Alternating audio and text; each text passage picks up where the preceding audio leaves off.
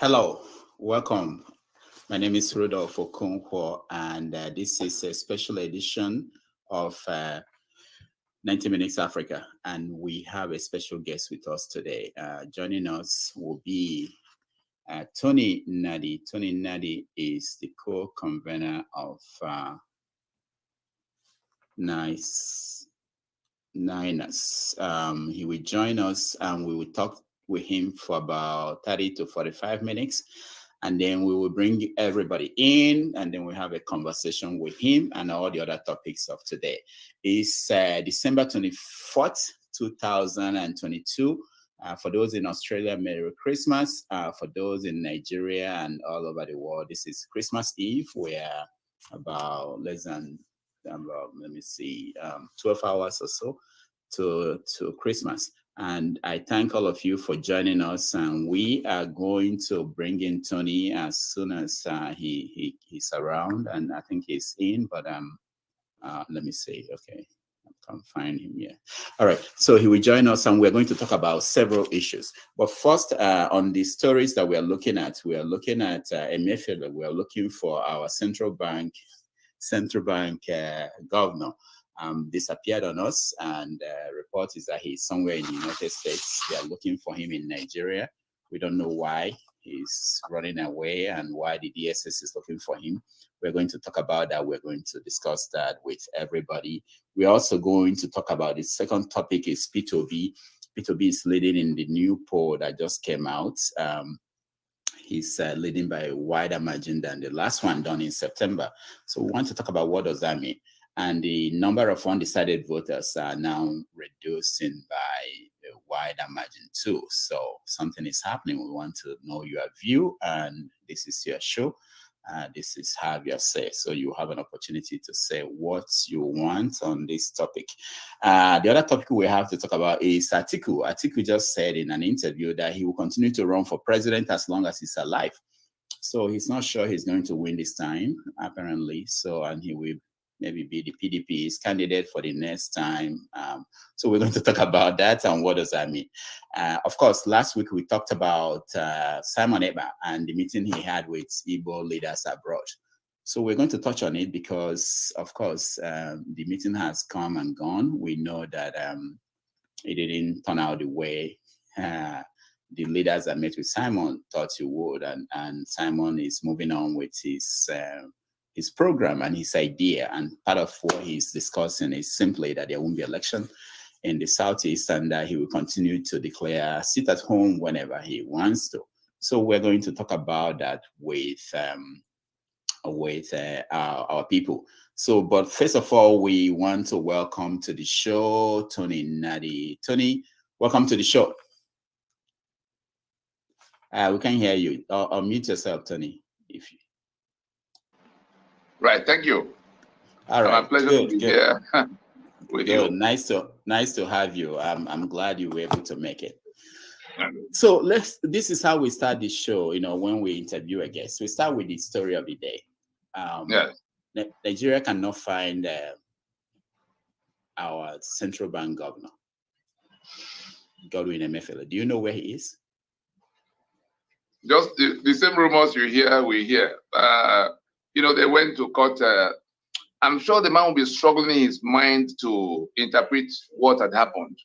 That the DSS will go to a judge to ask for such an order under the law, you know, in which they came.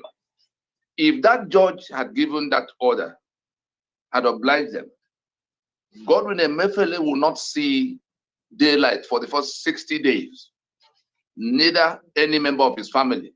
He will be only entitled to one doctor and one lawyer, depending on the one he needs most. And so that under that rule is renewable for under 60 days. And they would have, from what we saw, they would have announced his replacement and all of that. So put yourself in the shoes of a Godwin Emefiele that is in the middle of the kind of undertaking of redesigning the currency and all kinds of things they are juggling around. And then you wake up to see that you were within 1 inch of being not just being removed, but being plunged into a situation that you will not, that would have been the end of his public and even private life. Many people will not come out from such a shock. And so one can imagine that even if he had no other challenge before in terms of health, the shock of that, to imagine who could be involved at that level, if they hadn't gone before that judge already, it would have been left to speculations whether they had in mind. It would just be another rumor. But because they went before the judge, the chief judge of the Federal High Court of Nigeria, who could have issued that order if he didn't, whatever made him ask them to bring some proof of the president's approval. It was a saving grace for Godwin Emefiele. And that's the kind, when you choose to work with the kind of people we have seen managing Nigeria now, whatever you see, I really have no sympathy for anybody who falls into any ditch amongst them, because it's like choosing to work for a criminal organization. Nigeria, under the constitution we have now, is a criminal enterprise. Look at what the DSS have been doing. Where were all of them when DSS will move into the houses of justices of the Supreme Court? You saw how Onogen was removed. Where was everybody? You saw how the other justices were molested. Just come and say that they stole all the money in the land. That level of impunity. And we are saying that there's something fundamentally wrong with the union itself, that we have to dress back and rework it. Nobody's listening until it happens to them personally.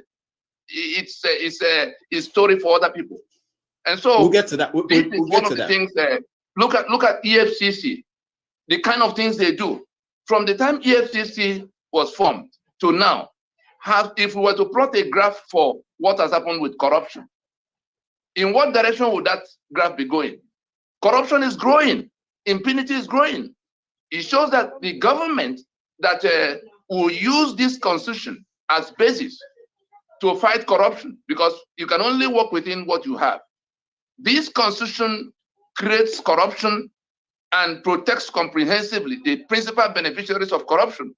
As we go into the program, we'll come to the sections that are responsible for this.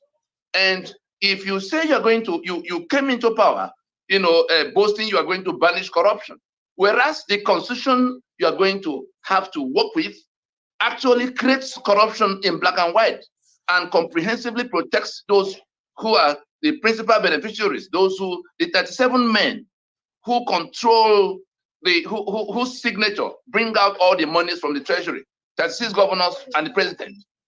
You have a provision that puts them beyond scrutiny, beyond probe, beyond sanction in all the period they will be in office. And then you have another provision that give them the spare key to the treasury. The president in section 81, 82, the governors in 121, 122. Anybody that says he's coming to fight corruption under that constitution is a criminal. Knowing what is in that constitution, that it's not possible to fight any corruption with that constitution, because that constitution guarantees the corruption we see. Then you put EFCC chasing your opponents around 24 hours. You put DSS that come to complement them. So anybody who submits himself, whether it's in political party and wants to be governor, or he wants to be president, or anything at all in government under this constitution, I have no sympathy at all if anything from EFCC happens to them or anything from DSS happens to them, and even the rest of the citizens who are keeping quiet in this kind of a criminality. I say the Nigeria we have defined by that constitution is a criminal enterprise through and through. And I will go to sections as we proceed, so that those who are planning to come to change Nigeria under that constitution from the election of 2023, that brings us to the topic of today. Those who are planning to come to perform miracle under that constitution, we are going to challenge them to specific provisions that make it impossible for them to do any of those things they are talking about, whether it is corruption they want to fight, or it is infrastructure they want to provide, or it is impunity they want to end. All of those things they say they will do, we are going to go to the sections of that constitution that make it impossible for them to do. And even the union dispute that makes this agitation, everybody wanting to leave the union, unless the owners of the sovereignties that are detained by that constitution are the ones submitting their sovereignty according to the claim in that preamble to that constitution that we, the people, having solemnly resolved. That means we met and we agreed and we have submitted our sovereignty and therefore making the rules, the articles that become constitution. Anybody who does not resolve that and is thinking that we have a union, we have to now make to work well, we have no union. You heard Olanipeko say it. We have no union to the extent that we never met. So the Yoruba, 60 million people, you hijack their sovereignty and you are beating them up. Did you hear Olanipeko? Did you hear the governor in Ondo saying that those who are talking self-determination in Yoruba land are committing treason? At the time we are vigorously challenging those who are governing Nigeria with this constitution of committing treason against the rest of us. We had a union, we had a federation, we had constitution that was built on our sovereignties as a federation. And then a few people somewhere from one section of the country toppled that arrangement and then imposed by brigandage. You had the confession of Ben Wabeze, the one who created this Frankenstein monster at the invitation of Rotimi Williams. I'm sure you saw the confession. What he said was the reason for creating, for taking our sovereignty and tying us up and handing us over to these very wicked people who are now out to exterminate us. That's what we are suffering. That's how we got to this bad arrangement. Tony, so Tony, hold on. Sorry, I plugged into we'll get to all those. We get right. to all those things, but let's go step by step. I wanted to get your view on yesterday. The Southern Kaduna people buried over 30 people that died, and the week ago, after that, before that, that was in Ehemufu in Enugu. There was another attack. Why is that happening, and why is it that nobody can do anything? The federal government seems incapable of doing anything. Well, if it was a matter of capability, you know, when they say somebody's unwilling and then unable, capability has to do with unable. But we have a situation of unwilling, and it doesn't stop at unwilling. We have traced the source of the terror we see to the desk of the commander-in-chief and president. Why do I say so? I'm happy you are the one asking this question. No less than, you know, the number of times you interviewed me in New York as we were going back and forth with Washington and even the UN, telling them what was happening in our space, that the terror networks of the Middle East, Al-Qaeda and ISIS that came later, were making some kind of convergence in our space, and that our president seemed to be their chief host. Our president, Muhammad Buhari, who was the spokesman of Boko Haram long time before he became president. Remember, he was the one that challenged Ihe Jirka in the time of Jonathan. Ihe Jirka was trying to contain these people, and then he turns around to say that an attack on Boko Haram is an attack on the north. You remember, he was the one that went to molest Lama Adesina, sitting governor in Oyo, over what the Oyo people were trying to do with Boko Haram that was coming to molest their farmers. Say, you are killing my people now. When we begin to kill, you begin to make a trouble. You remember, he is life grand patron of Mieti Allah. Mieti Allah, the association of the Fulani herdsmen, the umbrella association of Fulani, herdsmen and cow breeders, whatever, Magba, they call it. Muhammad Buhari as life patron of Mieti Allah, the same Mieti Allah that proudly takes responsibility for the atrocities of Fulani herdsmen, that the Global Terror Index had designated the fourth most deadly terror group on earth. So this Mieti Allah every now and then calls press conference to say, yes, we send them. It's our cow. We gave them the weapons. Since you guys say they can't pass through your land, then you contend with them. But as long as we have Nigeria, they can go anywhere. They were even citing the constitution as guarantee for the movement of cows, in whose name people will be killed. And then this president that is supposed to be watching out for my security. I'm in my community in Southern Canada. I'm in my community in Benue. I'm in my community in Nimbo. These people come and actually kill, all because they have to have access unmolested, unrestrained, unchecked. And then this president goes into the treasury to take 100 billion naira to give to that Miyetti Allah in the open. This one is not a matter of speculation. I'm sure you heard about it, you saw it when it happened, because it was celebrated. Well, that they have to give them some money to put into their business so that they can keep their cows. Just financing them. Where did that 100 billion end up?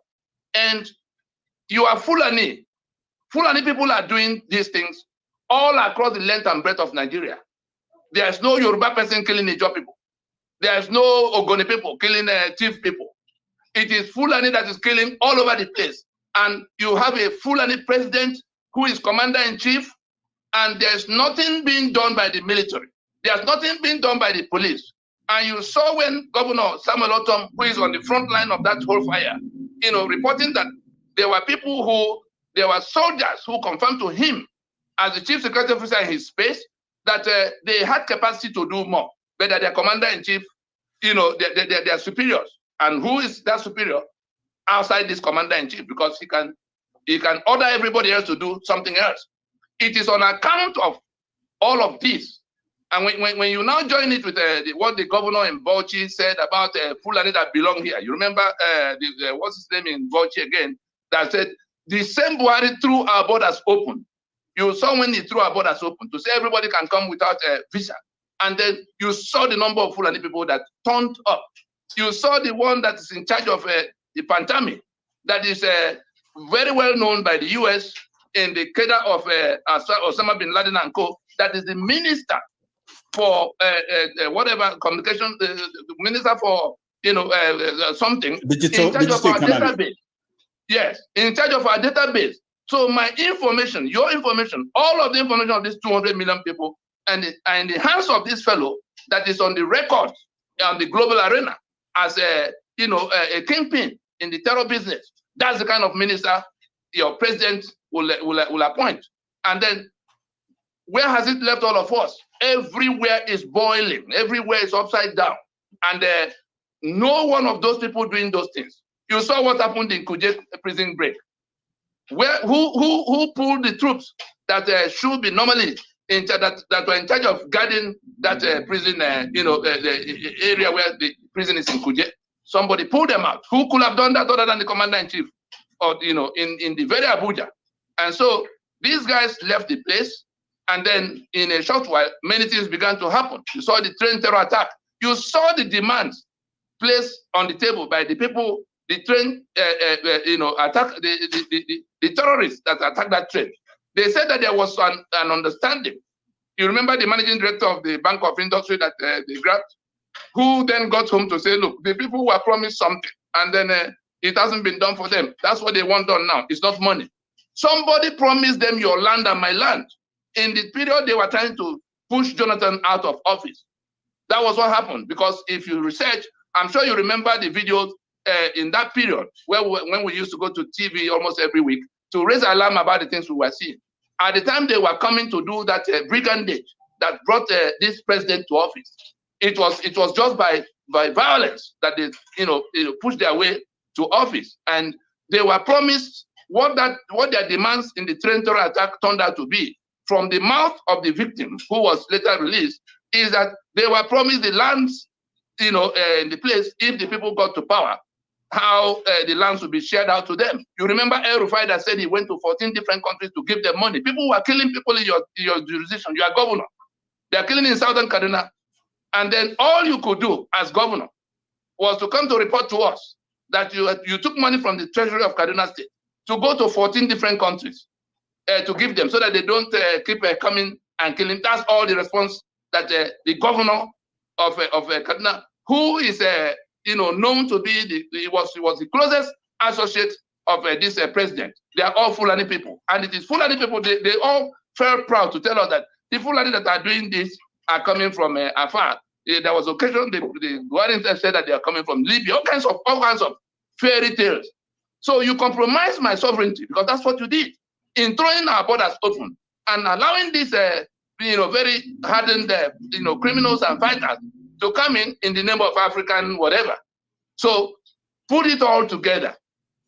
The governor that said that Fulani from everywhere belong here. Therefore, they even get whatever Nigeria has to offer. The Fulani from Mauritania, the Fulani from Senegal, the Fulani from Gambia will get it ahead of you, Rudolph, under what Nigeria has become. And we lay a charge on the table. And you know, as witness, that I've had the privilege of going to decision-making rooms across Washington, both in the executive and in the legislative branch, to tell them that this is what we are seeing, that there's an orchestration, there's an invasion of our space with a view to taking over the entire territory, and that our president was at the center of it all, because we've done everything to get him to see that he can't be, playing. They can't be doing the kind of things to it as if our lives don't matter. So we've lost our sovereignty because a Fulani man is now president in a situation where Fulani has a global agenda of converging here and dislodging the owners of the sovereignties. That's what we're doing. And the constitution we have in place was actually imposed for that purpose from the beginning. We'll get back to that in course of it. So it all is. Right. There's no shred of doubt in my mind, and we have placed it. We have placed evidence of it everywhere that evidence was required. You remember when the US had to put Nigeria on the watch list? You remember when they put Nigeria as country of particular concern, meaning that there's complicity at the highest levels of governance in the things that were going on in the space, because they were at war with these terror networks in the Middle East, Syria and Iraq, and then these terror networks were converging here. And I saw the video you just played before we got on, got live. These terror networks are converging here, and so if you allow them to reinforce themselves here, meaning that the sovereign assets of Nigeria will be in their hands, the military assets, the proceeds of 3 million barrels of crude oil, or what you heard about the crude oil theft? What do you think that money is going for? 700,000 barrels of crude oil being stolen. That ocean-going vessels will be coming in and going. Vessels that will carry, 3 million barrels of crude oil will sail into Nigeria's waters, load and leave. Who is the oil minister? Muhammad Buhari.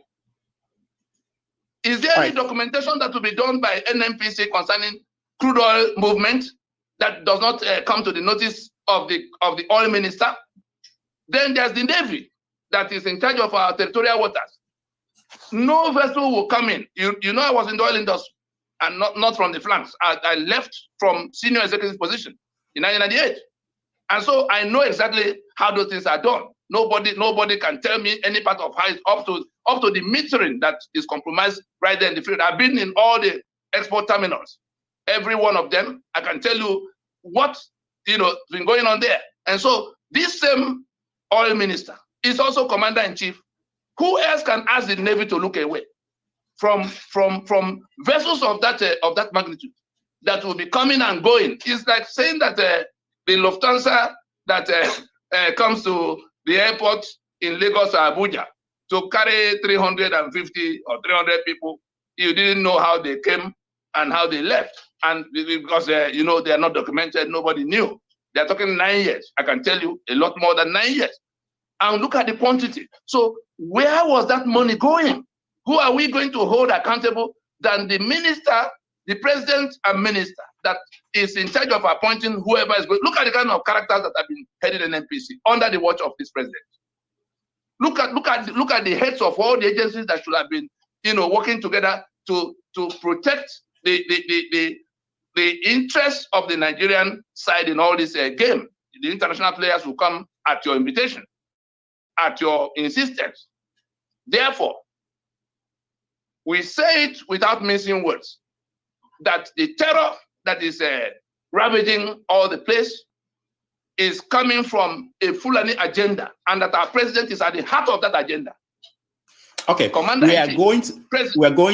We're going to go into details in all this, Right. but I have to get your opinion on two more things. The first one is that an opinion poll came out 2 days ago.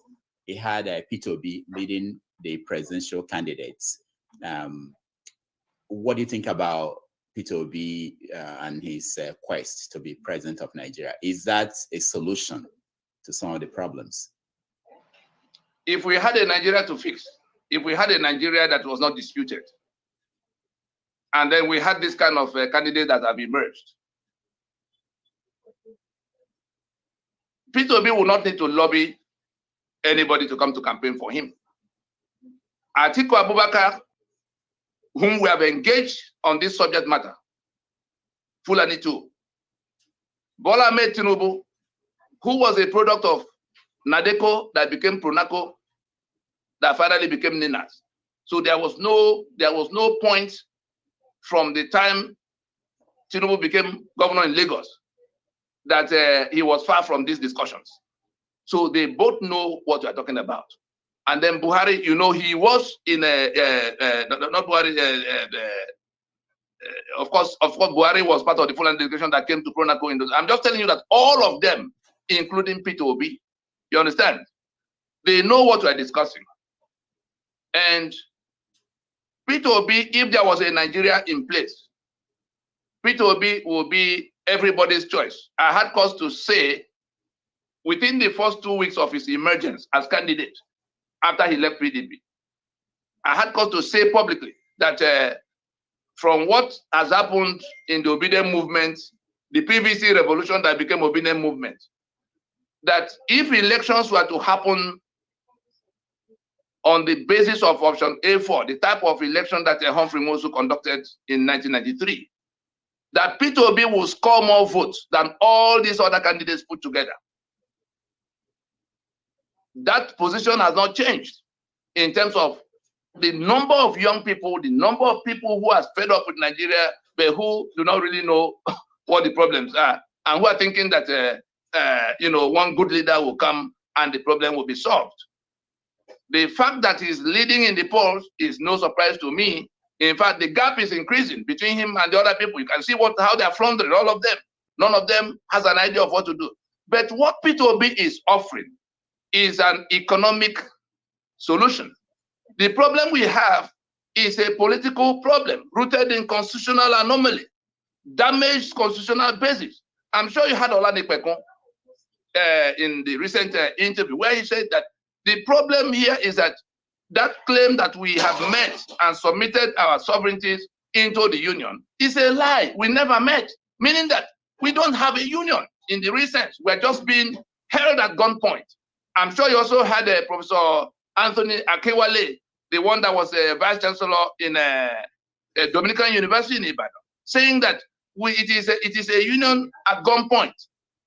That is what we have now. And so Peter Obi that knows about this, and I would want to believe he is listening. If he's not listening, the people close to him in this campaign should be listening right now. The problem we have to solve is not who will use 10 naira to do business of 1,000 naira. The Nigeria that is defined by the 1999 Constitution is not our project. Our project of union was the one that was agreed as a federation in Lancaster House. That federation was killed in 1966-67.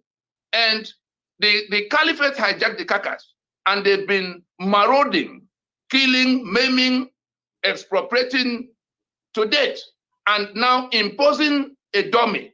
The Nigeria we have now is a monster that feeds on the blood of its constituents, that makes every progress impossible, that guarantees the poverty we have seen, that guarantees the decay in infrastructure we've seen.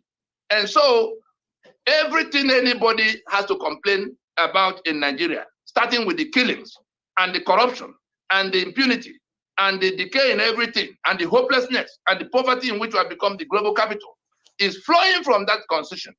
Peter Obi himself, in 2015, while he was still vice chairman of the Economic Council in Abuja, he had cause to tell those who were pointing at Jonathan as the problem. He told them that it is not change of president that will solve our problem. It is change of constitution.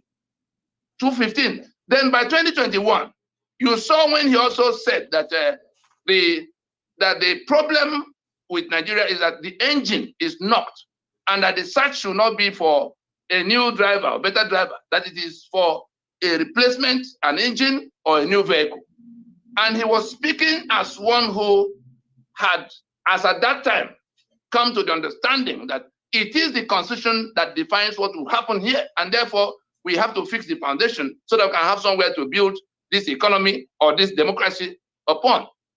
I will then ask, what changed? What is where did he find the engine into the vehicle that he will use to carry this obedient movement network to the El Dorado? I tell you, somebody has to sit down and find answers to this question that is being raised now. Because what I see coming will be far worse than whatever we have seen before. If we do not stop this journey, this stupid journey to election, the day after the election, assuming that P2B wins, let me tell you the picture. Assuming that P2B wins, he's not going to be able to touch that constitution that is the source of all these problems. And if you thought, that's a speculation, he actually went around, committing to those who imposed that constitution. Otherwise, he has to tell us publicly what was discussed in Mina with Babangida. He has to tell us publicly what was discussed with Salam Abaka, what was discussed with Obasanjo in Ota. He had to tell us publicly what was discussed with Ango Abdullahi and then Akim Baba Ahmed, because we have our mechanisms for knowing what people don't want others to know that happened in private. You are witness to some of the things we have got to find out. What was it that was discussed in Downing Street? P2B committed to not touching that constitution when he becomes president. And if people were going to say, no, it happened or it didn't happen, you know about this rotation, the North and South in PDP that has now become controversial. You saw when Akim Baba Ahmed, put him on the spot in Arewa House to assure the North that things will be left the way they are concerning that constitution. What did he answer? He said he will govern according to that constitution. Towards the tail end of his answer, you saw where he was talking about that Nigeria, that there are no Nigerians, that there's a Nigeria, but there are no Nigerians. And therefore that his priority from what we see is Nigeria that has to be saved. Our own priority, for which reason we say we must go to redefine the union in a manner that brings everybody to the table, not in position. Our own priority are the Nigerians being slaughtered everywhere today, like you saw in Malagum, you saw in Southern Kaduna. Inside Christmas, was it different in the time where on the eve of Christmas, on the 24th of December, they invaded one community and slaughtered over 900 people who, and there was curfew. Everybody thought, well, if there's curfew, at least people can be where they are safely. And then the people came and slaughtered 900 and something people in one village. It was all over the world. And then, what's the difference? And so P2B wins election, swears to defend and uphold a constitution that rendered me a slave in my land, swears to defend a constitution that makes it impossible for me to own my assets. It is that constitution that sees the oil and gas assets of the Niger Delta. It is that constitution that sees the port of Port Harcourt and Calabar and Lagos. It's that constitution that sees the limestone of Benue, which have been now given over to Dangote to become the richest man. Make a map of Nigeria and see what that constitution is all about. We have the Fulani have taken over Nigeria as the estate of their great-grandfather, like Ahmadu Bello was trying to remind them they must do in 1960. Go back to that thing Ahmadu Bello said. Look at this constitution. Put a map of Nigeria in the background and put the characters, the people who made all those things happen to become constitution for us in 1979. The 1979 constitution that was carried forward was the victory charter from that war of 1967. Go and look at that Ahmadu Bello charge, the battle script, the mission statement, and you will see who the inheritors are, the ones who own the caliphate, that owns the estate. Then the willing tools from the Middle Belt. Place Gowon on that map. Place T.Y. Danjuma on that map. Place Jeremiah Hussein on that map. Place Garba, what's the Garba of Joseph, Nineveh. Place all of them. You will see the willing tools that Ahmadu Bello was talking about. Then come further down. Place Obasanjo on that map. Then you see you are seeing right there the head of the slaves camp, the head of the slaves that is there to enforce the will of was it not Obasanjo that processed that constitution for them in 1979? After Murtala Mohammed commissioned the drafting, the one that Ben Wabe is now confessing to, was it not Murtala Mohammed that commissioned it when he overthrew Gowon in 1975? And so we have a situation where we've lost our sovereignty to the brigandage of these characters that are still going about, promoting on what basis, what is the basis of the support that Ibrahim Bangida, Olusegun Obasanjo, Abdurrahman Abubakar, Akin Baba Ahmed, and what's his name, Ango Abdullahi. What's the basis of the support they're offering to Peter Obi? Our charge, Nina says that it is because Peter Obi has committed to not altering this constitutional equation. That's the basis of the support. And it was in 2020 that we said to everybody in that constitutional force majeure, after 20 years of calling a meeting of all to decide that we must go back to being a federation, or we dismantle the union that is not going nowhere. And so it wasn't because the primaries that for the next year's election happened only in June, July of 2022. It wasn't because anybody emerged that we said that we will not accept one more election on the basis of this constitution, whatever it will take. And mark my word, I say, whatever it will take to prevent the renewal of the life of this constitution by way of election. Even if my twin brother is the one, even if Buhari resigns today to say, let somebody from the Igbo land come and become president so that there can be peace. Under this constitution, we will do whatever it will take to prevent this constitution being basis of this union and the governance of this union. There are two different things. The union itself, that first line in that preamble that says, we the people have solemnly resolved to submit our sovereignty. Okay, Tony, hold on, okay? We see, I told you we are going to spend more than 2 hours. Already you've done 40 minutes and we've not got started. Let me ask you one more question before we now go into what your group is doing. Okay, right. One more question. Right. And you know that in the next 20 minutes, we invite our audience to join us in this conversation. Right. Okay, one more question quickly. What you are saying sounds in a way not different from what Simon Ekpa said on this show a few weeks ago. Let me play that for you, and then I'll get you a take on the other alternative, because what you are presenting is one alternative to the Nigerian problem. Other people will have other alternatives. So let me play this and get your take on that. What do you expect will happen? You think Peter Obi is wasting his time running for president? Peter Obi is not just wasting his time. Peter Obi is, I don't know any derogatory word that I will use to quantify Peter Obi. Peter Obi is not running for president. Peter Obi is only in this race to distract Biafrans. That's all. They want to get somebody from the southeast who will now come as a Biafran, so that it will be on record that in 2023, a Biafran ran for Nigeria president. That's all. So he's not running for president, and he himself knows that. What if he wins? Why is he going to win? Is he going to win from your vote? What if he wins? No. We are not even talking about winning, because we can't allow election in Biafra land. So if he is going to win, he's going to win from the election, voting from the northern Nigeria, because his running mate is a Mauritania. He's from Mauritania. Are you aware of that? All right. Where's Tony? Hello? Yeah, I'm here. Okay. All right. So the thing is this, okay?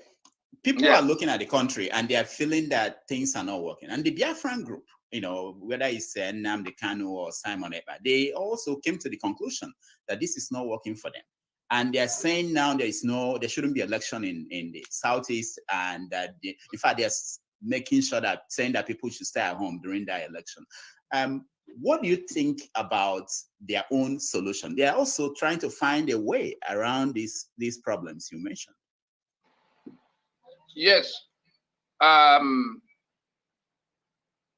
will request those who are listening to this session who have the capacity to record, to please record, so that they can have their own independent record, having taken it live from where it was being said. Simon Ekpa and all of those who are running this Biafra restoration business are clear-minded criminals who are not in any way involved in the liberation campaign we wage. I repeat, Simon Ekpa and his SY principal, Nnamdi Kanu, and all of those who are doing one Biafra thing or the other, because we had engaged them to ask them very basic questions. And our interactions with them that, ran over a number of years left us with only one conclusion, that these people are not at all interested in anything that might even remotely lead to any kind of salvation or liberation. And what are those issues? What are those issues? What is the meaning, if I were to ask you, Rudolph, what is the meaning of Biafra restoration? You were in New York. You were in that town hall in New York where I had to pull up one of the professors. Our people, our diaspora people, our Igbo people in the US should listen carefully, because in the days ahead, it will come to when we begin to call names of people who did what. You see, on the Nigerian stage, we have been very cautious, very, taking every care not to call names of people who did the kind of things that will make people stone them, if people were to know even today, some of the people that are being followed around. And so you were there in New York Town Hall, in between our shuttles in Washington, where they were talking about, they said it's not what we are doing that they want, is Biafra. They want, and we asked them, what is the meaning of Biafra restoration? Is it the Biafra of 1967? Because three basic questions. Where's the map of the territory you describe? Because if you say you want independence, which is what they say they want, where does it begin? Where does it end? The Lower Niger Congress has sat down with 42 different Biafran organizations, starting with Owazurike that recruited all of them. Biafra actualization that became Biafra restoration in 2013 when Nnamdi Kanu set up, broke off from Raf Wazirike. So I'm reporting to you what transpired directly between me and the leader on behalf of LNC and the leadership of all these groups, starting with Wazirike and then Nnamdi Kanu's IPOB. And then Simon Ekpa that joined them only very recently. He doesn't even know where the skeletons are buried in that IPOB. They cannot give me a definition of what Biafra restoration means, because they do not have a map of where. Does that Biafra include the present rivers, Cross River, Akwa Ibom, and Bayelsa? If it does not, or if it does, have you sat down with them to agree?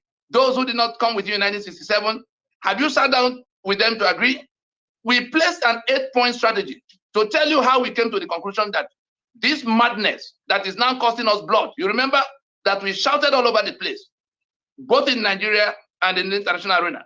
And we went to the homes of the elders, of our Igbo elders resident in the US, telling them that this criminality will lead to bloodshed, the kind of bloodshed we are seeing in the East now, because a few criminals latched onto what was being done to now, the sentiment, the very positive sentiment of the Biafra of life, the Biafra that saved those who were to be killed in 1967.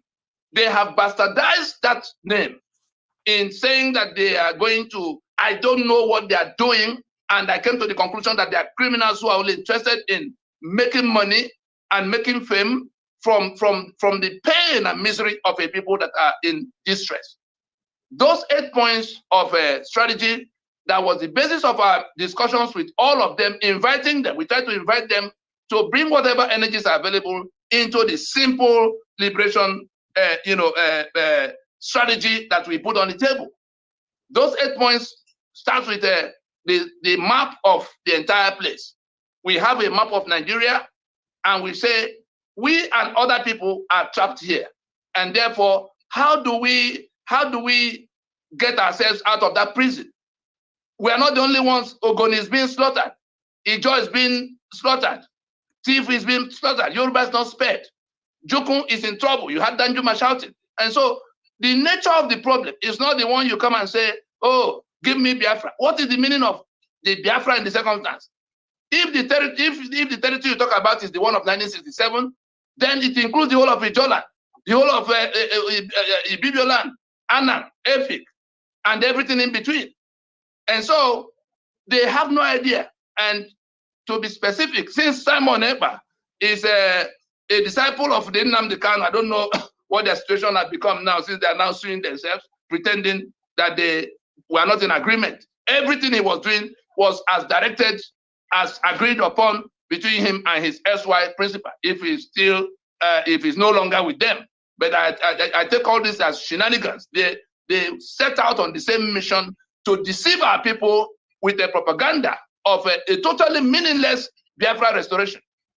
We have a monster that is sitting on us.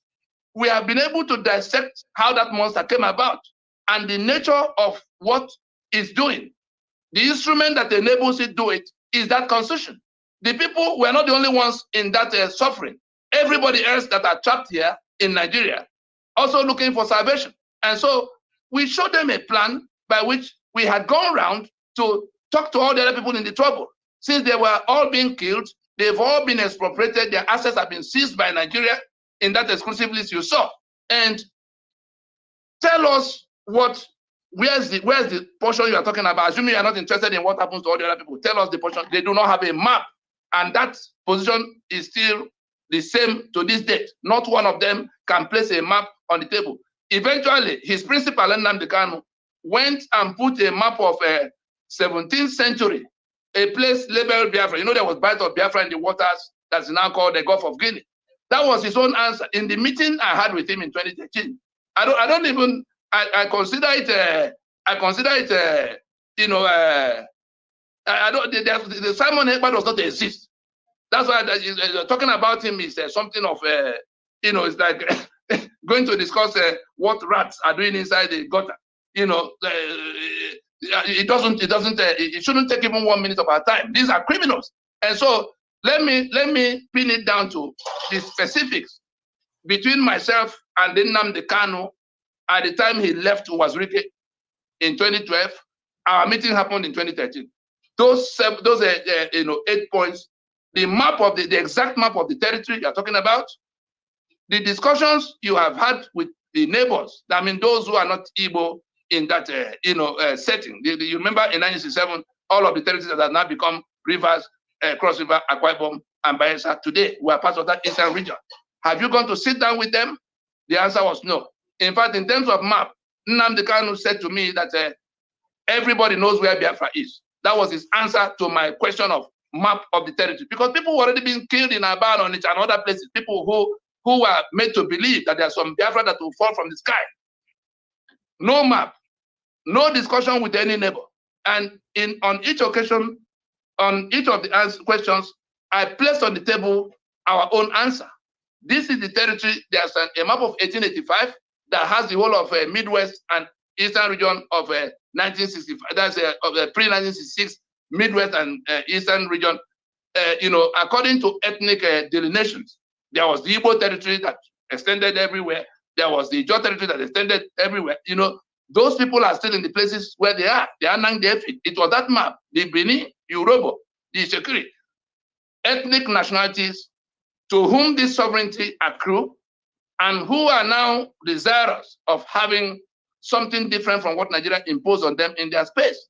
And not only did we have that map, we had also gone around sitting down with them, started from the Oba of Benin, the late Redua, who was the permanent secretary in Gowon's cabinet office that went to Aburi, was one that took the minutes of Aburi, and Ohoro leading.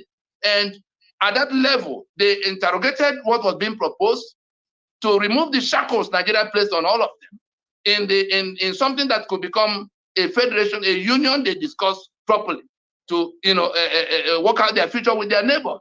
We went from there to the Oluwari, to the Amenabos, through the Jaw territories, all the way to the Obong place in Ghana. It took us 6 years between 2003 and 2009 to get everybody to examine what we were offering, different from what Nigeria had imposed on them.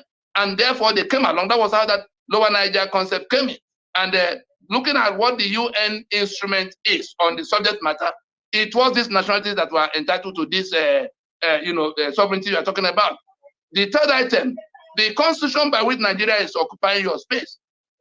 You know what they said? Because of course, concerning our neighbors, they told me that the Eastern minorities do not understand what we are discussing, that when they begin to do Biafra, they will come along. That was his answer to me. And then the constitution by which Nigeria is prevailing. He said, oh no, you are still discussing constitution. What else are you, what is the problem that you want to solve? If you do not realize that it is the constitution that tie you up and make you slave in your land, like the apartheid constitution. Imagine if Mandela and Oliver Tambo were not interested in apartheid constitution, yet they want freedom from. That was the kind of answer I got. He said, we are still discussing constitution of Nigeria, that is Biafra he's doing. Then what is yours? Where will this thing land, assuming you begin to succeed? What is success for you? By what mechanism will it be, actualized or operationalized? We want something that will land in referendum, because we are targeting this constitution. This is our strategy for bringing the constitution to where it can no longer be basis of union, that will then have a log jam that has to be resolved in some way, and that having built an alliance and a consensus against that constitution, a consensus for what to do to recover everybody's sovereignty that Nigeria was holding. Having discussed same in the international circuit, you were there in New York when we were running helter-skelter in that circle. And I was directly involved in how the 2007 instrument that they now call United Nations Declaration on the Rights of Indigenous Peoples, the thing that Nigeria has done to us, the thing that Britain did to us by the 1914 amalgamation, was to hijack our sovereignty. And they've managed to carry it forward even after the Lancaster discussions that that returned some of those things. By 1966, everything was washed away, and they seized it. So, going from that, Nnamdi told me in that meeting of 2013 that anybody who talks about referendum will be killed. I said, no. What is your reason? He said that Nigeria will rig referendum. I said, no. The one we're talking about is not Nigeria and INEC that will do. That we've discussed the UN. This is what the UN says. This is what we've done, and we've been back and forth to make sure that what we're doing was within their view. Or you think it's by accident that the Agnes Callamard mission, you remember the rapporteur mission that came after our 2019 7-month interaction in Washington? You remember there was a UN rapporteur that came to investigate the extrajudicial killings happening in Nigeria, headed by Agnes Callamard. I want those who are listening to make their findings concerning these specifics. In August of 2019, that rapporteur mission came to the conclusion that what was responsible for the blood flow in Nigeria was the constitutional arrangements of Nigeria that was operating like pressure cooker for injustice, and that Nigeria under that constitution is a threat to global peace, to global security, because Nigeria will snap.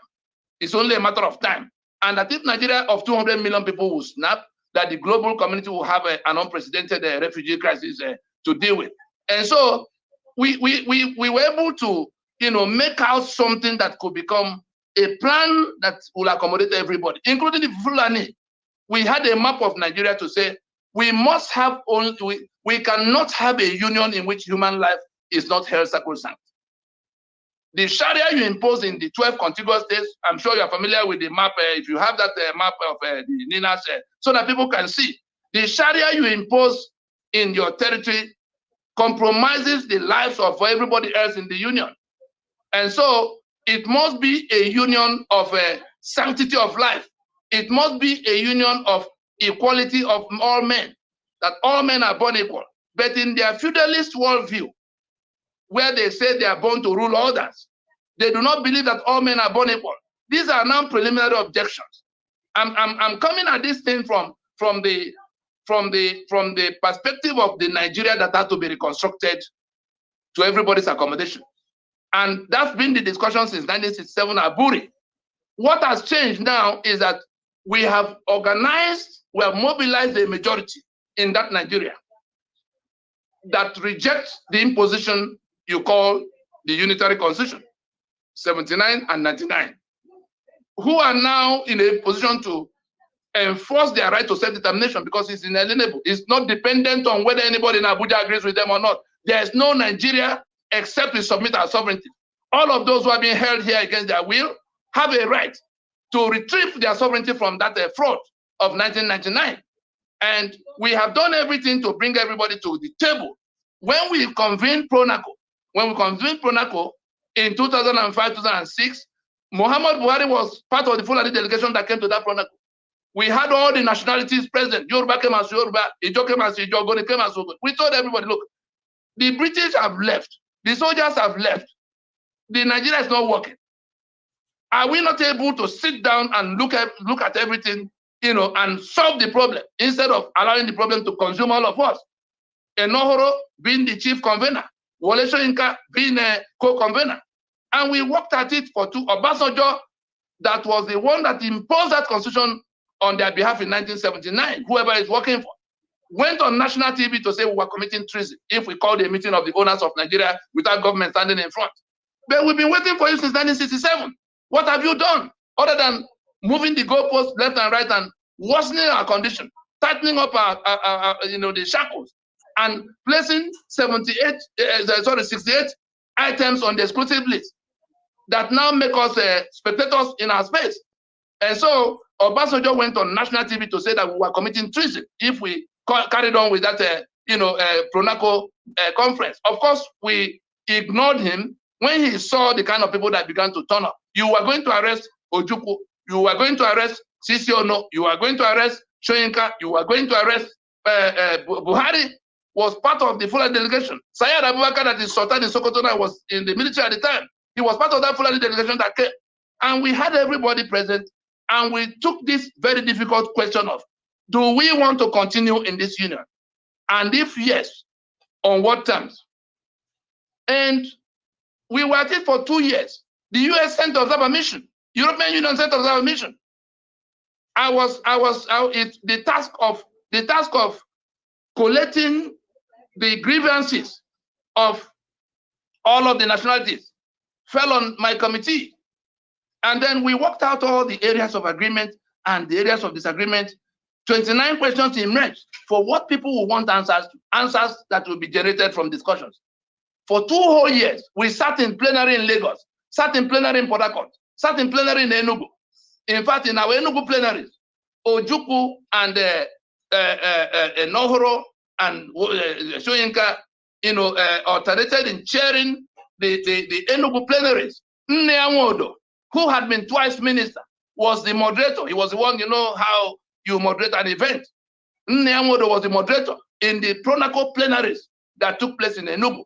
And then we moved to Jos, then went to Kano, then came back to Lagos. And in all those 2 years, all the groups that were fed up with Nigeria so much as to carry arms, the Asari Dokubo and his Niger Delta Volunteer Force, the Ghanaian Dams and his OPC, all of the groups who were carrying arms, we persuaded them to please put their guns aside and come to discuss with the rest of Nigeria that we have answers to this.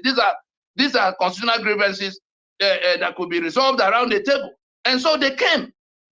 What did Obasanjo do? He grabbed them again and put them in prison. And it was that kind of back and forth. So when I see Obasanjo going around today to say, oh, come and vote P2B so that your life will be improved, he's been dishonest. He's been terribly dishonest. And I pray that he doesn't end in the disaster he's working his way to. Himself and the class of 66. You had the kind of nonsense that IBM Haruna was putting out the other day when things happened in Abuja, and he began to say that all our problems are being created by the West. That is America that is now stealing crude oil in Nigeria. It's America that's organizing the terror that's happening to us. So we had to answer him directly, the class of 66. So I'm just telling you that what we are talking about, because some people will say, oh, you know, as if Tony Nadi just sitting in one small corner and writing on the internet. Where is it that we have to go other than heaven itself, that we haven't gone on this matter? Who is it that needs to be talked to that has not been talked to? So if Buhari was part of the Fulani delegation that came to, what's it called, the Pronaco, and he suddenly now doesn't remember, doesn't know what to do to solve the problem we all agreed will solve before they branched off to intensify their Sharia. We have come to the point where, you know, from 1967, it was a matter of, we have to address this matter or we will disperse. We have to discuss or we disperse.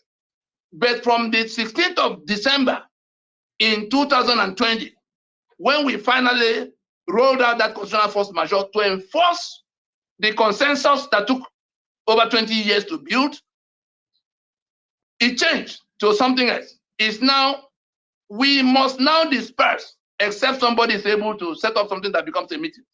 Do you see the change of dynamics? Our sovereignty belongs to us. It doesn't belong to any stupid Nigeria. That Nigeria that is defined by that 1999 constitution is not my project. That Nigeria defined by this constitution is a monster that is designed to feed on my blood.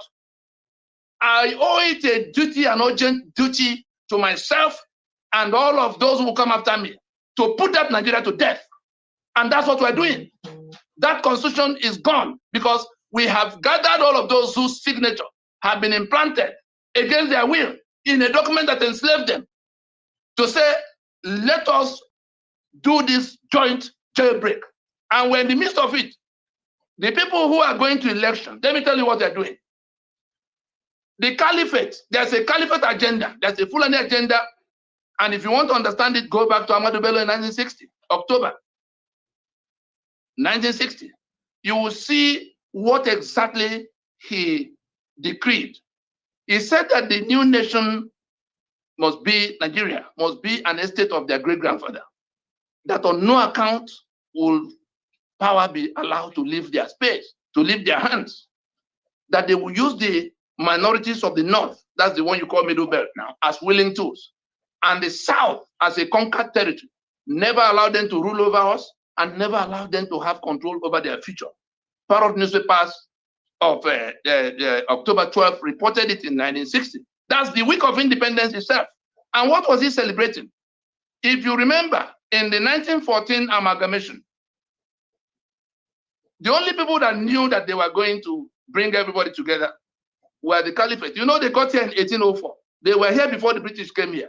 I wish you found that map so that our people can see what we are talking about. I showed it in the other clip that I showed before you came on. You know. Okay. I would have been happy to point to tell them that in this portion that is yellow and blue. Now, this in 1914, but the amalgamation was to be announced on the 1st of January in 1914. It wasn't in 1914 that the British got here. They got here since the 1860s. Little treaty with oil rivers, treaty with Lagos colony, small treaties. Eventually, they were now moving upwards to take what was left. In that movement upwards, there was this, the Fulani, who had already overrun the Hausa territories, were also coming downwards towards the Atlantic Ocean. And so they all met in the Benue Trough.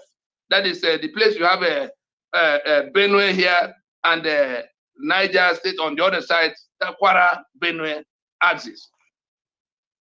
It was in that push of coming downwards to the Atlantic Ocean that Uthman Danfodio got killed in Tiv land. I had occasion to tell the leaders of the Tiv nation that the reason the Fulani are doing what they're doing against you is that it was you that stopped Ahmadu Bello from advancing all the way to the Atlantic waterfront. That's why Islam did not enter Igbo land. And so, at the time that discussion was taking place, it was basically between the British and the Caliphate, because they formed a joint venture instead of fighting it all through. That's the British were coming from the Atlantic waterfront going up.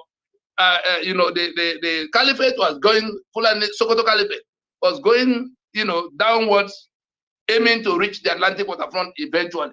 So when they met after brief skirmishes, of course, they now decided because they were both feudalists, the British Crown and the Sokoto Crown.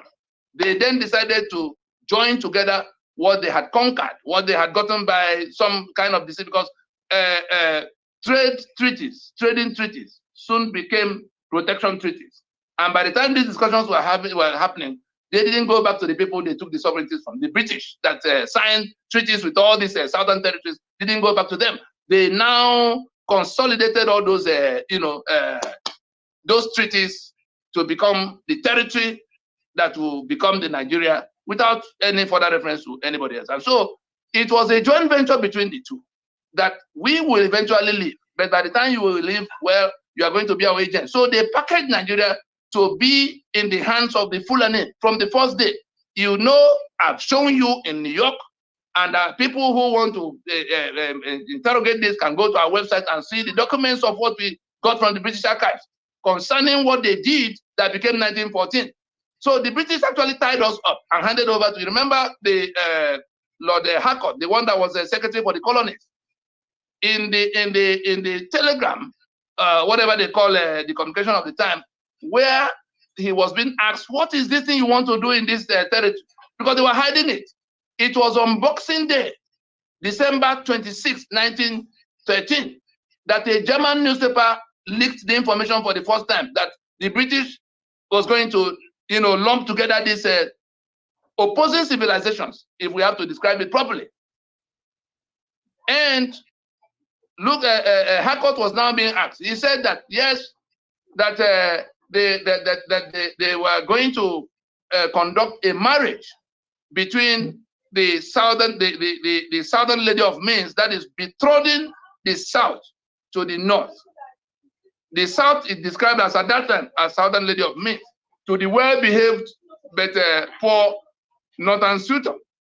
You remember at the time the north, the operations of the British in the north could not pay for the governors for maintaining government machines, so they had to subsidize that north with what they were getting from the south, the produce of the time, oil palm and all of that. And I tell you, most of our people do not know what quantum of oil that have been taken away from southern Nigeria in the name of Nigeria that the British and the Caliphate are operating together. And so these are the things that we took into account as we were drawing up this plan, because we do not at all intend to offend anybody or to undo anybody. We are saying I want clean water to run in my kitchen, the same way I see it in New York or Houston or even Paris. I want electricity that will not blink. I have capacity to generate electricity that I need, that I can sell too. The only reason I don't have electricity is because it is on the exclusive list on that constitution. Somebody who doesn't want me to have electricity, put it on that list. Oji River was there when Nigeria was a federation, generating all the electricity that the eastern region needed. Was it not electricity from Oji River that was used to develop Trans-Amadi in Port Harcourt before AFAM came and all of that? As it is with electricity, so it is with all the other things that are now impossible to reach. The people who are going up and down looking for petrol today, and the ones who say when they come, they will remove a subsidy. Oh, I'm sorry for you. The reason you don't have petroleum products is that the Constitution of Nigeria is sitting on that capacity, locked down the capacity to refine petroleum by the exclusive list. Oil refining is in that exclusive list. That's the only reason you don't have petroleum, because it then puts all the refineries in the hands of the federal government. Look at what they've done with it. 4 refineries, none of them is making 1 bottle of finished product. 4 refineries. With all the humongous sums of money we hear that they're going to turn around and all kinds of maintenance. And if that constitution goes down today, there are thousands of people who can take petrol, take crude oil and process it. We're not even talking about the ownership yet. Let Nigeria take whatever it takes. If I have the capacity to bring my friends from Houston or wherever to set up refinery, am I able to buy crude oil and refine so that I can make profit and create employment? I'm not able to do that because of that constitution. The same thing with electricity. You say it's only the center that can generate and transmit electricity, And then when you ask some of our people, they say, oh, but there's been an amendment such that states can now do this and do that. Go and look at what is written in black and white. The concurrent list is such that if the federal government has an interest, it immediately overtakes your whatever you are doing. Which investor in his right mind will come and take $5 or $10 billion of other people's money to come and put in that kind of a gamble? And year after year, you see people in Abuja enter the plane to go and look for investors. They say General Electric is coming. The other people are coming.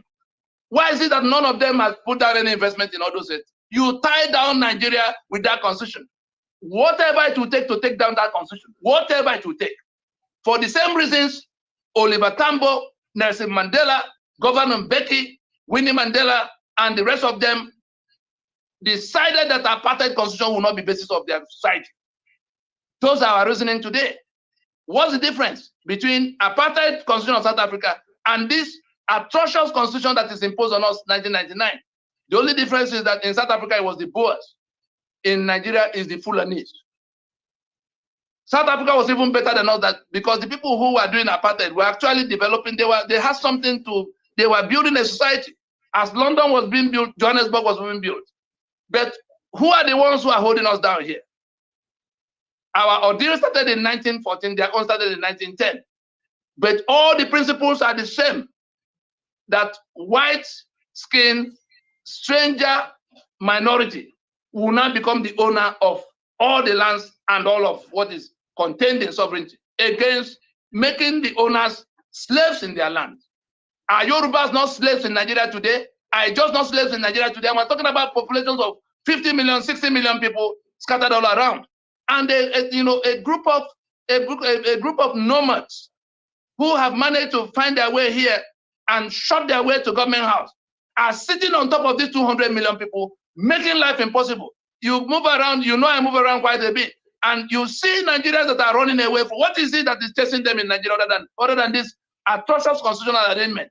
And somebody is going to contest election, knowing that if he wins, that constitution will be the basis of governance. Nothing will change. The 68 shackles placed on us by that constitution will remain in place. The question of seizing our sovereignty, because that preamble that says we the people who have submitted our sovereignty is a lie. That is what took our sovereignty away from us.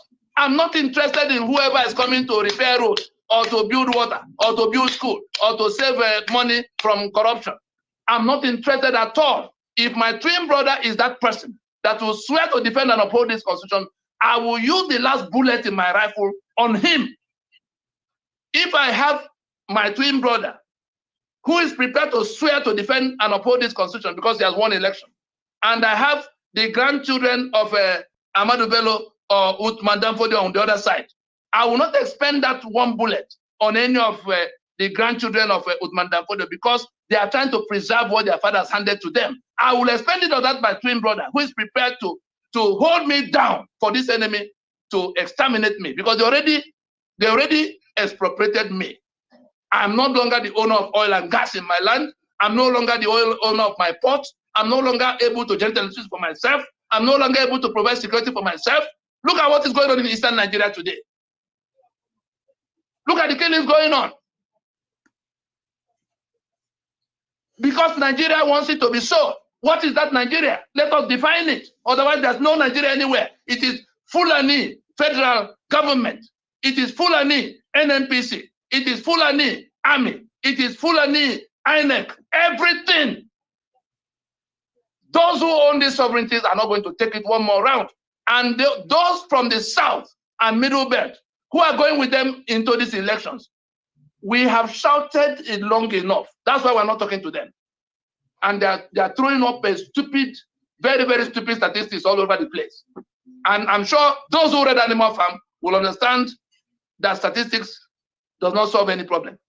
Let us define the problem for what it is. We have a union that is now disputed, and we have declared that dispute as formally as it can be. We have placed a plan that can be used to solve that problem on the table. But those who are pointing guns at everybody else, and their agents, the renegades from the South and Middle Belt, who are not interested in the constitution that guarantee injustice, are saying, well, we leave it like that. I'm a good man. When I get there, everything will be okay for you. they are daring everybody else. And I'm sorry for them. We're not going to say anything. They can proceed to their election, but the winner of that election will not find any Nigeria to govern. The winner of that election, no matter who, will not find any Nigeria to govern. All right, thank you, Tony. I know that we said you speak for 1 hour with me, and then we invite our audience to join. There are so many questions, so many things to talk about. So I want you to relax. We are going to be here for a long time. We are going to take a break, okay? And when we come back, I will let the audience to join us. Sometimes they have better questions than I do. So let me just play a video while we take a break, 2 minutes, and then we bring them in, and we have opportunity to question you and continue. Thank you. All right. That the southeast Nigeria is turning into the northeast of Nigeria. So, if those accusing others of trying to, colonize the Igbos, they're now saying that the southeast is already colonized by fear.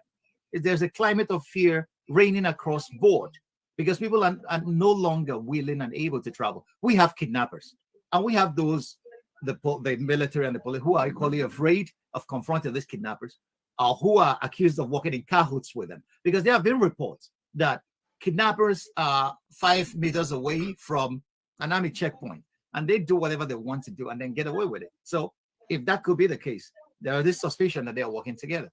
And there are equally those who believe that they have arms and that they can defend our forests and all whatnot from the Fulani intruders. What have they been doing? I've not heard of them arresting any of the Fulani militants or jihadists, and all. There has never been a shootout between these two parties. It seems as that the two parties have divided the terrain for themselves, and then each person is minding his own terrain, because members, the people that are called unknown gunmen, have been known to kidnap people as well. So, it seems that there is a racket, a kidnapping racket from all the sides. Nobody knows who is who or what is happening. And this is what I am pointing out again. It's a failure of governance. The government has the monopoly of violence. It has lost the power to impose its will on the territory under its control. So what we have is just a shadow, a hollowed out government that is not doing anything to improve or protect the lives and properties of our citizens. It's quite unfortunate, and it's going to be terrible because all these parties, all these nameless and faceless parties, are feasting on the ordinary Nigerian, on the ordinary Igbo man, in the name of promising them one thing or the other. They are all promises.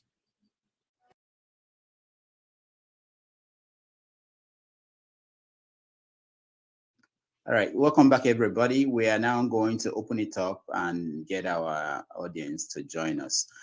We have to be very, very, very careful today, because a lot of people want to get involved in this conversation, and we have to manage time. That's all I'm interested in, manage time. And what it means is that when we bring you on, you ask a question and then you give room for somebody else. And please,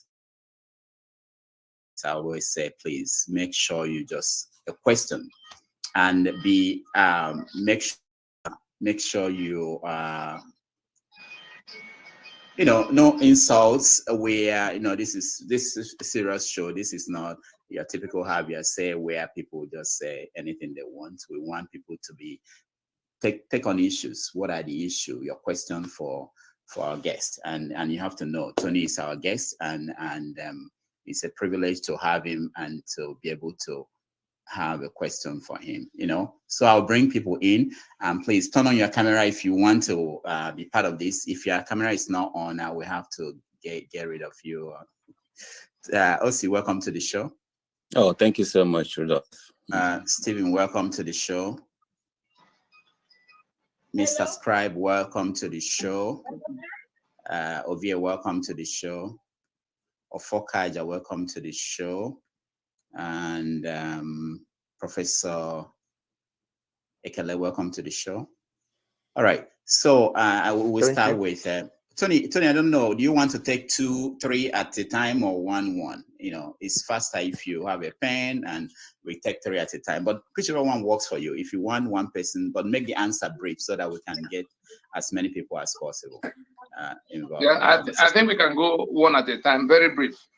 Okay, all right. Osi, go first. Let the questions be brief, so the answers can be just straight for the question.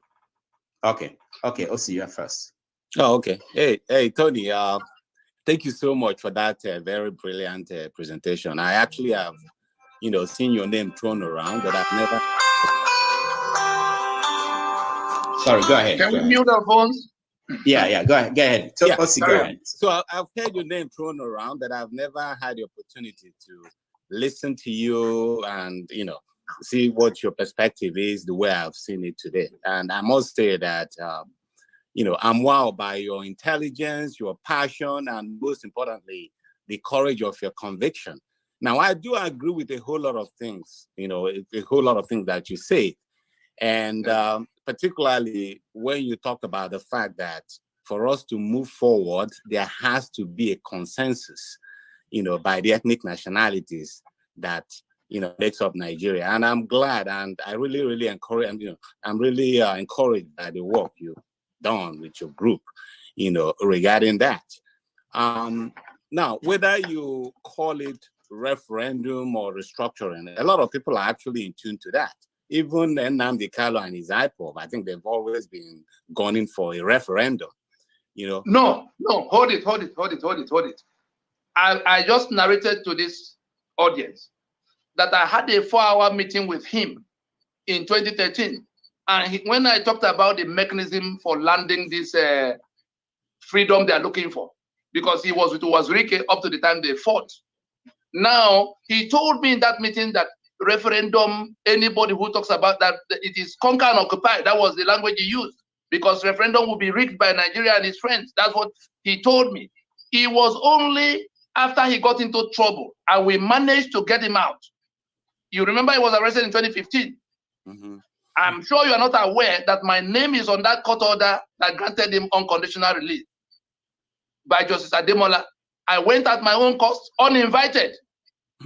And God made it possible for us to turn the matter around. I was privileged to be again in the team that got Asari out of treason of Obasanjo in 2007. I was in the team that got Wazirike out of treason of Obasanjo 2007. I was in the team that had to work when Henry Oka was abducted from Angola and then eventually framed in South Africa. I went to South Africa and addressed the judge for 2 hours, 35 minutes when they were about to sentence him.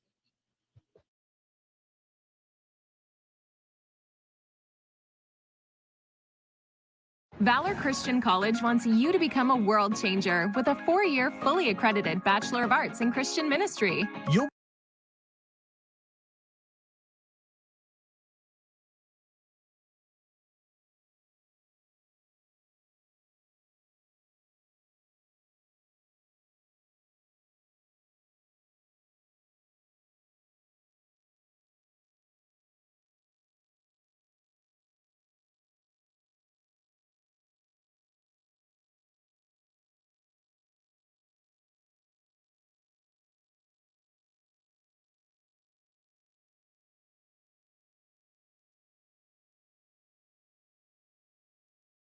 That they are doing. And so back to the point at which it was in 2017. It was in 2017 after we now had to go to the political solution to the matter. Again, I had to go to Abuja. I'm sure you saw pictures of where Soludo, Nzoko Monati, the Soludo, the Utomi, and all.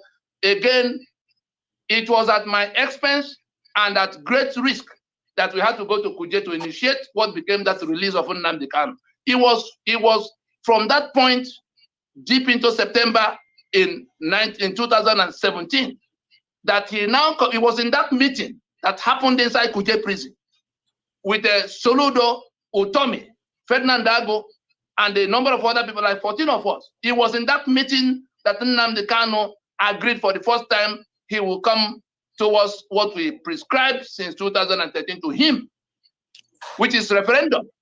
And again, will referendum fall from the sky? We have a process that has gone more than 70% at the time that will shut everything down and land everybody in no room to maneuver than for referendum. I showed him what we had done at the UN that will guarantee the outcomes we want. Many things that I shared with him in confidence, thinking that he was on the same side as all of us on this project. He used those things to now turn the whole, to create falsehoods. Have you ever heard about falsehood? He began to tell our people that we were working for the Fulani.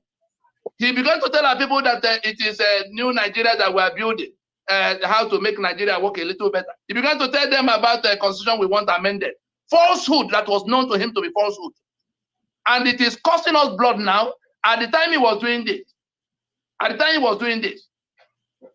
he was in the comfort of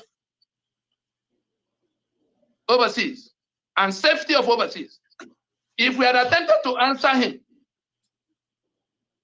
his plan was to bust what we were doing. That is, create a station that will now make Abuja lump everybody together, so that he can remain overseas and be collecting money from our people and telling them folk tales.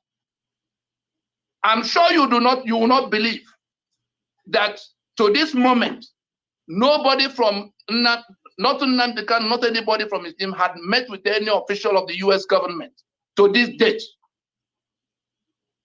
But I've had the privilege of speaking inside Congress at the appropriate committees, both in the House and in the Senate and at the State Department. Everything the US had now done about Nigeria. The man who is our host, that's why I'm happy he's the one hosting today, is witness to what I'm saying, because he interviewed me a number of times in all those trips.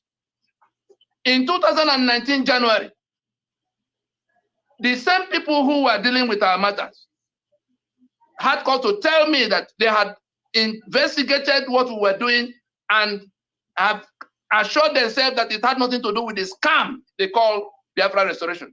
That's your record before the US government, that it is a scam. And will you blame them? Because at the UN, from 2012, 13, 14, they were telling us that the case we have, what we have done will solve this problem. But that the biggest problem we're going to have were the people who are shouting Biafra all over the place and causing confusion. To tell you the extent of damage, I remember your question, referendum. The processes, the consensus you need to take down the constitution that will compel a resolution. Everything they were doing was a destruction of this work that is being done. The judge that already agreed with us began to disown him. The Urobo that already came with us, the Benin that already came with us, you saw Pedro Abaseki disowning them all over the world. If you have not discussed with them, if you have not a map of what the territory is, if you do not have something that the constitution that can criminalize you, I told him in 2013, if you continue with what you're about to do, you are going to criminalize yourself and you'll be lucky if you are not shot aside. And if there's anybody inside Nigeria that begins to do this kind of thing you are telling them to go and do, that they will be shot at sight legitimately under the constitution that have been imposed. Unfortunately, that was the way he chose to go. And then he turned it all around to create an impression that it was how to amend constitution of Nigeria, because I'm a lawyer. He created the impression that it is how to amend constitution of Nigeria. We have never talked anything, we have not said anything about amending constitution of Nigeria. We say that constitution is a fraud that must go down. And that when it goes down, there are two businesses that have to be done. We have the sovereignties will of course return immediately to the owners, including the Igbo, including the Yoruba, everybody. We'll then go to another meeting to discuss whether we want to be in union. That's a separate business from the constitution of the union. It's only when we have agreed by referendum to be in union that people can now be talking about the constitution that will be made. It was Nnamdi Kanu that crafted all these falsehoods and circulated massively amongst our people, and they believed him at the time. We were not yet in a position to answer in this manner. But we went house to house. We went to every city. In the midst of winter at times, Rudolph is witness, to go to explain to our people. And when we turn up, we pay for venue to talk to our people in the US. And they will come and say, Biafra, we're looking for, and disrupt our meeting. In Houston, we had to bring 2 police vehicles to be in the compound so that we can have a meeting. That's the kind of madness that our people in the diaspora contributing money for people to be slaughtered at home without any plan they can interrogate as how to land at what they. Nnamdi Kanu latched onto the referendum that will come from what we are doing, trying to go ahead of us this time. Look at this talk of boycott. You saw, I'm sure you've seen the constitutional force majeure, the 5-point demand. The host will show those, will read out those 5 points for us so that people can hear. In December of 2022, what is it that these people who have been on this task longer than everybody else, who have gone further than everybody else, including the government? There's nobody in government, not Buhari, not his vice, what's his name now, Shibajo,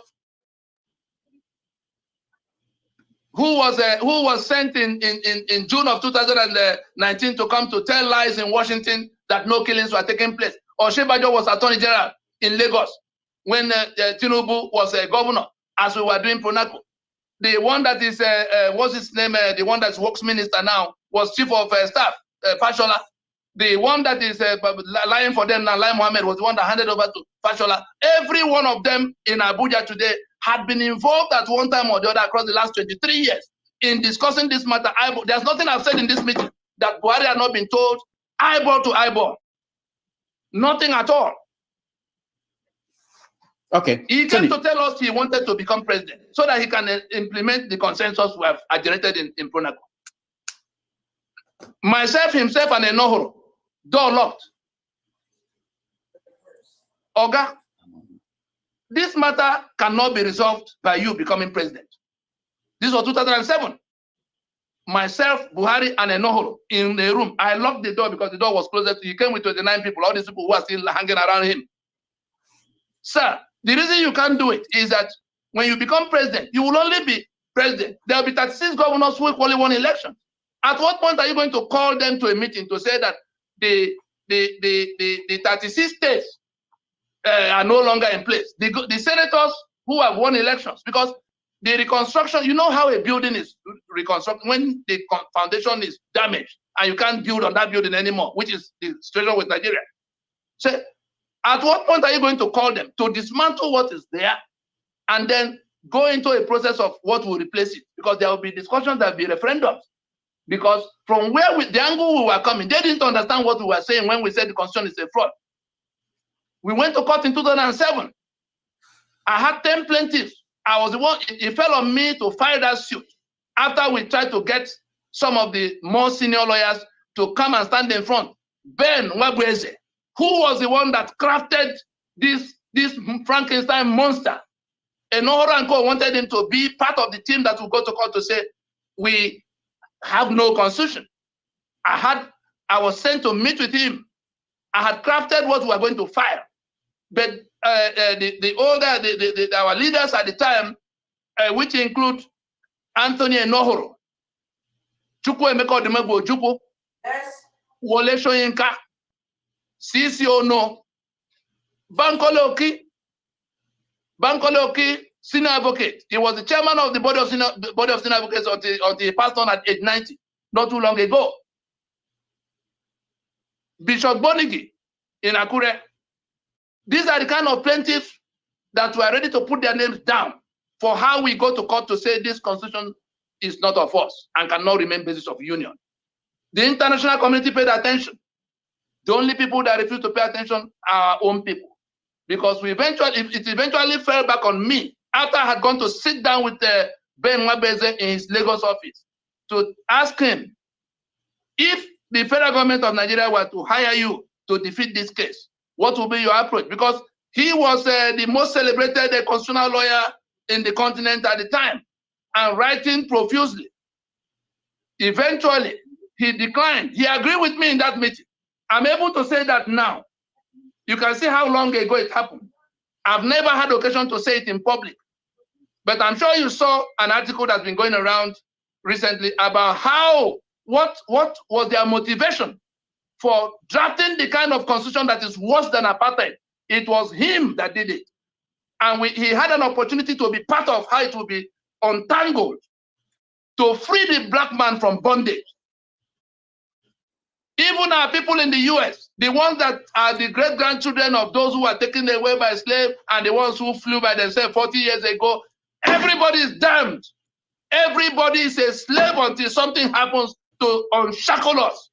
It was Ben Wabeze at the invitation of Rotimi Williams, but mandated by the caliphate, that tied us down and derailed the destiny of millions and millions and millions of people. He refused to come. Shortly after, Yar'Adua took ill. Jonathan will become president. We went to Jonathan because the Ijaw people who were armed were already standing with us.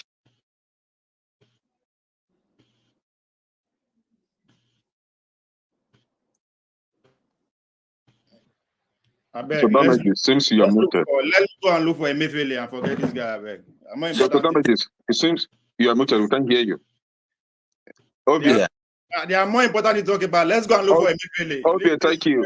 Okay, thank you very much. I support you. People who are looking for power cheaply. I'm telling you. Thank you, Obi. I mean, now he said that the international people are aware, but the young people are not aware. Isn't that a fault there? And we don't even know anything to either constitute the people on ground or empower them economically. How do you want to carry out your agenda? And we are not even feeling the impact of whatever he thinks he's doing. I totally disagree with both of you. Exactly. Yeah, it's okay to disagree. It's okay. It's okay to disagree, but coming up here to call some people criminals, it's just what is doing wrong. Tony, let me say something. Rudolph, I have a question for you, Rudolph. So whatever Tony is gone, I wanted to ask you something, Rudolph. Tony, can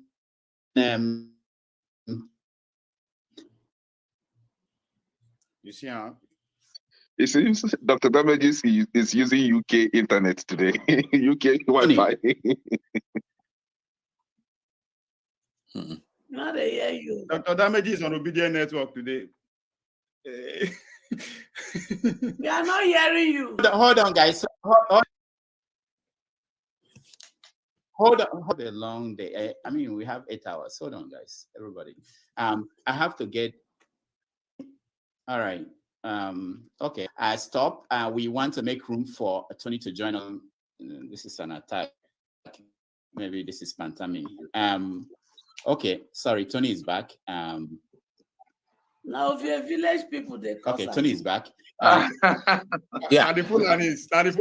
Okay. Tony, I tell you. Can you hear me, Tony? Yes, I can hear you. Hold on. Yes. Hold on. Can you guys hear me? Okay. Okay. I don't. If we were responsible for our infrastructure, I wouldn't be, managing all this kind of nonsense, that happens. So that's where we. Okay. Right. Hold on, Tony. Hold on. Okay, Tony, hold on. So please, next question. Okay, OC did not finish his question before you started responding. I haven't even. So OC, that's why it's important. Let's just narrow down to the question, okay, so that he will answer. And Tony, please, can you make it? We have about 100 people and 100 questions already on the chat. So make it shorter so that we can get to the questions. Okay, OC, go ahead, finish up the question. Okay? So Tony, right. Can you hear us? Can you hear me? Yeah. So Tony, your point is well taken, and I agree with a whole lot of them. But what we also want, Tony is not there. Tony timed out. Yeah, he just went off now. Please don't join us. Don't try to join us. I will share the link. I will get to you. Let's just get the people who are here to ask their questions, and then we get new people in. Let's make room for Tony to join us again, please. All right, he's coming back. All right, OC, so please. Hello, Tony. OC, go ahead. Okay. Can you hear us, Tony? Yes, I've changed. If you can hear me, I've changed to another system entirely. Away from the one that was, I don't know what the matter with it is, you know. Okay, so briefly, something seems to be disrupting it somewhere. Yeah, so briefly, because we don't have time, so I just want to make it very brief. I agree with the premise of most of the things you said, you know. Can something increase the volume? I don't know. Is there something you can do from the studio to increase the volume? No, it's not from here. It's probably from your end. I can hear him well. OC, we can hear OC well. Yes. Okay. If you don't see my face, it will be because I'm trying to sit close to where I'm just improvising. I'm constantly on the move in this jungle. So okay, but you can hear us, right? I can stop to take you can hear us, right? No problem. Okay. So the point I'm trying to make is that a whole lot of Nigerians will agree with you that we need to renegotiate this union. Whether you call it sovereign national conference, whether you call it referendum, whether you call it restructuring. Now, where some of us tend to disagree with you is this. For you to be able to bring that dream to reality, you need somebody at the center who is sympathetic to that. Right now, as we all know, Buhari doesn't want to hear anything about restructuring or any of those. Hold this, so we don't waste plenty of time. Okay. No, let me finish. Just give me 1 second. We have tried that. Hold on. We have tried that. We have tried that. Tony. All right. Carry on. Yeah. So what I'm saying is that for you to be able, for that your dream or sovereign national conference or restructuring to happen, you need somebody at the center who is sympathetic to that. Because a million United Nations is not going to be able to force that on Nigeria if, say, the president of Nigeria is not in consonance with that. The problem we have now is that Buhari doesn't want to hear anything about restructuring. And not just him. Even when this other guy, even when Obasanjo was there, he wasn't sympathetic to that. It was only Jonathan in 2014 that tried to do anything like that. But then he ended up not, because he thought he was going to come back, to win that election. He didn't. And then we shelved the whole thing. So where we come in is that if Peter Obi, at least we know that he has said it in his own agenda that he wants to pursue that. Now, if he does that when he wins, then if he doesn't do it when he wins, that's a different thing. But for us to be able to do that agenda which you're fighting for, you need a partner at the center. That's all I want to say. All right, thank you, OC. So Tony, can I answer you now? We have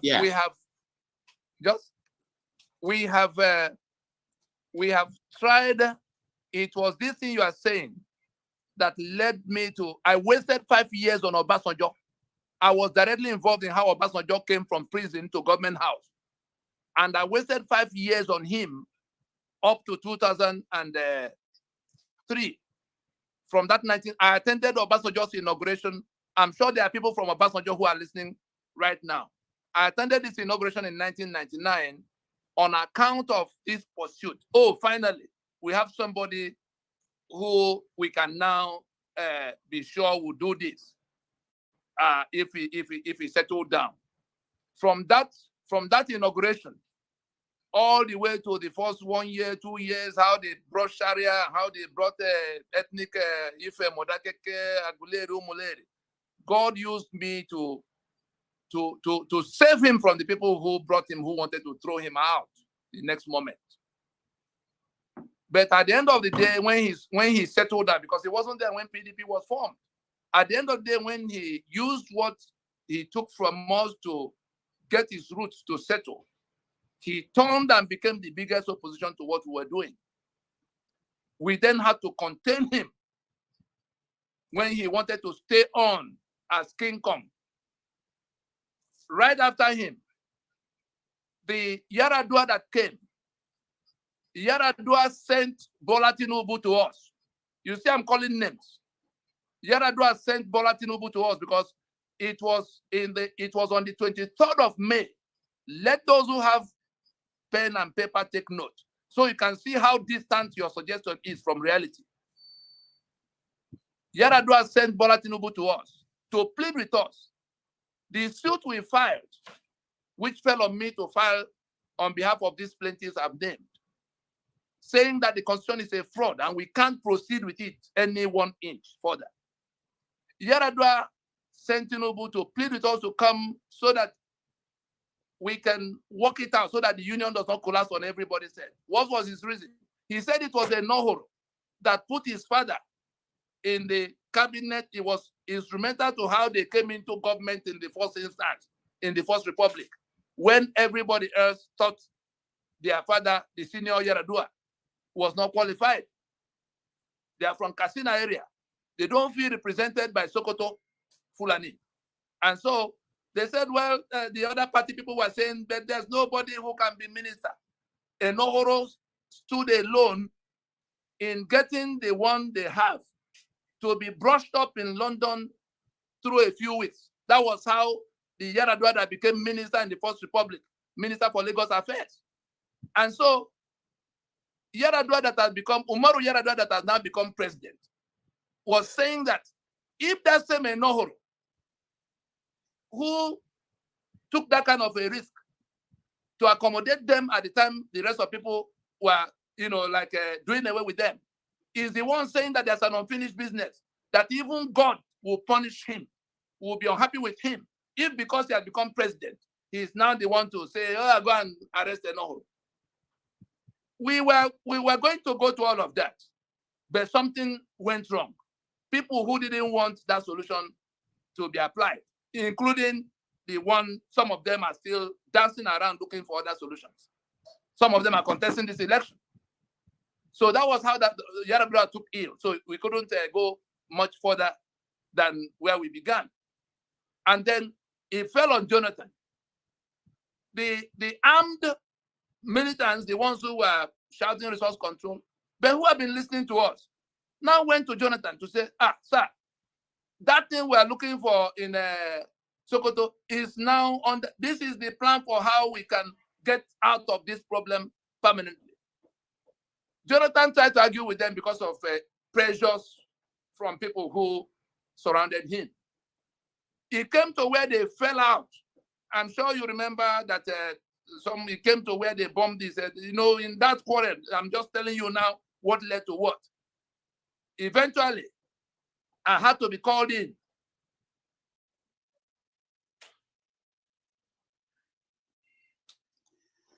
All right, I think he's frozen, and we have to. It's taking him forever to respond to questions. Yeah. Okay, go ahead. I think now,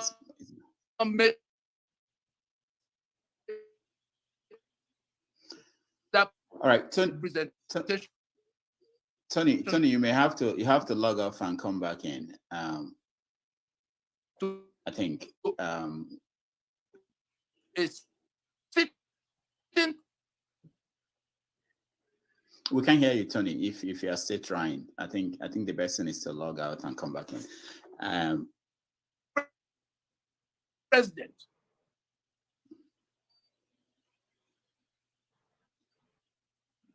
Tony, can you hear me? All right. Tony, we are waiting for you. I think the best thing is to, if you can log yourself out and come back in. Unfortunately, there's nothing much we can do. He's our guest, and the way he takes questions and answer questions. Time to listen. Tony, if you can hear me, can you reboot? Just log out and log back in. Am I? No, we're not hearing you. Okay, all right. So he did that. All right. He's back. Oh. Okay. I wasn't hearing you. Okay. Yeah. Okay. I was just saying that you should log out and come back in. Yeah, we couldn't hear you, so I was saying you should log out and come back in. All right. So please, please. No. We're good now. We're good now. We can hear you now. Okay. All right. So Tony, yeah, you have to. I hear you. hold on, Rudolph. I hear you. This Okay. matter, if we don't get to the root of it and we continue in the ignorance and greed that is driving the matter now, will cost us more lives than the Biafran war cost us. The one of Nnamdi, you saw when it began. You saw how much we tried to get our people to see that it was disaster it was leading to. Let me come from somewhere else to learn that what I will have said.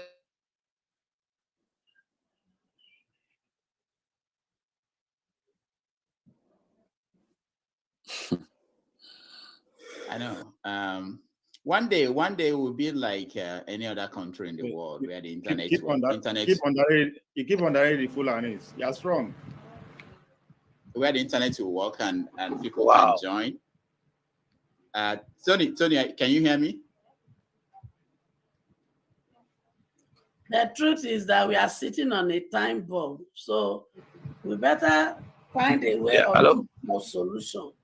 Because when it happened, me and you there abroad, but our family are back home. So this is a serious matter. This is not when there are things, there are a lot of us information we are getting today that we don't know.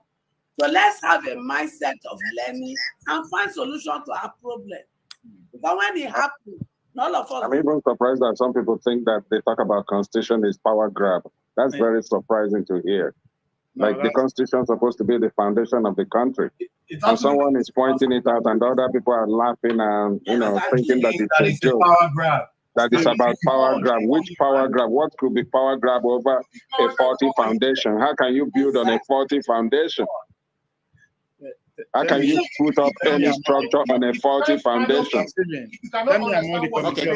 Okay, calm down. Everybody, hold on, everybody. Let's see if Tony is here. Tony can hear us. Tony, can you hear us? Tony, can you hear us?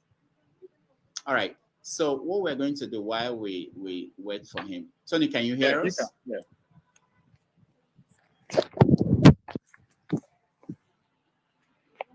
Tony, can you hear us? To get to Nigeria so that we can, I don't even think it's in Nigeria. I don't know, because of this limestone, this lithium thing that they denied Elon Musk. It might be hard for them for Starlink to come into Nigeria, because if it comes into Nigeria, then maybe Rudolph, your crack reporters we can contribute and buy one Starlink. Yeah. Please, if you're trying to join us, don't for now. Because the truth is this. Our South president that came to power, they had hold on. Hecho, hold on. Okay, Tony, can you hear us? Tony, can you hear us?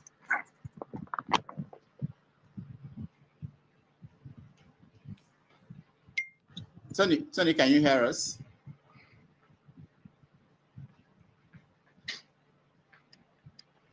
All right. Can anybody hear me now? Yeah. Okay, good. Yeah, we can hear you. All right. Wow. So, Tony, we can hear you. Tony, go ahead.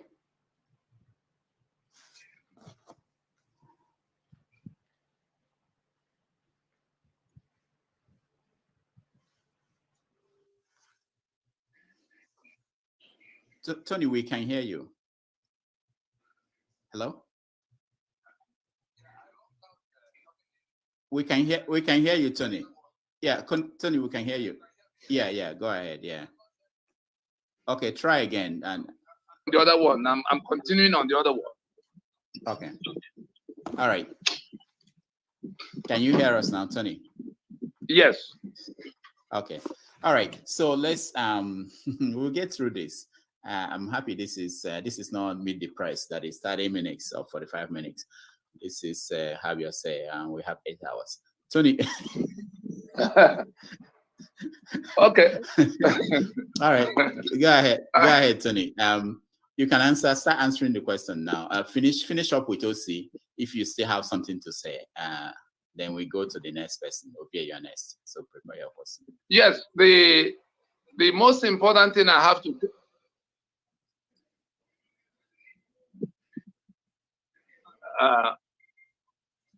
okay. I'm looking for how. Wow. There's a gap now. Tony needs to tell us how he will achieve his referendum with a president that doesn't believe in it in office, or how he tends to achieve it. I think that's the question. Yeah. Good question. You're going to have a very long answer. at least an hour answer. No, can you hear me now? Can you hear me? Yeah, now? we can hear you. You can actually go on. You don't have to put on your camera. We now know how you look. Go ahead. I can't even find it. The whole thing is mixed up now. Tony, but you know the question, right? Yeah. Right. The question is, how do you achieve your referendum? It may look like a joke. Huh? Yeah. We want to make it clean and simple. How do you intend to achieve your referendum when you have a president in place who doesn't believe in it? That's the question. He doesn't know. There are three. Jesus. I'm hearing three sets. I'm hearing three sets of the same.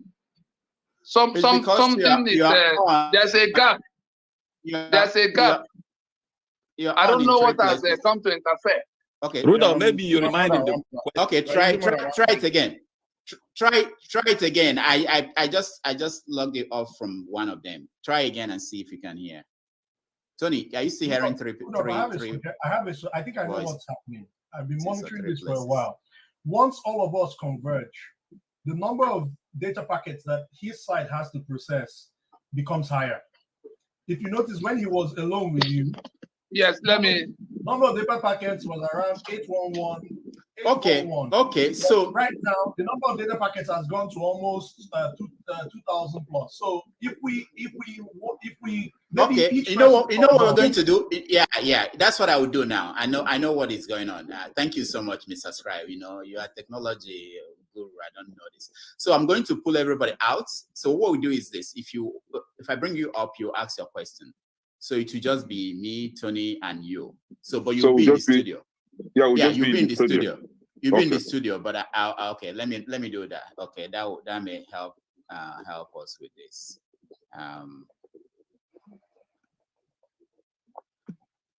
Okay, Tony, can you hear us?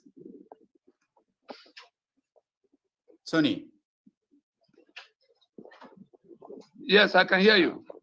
Okay, so what we are doing is we are trying to just make it just myself, you, and the person who is asking questions, so it will be less of a burden on your system. Okay, so Tony, try again and see if you can turn your camera on. If not, okay, good. All right. So let's try that. Tony, I want to, because of the sake of time, I want us to keep it short. So the question is this: how do you intend to achieve your referendum when you have a chief executive in place who doesn't believe in it? That's the question. P2OB that you are looking towards. I have had this discussion with him in 2012. Chinua Achebe took his time to examine this same proposition that our people have not examined to this date. Our people do not understand, do not know, and they think they know what we are saying, but they do not know because they've not had the discipline to examine it. But Ojukwu had the discipline to examine it. Ndubisi Kanu had the discipline to examine it. Ukiwe had the discipline to examine it. Sisi Ono had the discipline to examine it. Achuzie and the whole number of them. Chinua Achebe examined it and decided to get our people to come to listen to it. He couldn't come to Nigeria to become a part of how it is hastened. He then sent his son, Ike Achebe. I'm sure most of you know him, Dr. Ike Achebe. Ike came to Nigeria, sat down with me, looked at all of the things, and said there was even more urgency to it. So that I was now invited to come to the next gathering of our people, World Igbo Congress Convention in Orlando, 2012. And it was for me to present what we were doing to our people in a manner that will enable them come into it, so that we could solve this problem once and for all. I got to Orlando. I was listed to speak at plenary. Peter Obi was a governor in Anambra at the time and chairman of the Southeast Governors Forum. For some strange reason, Ralph Uweche came with Ohaneze leadership, 5 of them. Obonne Ono was minister, the one that's now minister. He was chairman of AMPP that Buhari was using to contest at the time. So the political leaders were there. Ohaneze was there. Some senators came. Everybody was present for the purpose of the World Igbo Congress was in tatters at the time. That was their first coming together in after many years of being in court. Long and short of it was that when it was now my turn to make this presentation, they decided that the proposition was too radical. I was prevented from making that presentation. This same thing that became NINAS today, this same thing that the whole country is working with. Now, after 2012, when Jonathan decided to put his life on the line, I was telling the story of how they compelled Jonathan to listen, because it eventually came to where I had to go and sit down with him on behalf of the team. And Jonathan put his life on the line to solve this problem. The day our people will get to know what went wrong. And it started with one of us, Pius Anyim, that now gave Tinubu the opportunity to mess up what was left at the conference that Jonathan called in 2014. They changed the modalities.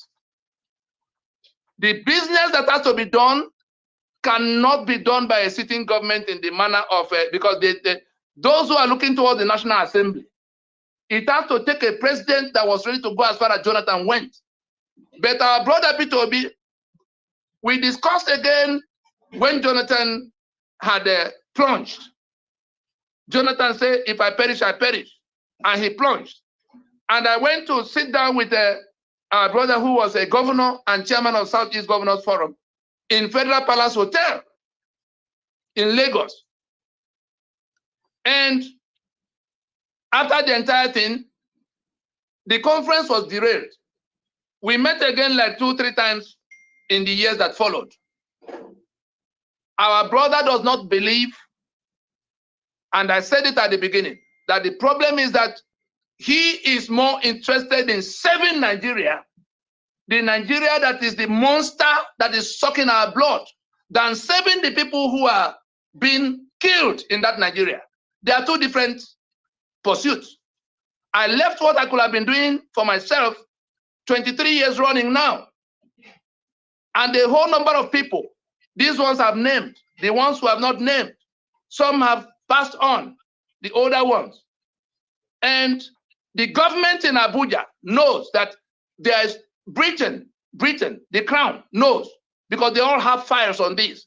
The US government knows that there's no solution to this problem outside what we have, because it's so detailed, it brings everybody to the table, it has step-by-step process.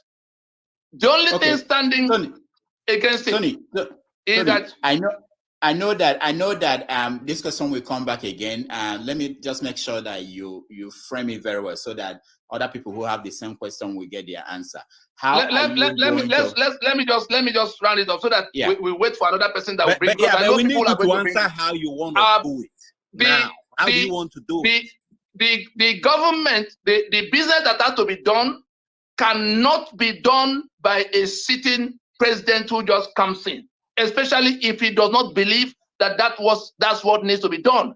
Peter Obi is advertising economic magic he's going to perform. He's advertising the probity of curbing corruption with a constitution that creates all of that. So he doesn't even believe in it. I can't score him 20%, 20 over 100 on this subject. And there was no channel that could be exploited that I did not exploit to get to him privately before it became matter for public, to say this constitution is the problem.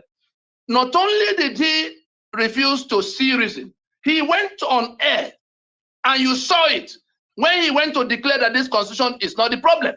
Tony, you're not answering the question. Answer the question is, how do you intend to achieve it? That's the question. The constitution will be collapsed. The constitution, I'm not going to come and share the strategy of what we are doing. Did anybody know we were going to form? Did anybody know how we were going to bring those who were in opposition to one another for decades? Did anybody foresee the alliance we have built? Did anybody foresee such an attack on the constitution that the country is now shaking from its foundation. The man who processed that constitution, Yadudu, that was Abacha's chief legal advisor, when he saw what we were about to do in 2020, he told the government that if this thing is allowed to happen, that it will compromise the legal basis of the Federation of Nigeria. That was his reading of that constitutional force majeure. Those who do not know what it means, what constitution means, they think it's another document that will be replaced if one collapses. The Nigeria you are trying to come to govern does not exist anymore. People are carrying arms, wearing uniform, ordering others around, thinking that they still have a Nigeria. I can assure you that that is not the case. But until it happens that they are not able to carry on with the next business, that is when they will stop. But they'll be compelled to stop and go to look for solution. There will be only two options at that time. That caliphate will have to take on this alliance and fight the rest of Nigeria, or stop and solve the problem. The problem with where we are now is that we had defeated that constitution by delegitimizing it, getting people to say, this is not our act. It should have been easy to finish from that point. The only chance that caliphate has is to drag us to election under that constitution. You remember when Afif Alala raised the alarm that they should please stop the journey and let's go to interim government. That was the point at which the critical mass of those who will act together were moving to act. Britain jumped in and then drafted an Igbo man into the race, pulling our people from, our people had not been part of, our people had turned their back on Nigeria since 1970. Igbo never tried to, vote anybody into power in the manner that is happening now. It was those who wanted to save the journey to election, because our own strategy, you were asking me about strategy, our own strategy of compelling a resolution of this matter 55 years after Aburi was to target the constitution itself by targeting the election that will renew the life of that constitution. If people were not going to election today on the basis of having rejected that constitution, I tell you, it will not take 6 months from that point for this matter to be resolved. And the power to make constitution is not in the hand of government, not the president, not even the National Assembly. Constitution making requires constituent powers. And there are many lawyers, including those who might be misleading our brother Peter Obi, who is not a lawyer, don't blame him. But there are lawyers who are telling him, hey, Tony, when he gets there, he will do this or do that. I can tell you authoritatively, as somebody who in that area of knowledge, jurisprudence it is called, my students are the professors of law in Nigeria. The characters you see jumping all over the place, who come to say, oh, it will be done this way or that way, including Olisa Bakoba, our brother, who came out the other day to say, let a candidate come, let us agree, so that when he gets there, he will go and do what?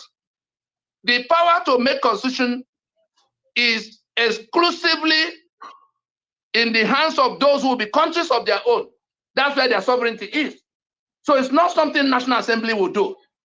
All the candidates are saying, we'll go to National Assembly and do it this way and that way. Anything that the National Assembly will do is not at all the solution to this problem. Atiku, the other candidate, in 2016, we sat down with him, 9 people. It fell on me to lead that when he was talking about restructuring, because it was raining. They thought they would win power if they advertised restructuring. And we went to ask him, what do you mean, sir? Because the North was saying it shouldn't happen.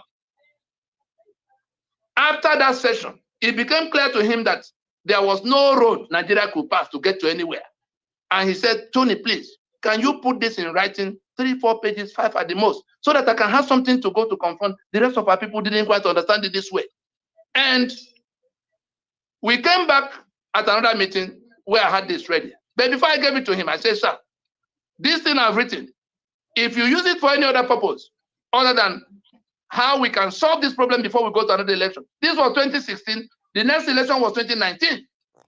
Atiku said, look, from what I've heard now, the Nigeria will collapse on our head if we don't solve this problem. And it's not a matter for election. He agreed. We even had an outline of timelines of what we needed to begin to do right away. He had the groups he was going to bring. We were going to bring the South and the Middle Belt. He will bring his own National Assembly. We had everything we needed. Immediately, because I told him that this will not be the first time somebody who wants to be president will come and say, I will do when I get there. And once they get the script, they will now go and start using it to sabotage. That he will be the third in the line. And that if he were to do that, that if he uses what I'm going to give to him to try to market himself and then becomes president, we will be reason why he will not have any Nigeria to govern. That is the reason he won't be president or he won't be allowed to govern. He took that thing. He took that thing. That was the end of the communication. Everything we agreed to do went into coma. The next thing he did was to use that same document to produce the document that now presented him as the champion of restructuring. And he used it to go and get the ticket of PDP in Port Harcourt in 2018 election. I told only one person in PDP, a former president, that this is what has happened. In case your party wins this election, we will be reason why they won't have Nigeria to govern. Of course, he won the election. He doesn't know what happened to the mandate to this date. He may be listening now. And so this was the kind of thing that, had been going on all the while. If he didn't work with any of them, because he refused to see the point we were making, that it is not business for National Assembly. Now he's candidate again, advertising restructuring that will happen in National Assembly. What will National Assembly do? What will National Assembly do? I want Peter Obi to ask those people who are advising him on this subject whether the business of constitution making is in the hands of National Assembly or any member of the executive, including president. They're actually committing treason against us because he's going to have to swear to govern by that constitution. And once he gets there, what he will need to do to stop that constitution will have to be put aside, like apartheid constitution was put aside. Was it the parliament in South Africa that amended the apartheid constitution? Was it not that they put it aside and called a meeting they called CODESA to discuss their sovereignty and what they were going to do with it? In the 5 years of CODESA, to tell you the kind of problem, the first 2 years in CODESA went into discussing whether South Africa could still remain one country, because they had to first agree that black people will live with these white people that have so humiliated them. And it was after they couldn't find where to draw the line, because some say, look, some white people say, look, over their dead body will a black man come and now be president over them, because if they become one union, a majority may carry the vote. Eventually, they couldn't find one magisterial district to carve out for the whites to go and settle and be by themselves. In that frustration, they now went back to resolving what will be the terms of union of equality. All these candidates, none of them has the discipline to listen and understand what the problem is. But we're waiting for them at the T-junction. The people they want to come to govern, the owners of the sovereignties are already organized. We're not going to waste any time and waiting for what they're going to do. We have waited 23 years.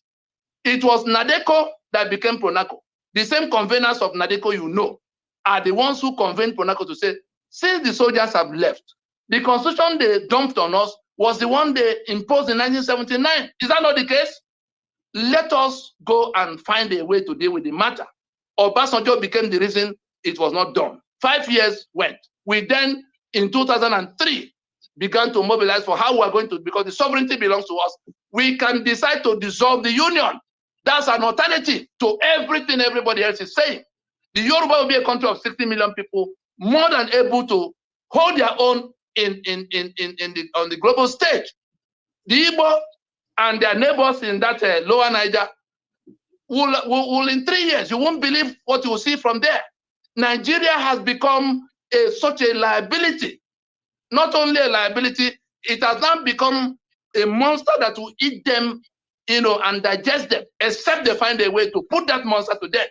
If they want the Nigeria of sanctity of life, if they want the Nigeria of equal partnership, we can then go to the discussion around the terms of, that's what we now write into constitution. But there's a clash of civilizations that make even that second discussion impossible at this stage. Somebody must tell me what will happen with Sharia. Okay. Because the adherence of Sharia will owe it a duty of faith to kill the infidel. That includes me. I've had the privilege of asking Buhari this in private. Nobody has answered that question. The people who want to go and govern the Nigeria that now has Sharia in its belly, the Nigeria of feudalism, you can see that our governors now, you have to kneel down to greet them. They've become potentates. We have been feudalized. All the economic assets have been centralized. How are you going? What is Peter Obi going to do with that? Tony, and he's looking at the National Assembly. Tony, the best thing he can do now, since that advice was not taken in private, let me put it out in public now. The best thing that can happen with all of what has happened is for Peter Obi to go to the truth. He had declared that the engine of Nigeria is not, and that is not the driver that we should be looking for. It is a new engine. If the young people who are doing PVC and obedient movement, if all of them come to the realization that the engine is not, they won't be boarding that vehicle now, that Peter Obi will drive them to Eldorado. They will all insist that we should stop and fix, we should go into transition. Those 5 points of proposition right there on the table. If we go into it now, we won't have to wait for February to get started. It won't take us up till May to get finished. Peter Obi is already separate from, like I said before, if option A4 were to be used today, he will get more votes than all the other candidates put together. So I'm not even, I'm not one of those who are saying whether he will win or not. But the INEC that is 100% in the hands of Fulani people have printed the PVCs they will give out. INEC cannot even reverse some of the things they've done concerning the election right now. Only them know who they've given to PVC to. Only them know the BVAs that they will be sending to anywhere. Only them know the electoral, the polling units they've created. They created 90,000 units of polling, new polling units. 80,000 on one side, 10 on the other. Some of the 80,000 went into Niger Republic, where they say Boko Haram are destroyed. You don't know what is going on. Some of us have had the privilege of seeing the back end of this windscreen, this screen you are being shown. Nothing like they have managed to use this obedient movement thing to sustain the journey to election at a time we should have shut down that journey as our strategy for shutting down that constitution and compelling a transition that will solve this problem. There's no other solution. Nigeria will either take that solution or watch itself go up in smoke. Okay, anything Tony, but what we have now. Tony, thank you yes. so much. We took 1 hour 19 minutes to answer one question. So, but it's good. We were able to cover.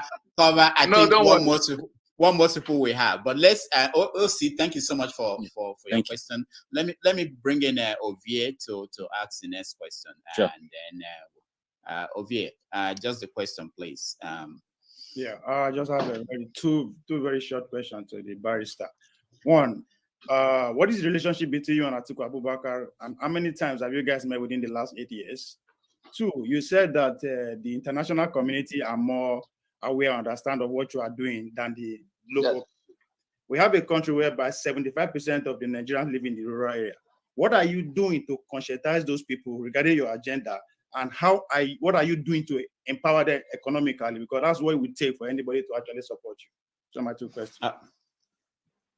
Let's dismiss this very quickly. We started with the grassroots. What we are doing at the appropriate time, we'll bring out the videos to show everybody. The reason we had to hold back those videos. Where are you from? So I can tell you something you can verify in your own place. Concerning what you have. I'm from Ososo and Akoko Edo local government area of Edo State. I've never heard of you guys. Okay, but Enohoro, the day Enohoro was buried in Uromi, we were there in our full force because he was the arrowhead of what we were doing. The Oba in Benin, the one that is late now, was the one that called the other people and sent, I'm sure you know Isekure in Benin, and Edo, the younger brother of the late Oba. These were the kind of people who began. Hold on. We went to the people that owned the sovereignties, and we went down to the actual people. They decided among themselves Some of them took 6 months. Some took a longer time. Some took only 3 months because they called their thought leaders, some of who lived overseas, to come and see what is being discussed. But it all ended up in town halls where villagers and all kinds of people had to decide to say, this is the better way to go. The reason we had to pull back from that mobilization at that grassroots level was when this Biafra thing came and turned everything we were doing into something else. And we decided to just pull back, otherwise the system would lump us all together. As it is in your territories, so was it in Port Harcourt, all the way to Yo and Calabar. If you research a little, you only need to click Lower Niger Congress. If where you are now, if you have access, if you can get on YouTube, just click Solemn Assembly of the Peoples of the Lower Niger. You will see a 2015 video. Look at the people in the place, and then ask yourself whether, if these people were the ones driving this, whether there was any further grassroots for anybody to pursue. We had things on the grassroots that have now been converted into other uses because we had to deal with the externals before we came back. We are now coming back to those, that grassroots one more time because they were already too impoverished to be dragged around. Second, you talked about Atiku. How many times I was specific in the times we met. In 2016, we met a number of times. We agreed on what we had to do.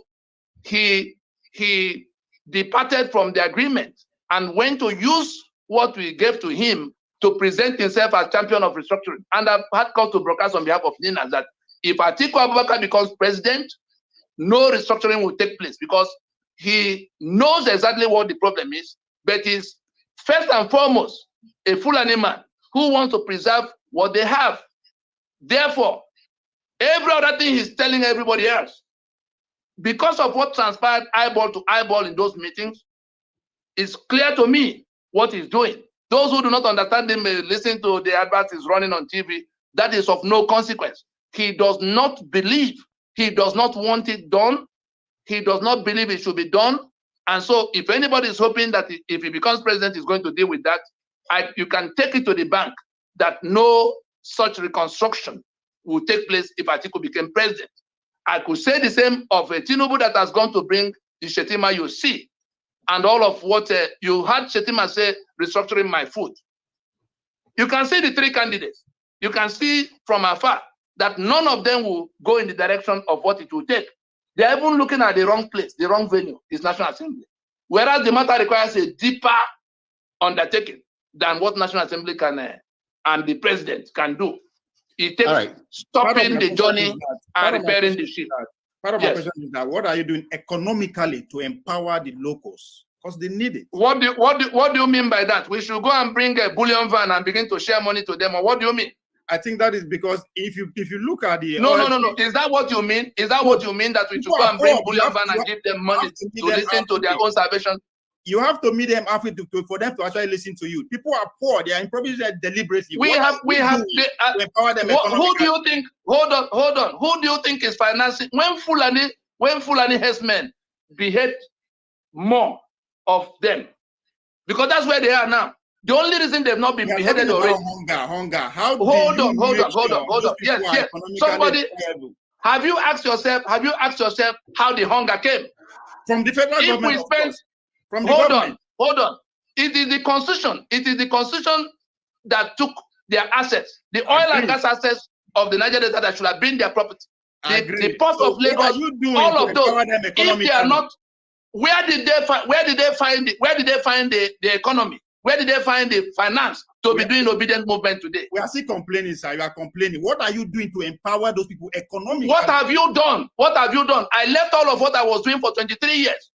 If I go back to law practice today, I'll be counting in billions in any currency. If I go back to the oil industry today, not yesterday or today, if I say these things, let it rest for a while. I'm not directing the question to you. I'm directing the question to Nina, the organization. So I'm asking you. These are Rudolph, please. I don't have time for this kind of rigmarole. Let's get to another question. All right. Ovie, thank you so much. We appreciate your question. Let me bring in somebody else and Hassan, you are next. Hassan, welcome to the show.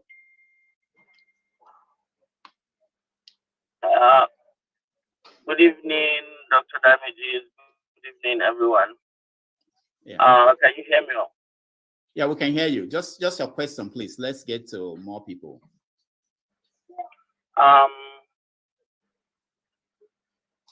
I caught up with the later stages of Mr. Nadi's commentary, and I can't help but to notice that he is painting the whole North as Fulani, and the way it comes out, it sounds as if he is putting all the problems of what is happening in Nigeria only on the Fulani. And it's painting the whole people with one brush. I think it does not do justice to the realities on ground. And that aside, you see, the North have had a history, and a history of continuous, looking after their own interests. But then there are a lot of other ethnic minorities that are in the North too. And in this country, we have close to 400 different tribes. So my question... What is your question, sir? What is your question? My question, I'm coming. My question to him is, why do you think the Fulani are the ones who have kept the country in bondage, the Fulani alone? Why is it that and we know there are leaders at every stage of executive control of this country. There is a councillor, there is a local government. Okay. Hassan, thank you. What? Hassan, thank you. I think he got. Why are they not? Why are you and a lot of people who are looking for this succession? Thank you. We hear you. Yes, we hear you. Hold on, Hassan, we hear you. Hassan, thank you. Let me reframe for those who didn't get what Hassan was saying. Hassan was saying, why are you blaming everything on the Fulani, and that there are minorities in the North, and also why are people not holding the executives accountable in the states? Why are people blaming the Fulanis for everything? So go ahead. Right. I will start from the tail end of his question and come back so that we can land where he began, the source of the problem.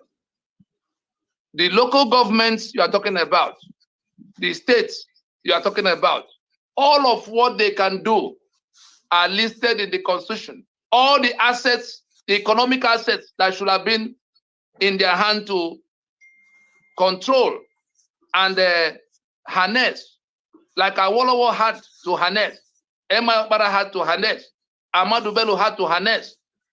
That is what have been confiscated by the Constitution imposed by that small segment. So they don't have those economic assets, and the Constitution, in the attempt to centralize everything and shut out accountability, gave immunity to the governors who have control over those treasuries across those 36 states. And the local governments, by that same constitution, were attached to the states. So all the responsibilities are in the hands of somebody else, and all the monies are in the hands of the other person. If we dismantle that bad arrangement and go back to something that will become responsibility, all those things that are in that exclusive list, that constitution that took the economic assets, took all the powers to work those assets, and tied them down in a manner that makes it impossible for me to take what I have under my ground to improve my life. I'm able to provide my own security if I'm the one in charge of my space. But that constitution forbids me from organizing my security because somebody wrote it there that I can no longer touch gun to organize my security. Meanwhile, Fulani are coming from everywhere. There are no Yoruba people going around killing people. The Global Terror Index described the situation. Fulani herdsmen, fourth most deadly terror group on the face of the earth. Will it become somebody else so that we can be politically correct? Is there anything I've said here that the Fulani did not do? And so if we are saying, if they are the only ones standing against the reconstruction, we're not looking at what they did yesterday. Everybody was going around trying to conquer everybody else. That's not what we're discussing. We're saying that, okay, we are here now. The constitution that shackle me up, the constitution that take my economic access, take my right to defend myself, take my right to do my road from Onitsha to Enugu or Enugu to Port Harcourt, take away my right to walk the port of Port Harcourt to how it can benefit me. Go and look at all those who have controlled all those things that I listed now. It is that constitution, and it is the Fulani that imposed it. It's the Fulani that's the only ones opposing the decommissioning of it. And so if we speak the truth about who is doing what, because we had engaged them, and we didn't start by quarreling with them. You heard me say now that we called a meeting of all, and that Buhari was part of that Fulani delegation that came. Syed Abubakar was in the military at the time. He was part of the Fulani delegation that came. There was nothing that we did not put on the table to say, these are the options we have now. If we don't solve it, it will get worse. And for the minorities of the North, you say, we went to the Tiv, we went to the Jokun, we went to the Doma. We spent 15 years. There was no way, there was no nationality we left out. We saw their conditions. We told them what could be done. Some of them were told about one North that had to be supported at all times against the South. But when they began to see what has happened to them, we showed them what had happened to them. What is happening with Gowon today? Why is Danjuma crying? Where is Jeremiah Hussein today? What is happening with David Mark? All of them are not Fulani. The ones who are Fulani are the ones who are making things happen to them in that manner. That is the truth of the matter. Anybody who wants to argue can argue as blindly as they choose. So the conditions we have, I hear some of your elders say, why don't you go and hold your governor to do this? The 68 items on the exclusive list emasculate the governors from doing all of what they should have been doing. They require the license of federal government to generate electricity for me, and they can be called off anytime. They can't, no governor can issue one rifle. That is why Fulani will come from Mauritania and Senegal and be slaughtering people all over the place. You saw what happened in Karagu yesterday. And probably they think that everybody is blind and deaf and dumb, and they're inviting them to come and do PDP and APC, whose turn it is to come and govern. We don't have a union. We do not have a Nigeria today. The Nigeria we have in place is a dummy. The Nigeria we agreed upon died in 1966. The Fulani hijacked the carcass and began to do things by imposition. And they thought nobody will ever find out. They have come to the end of that road.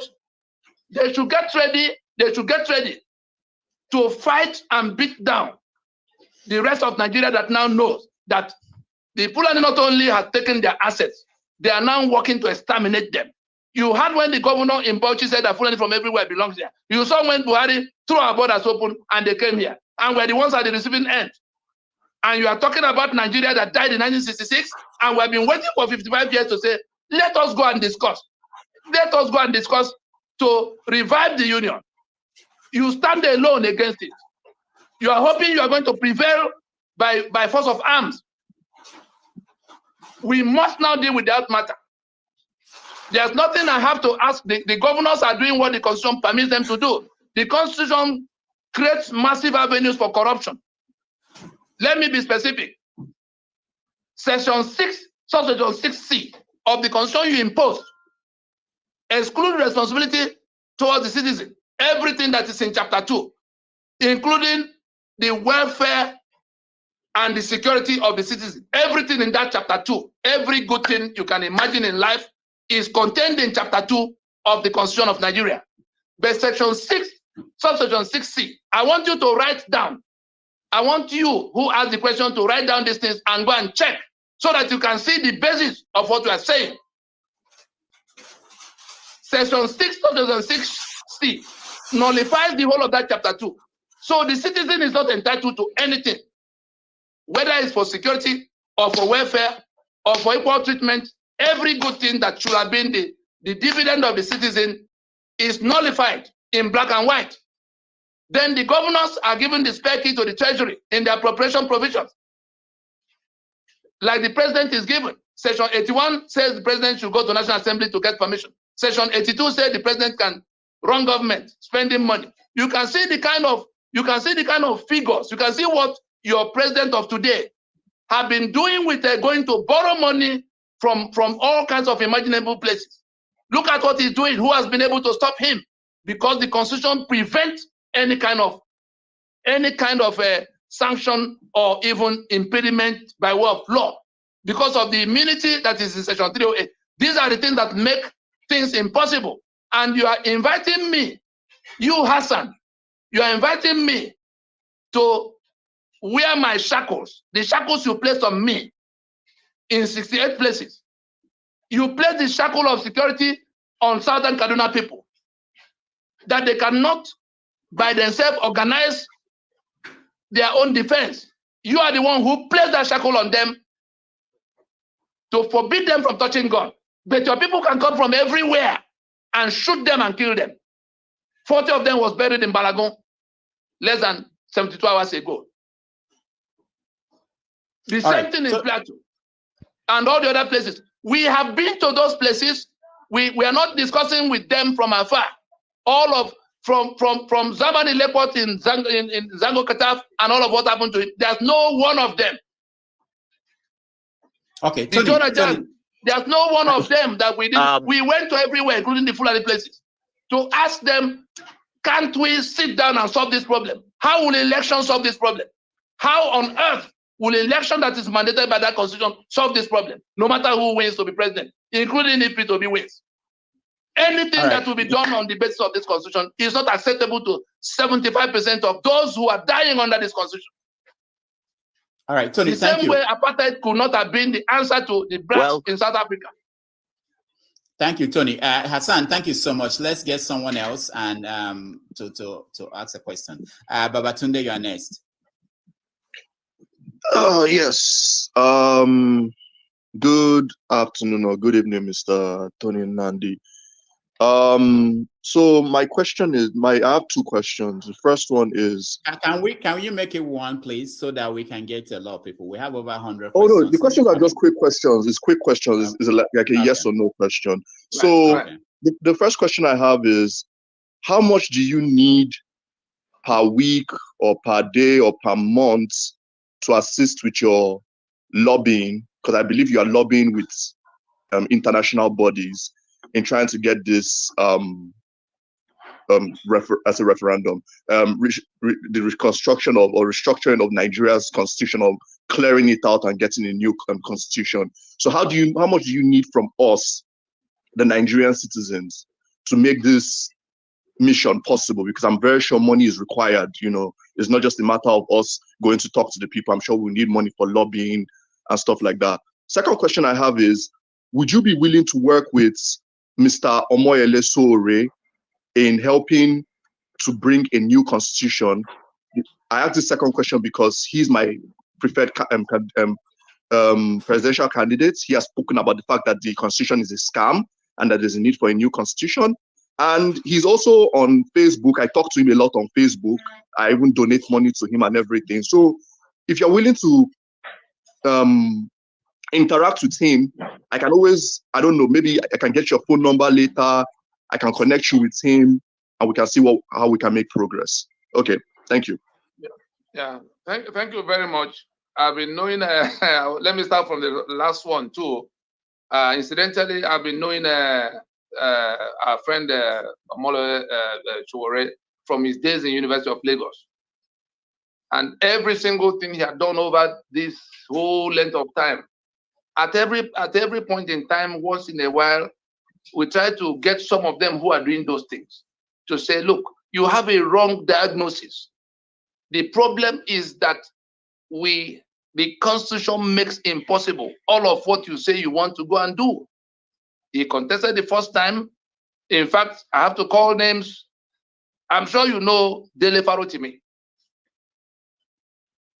It was the last time I tried to get somebody, to get him to look at the matter again. There's a video I'm going to get the moderator to send, the host to send to you, where I had to address himself and Kingsley Mogalo.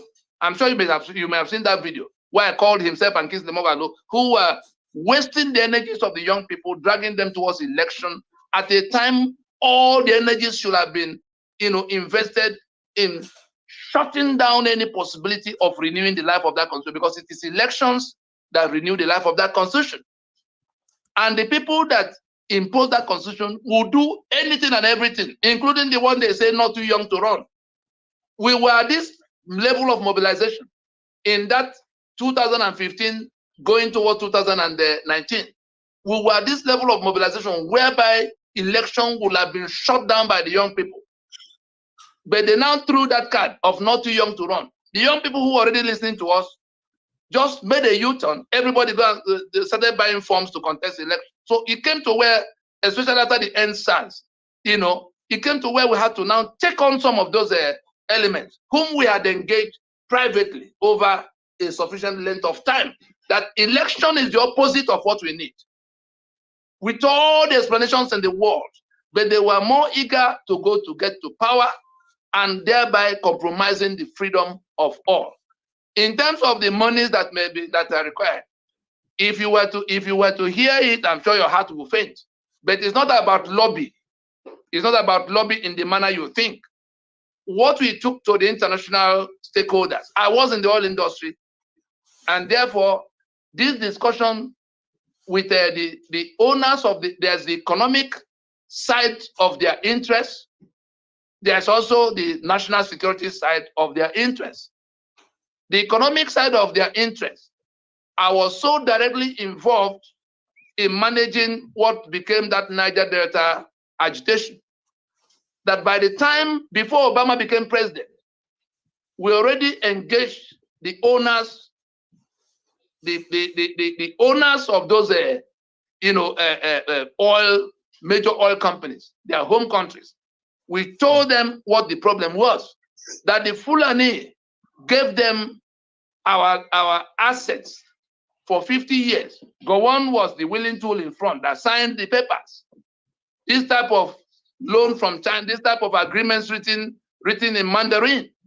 Gowon signed off all those assets for 50 years to Britain, that then went to Security Council and gave out 40% of what Shell was controlling alone. Shell was selling oil for about 50 years before they declared Oloibiri.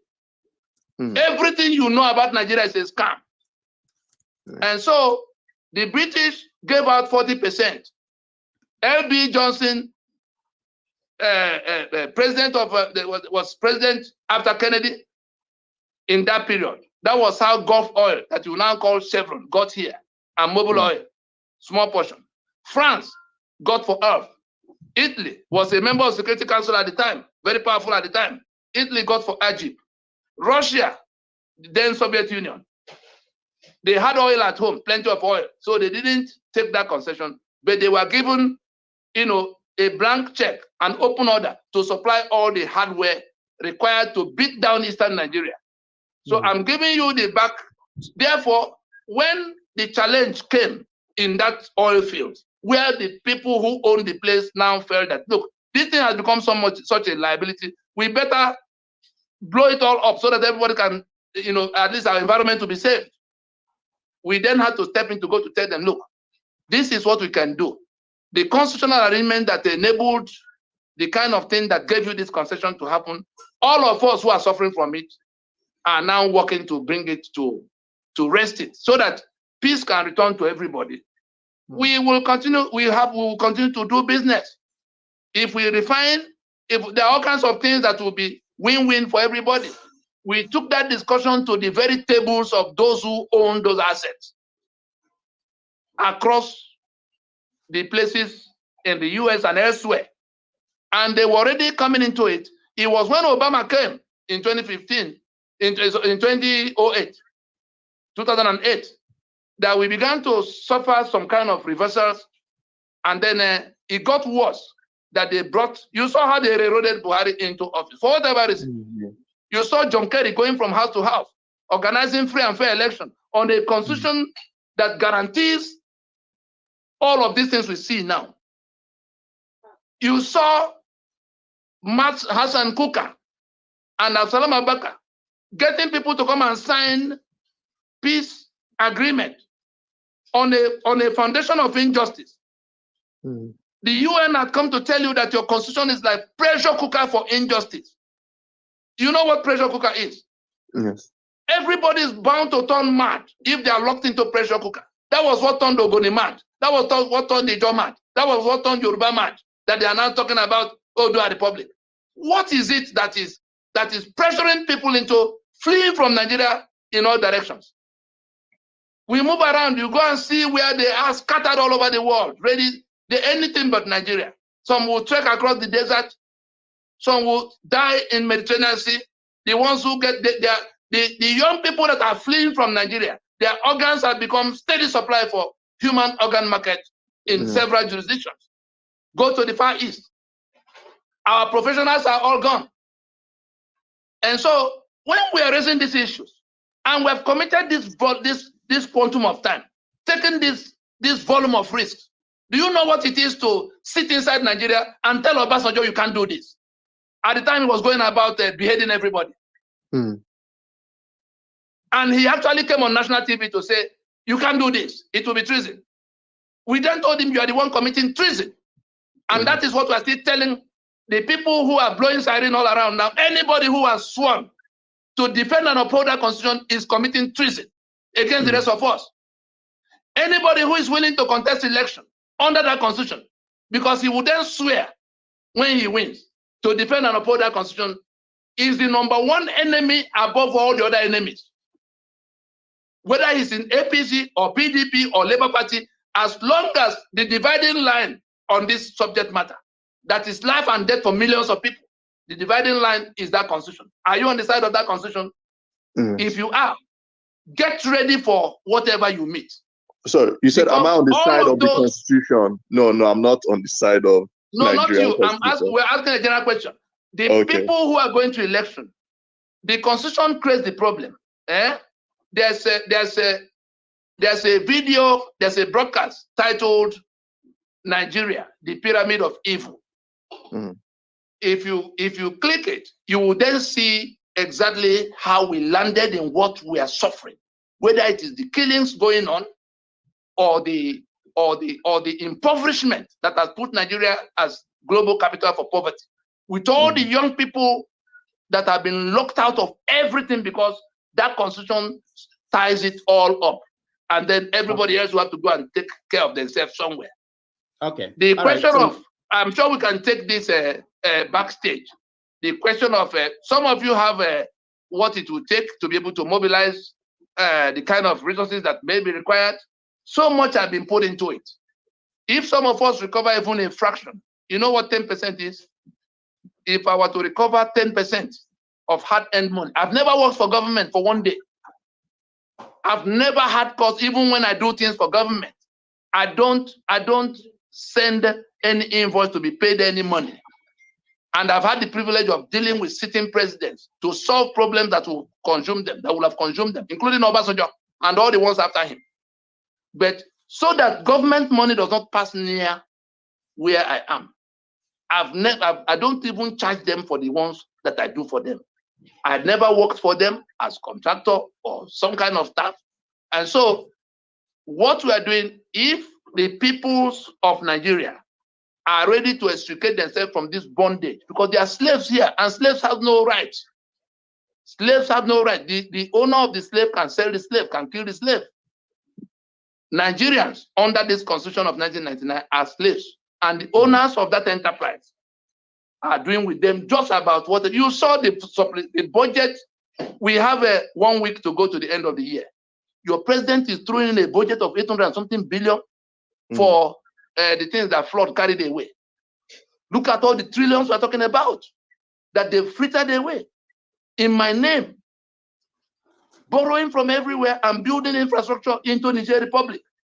Yeah. You saw what they came out to say the other day, that there's no money for Eastern Railway corridor, whereas there was money to complete the one that went into Niger Republic, Maradi Railway, expressways, and all kinds of things. In the name of Nigeria that died in 1966, this Nigeria that is in place now, there are two Nigerias.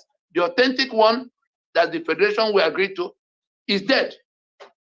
The people carrying on now, Nigeria, Federal Republic of Nigeria, Federal Government of Nigeria, they are wearing the garment of that dead Nigeria to be able to get to your village and behead you and take your land and hand over to the Fulani from Mauritania who are already in your forest. Across board. That's what is going on. If our people do not wake up, listen, and stop this journey to election by all means, those who are organizing the election already have the outcome they have in mind.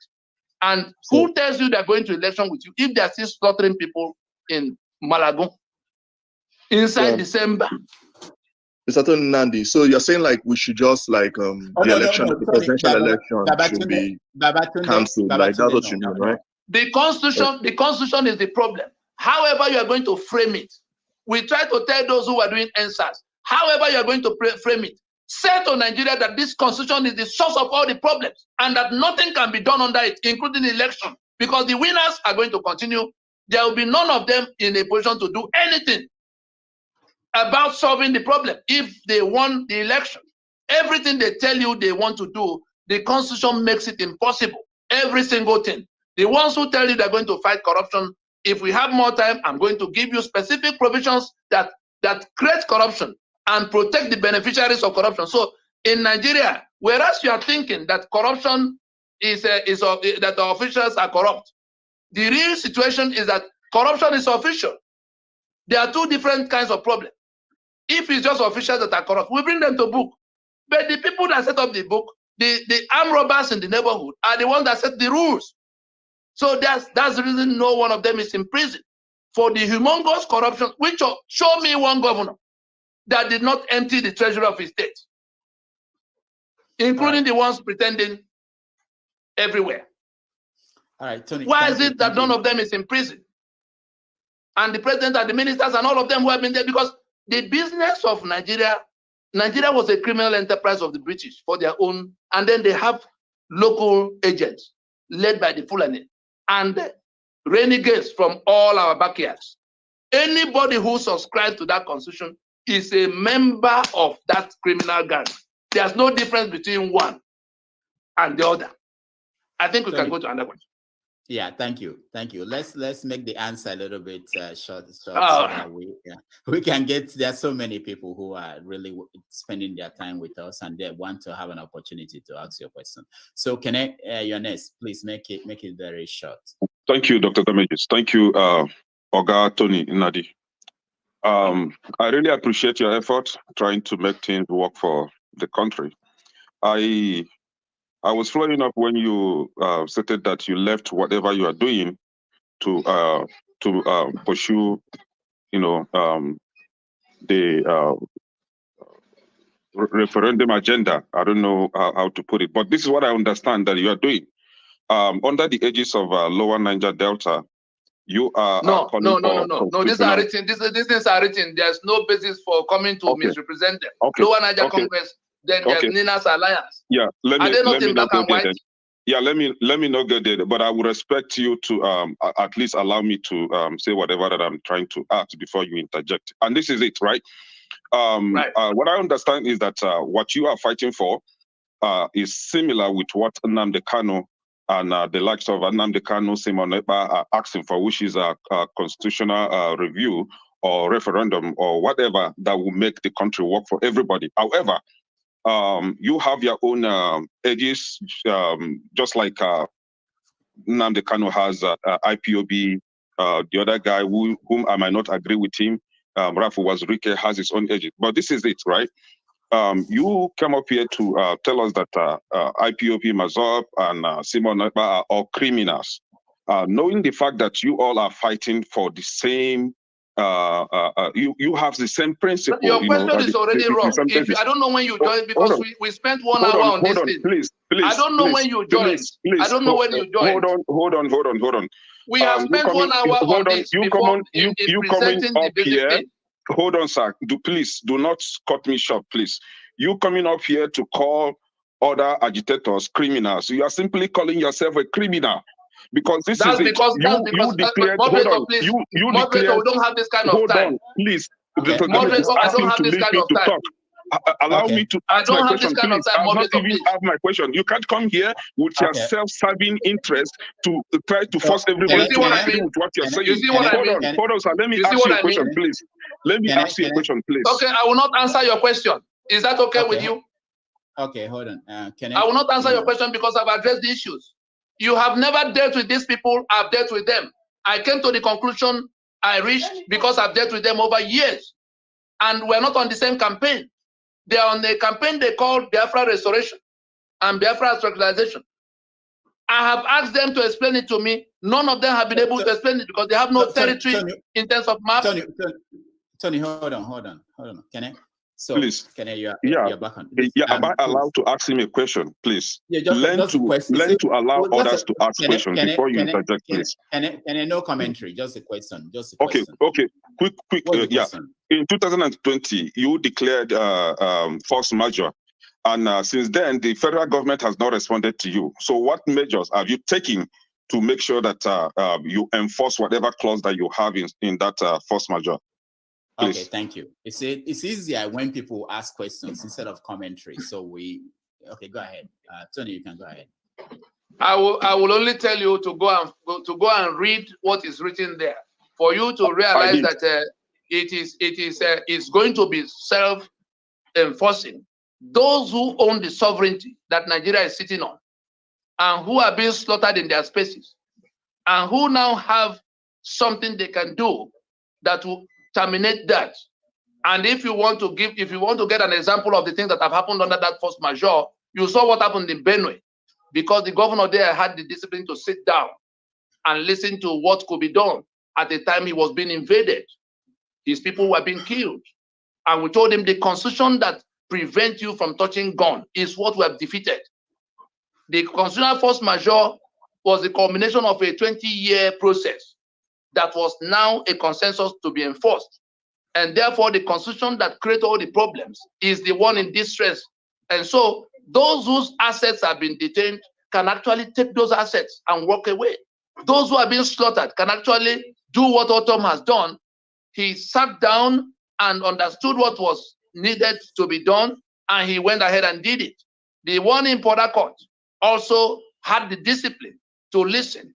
The ones who are waving flag up and down to say they want something they can't define, I tell you, and you are going to find out maybe in the hard way when you get to see what they set out to do. It's not as if they went halfway and began to make mistakes. It was clear in their mind that this is what we want to do. They had the alternatives for how to get that thing done. You are looking at all of us as people fighting for the same cause. That's why I wanted to cut your question short, because the premises upon which you want to ask is already wrong. If you came early enough, you will have heard when I explained why we were not on the same campaign at all. It may look the same to you, but it is not the same, because we have had to engage them. You have no right to call them criminals. There's no other way. There's no other way I can describe. It was a description that came from the dealings we had. There's no one that has middleman between them and we. We sat down and asked them questions about what they were doing, and we showed them what we were doing that could have become basis of coming to one project. But they were interested in something else. And it came to where we decided to let them be. and then carried on with what we're doing. What we're doing is simple. We have identified what the problem is. It is the Fulani agenda that is, all over Nigeria to swallow everybody else. The instrument by which they are able to do that is the constitution they imposed on us since 1967, away from what we agreed in Lancaster House. The people that enabled them were the British that enabled them from the first day and levied the war against us. You think it's Buhari that came to fight the war in which jet fighters were used? And so it was between that Fulani agenda, the constitutional instrument they imposed, and the international, conspiracy orchestrated by Britain. And so we worked out a 20-year plan by which we will dismantle all of that. The alliance we built, was to isolate that caliphate into a small space and incapacitate them. The constitution we identified as their chief enabler was what we set out to dismantle. And we started by creating a consensus against that constitution. And now we're enforcing that consensus. For Britain that will do all the wrong things every day for their own benefit. We were lucky to find something that was national security question for the US to answer, that they were at war with ISIS and Al-Qaeda. And elements of ISIS were now coming to our space, going into joint venture with Boko Haram. It is that national security question that the US had to answer for themselves. And the host of this meeting is witness to what we had to do across several seasons in Washington, in decision-making places, to tell them that you will pay in blood if you do not come with us now to stop this monster before it takes over the entire sub-region. Between the three, and you had me call the names of all of those who were involved in getting it to where it is.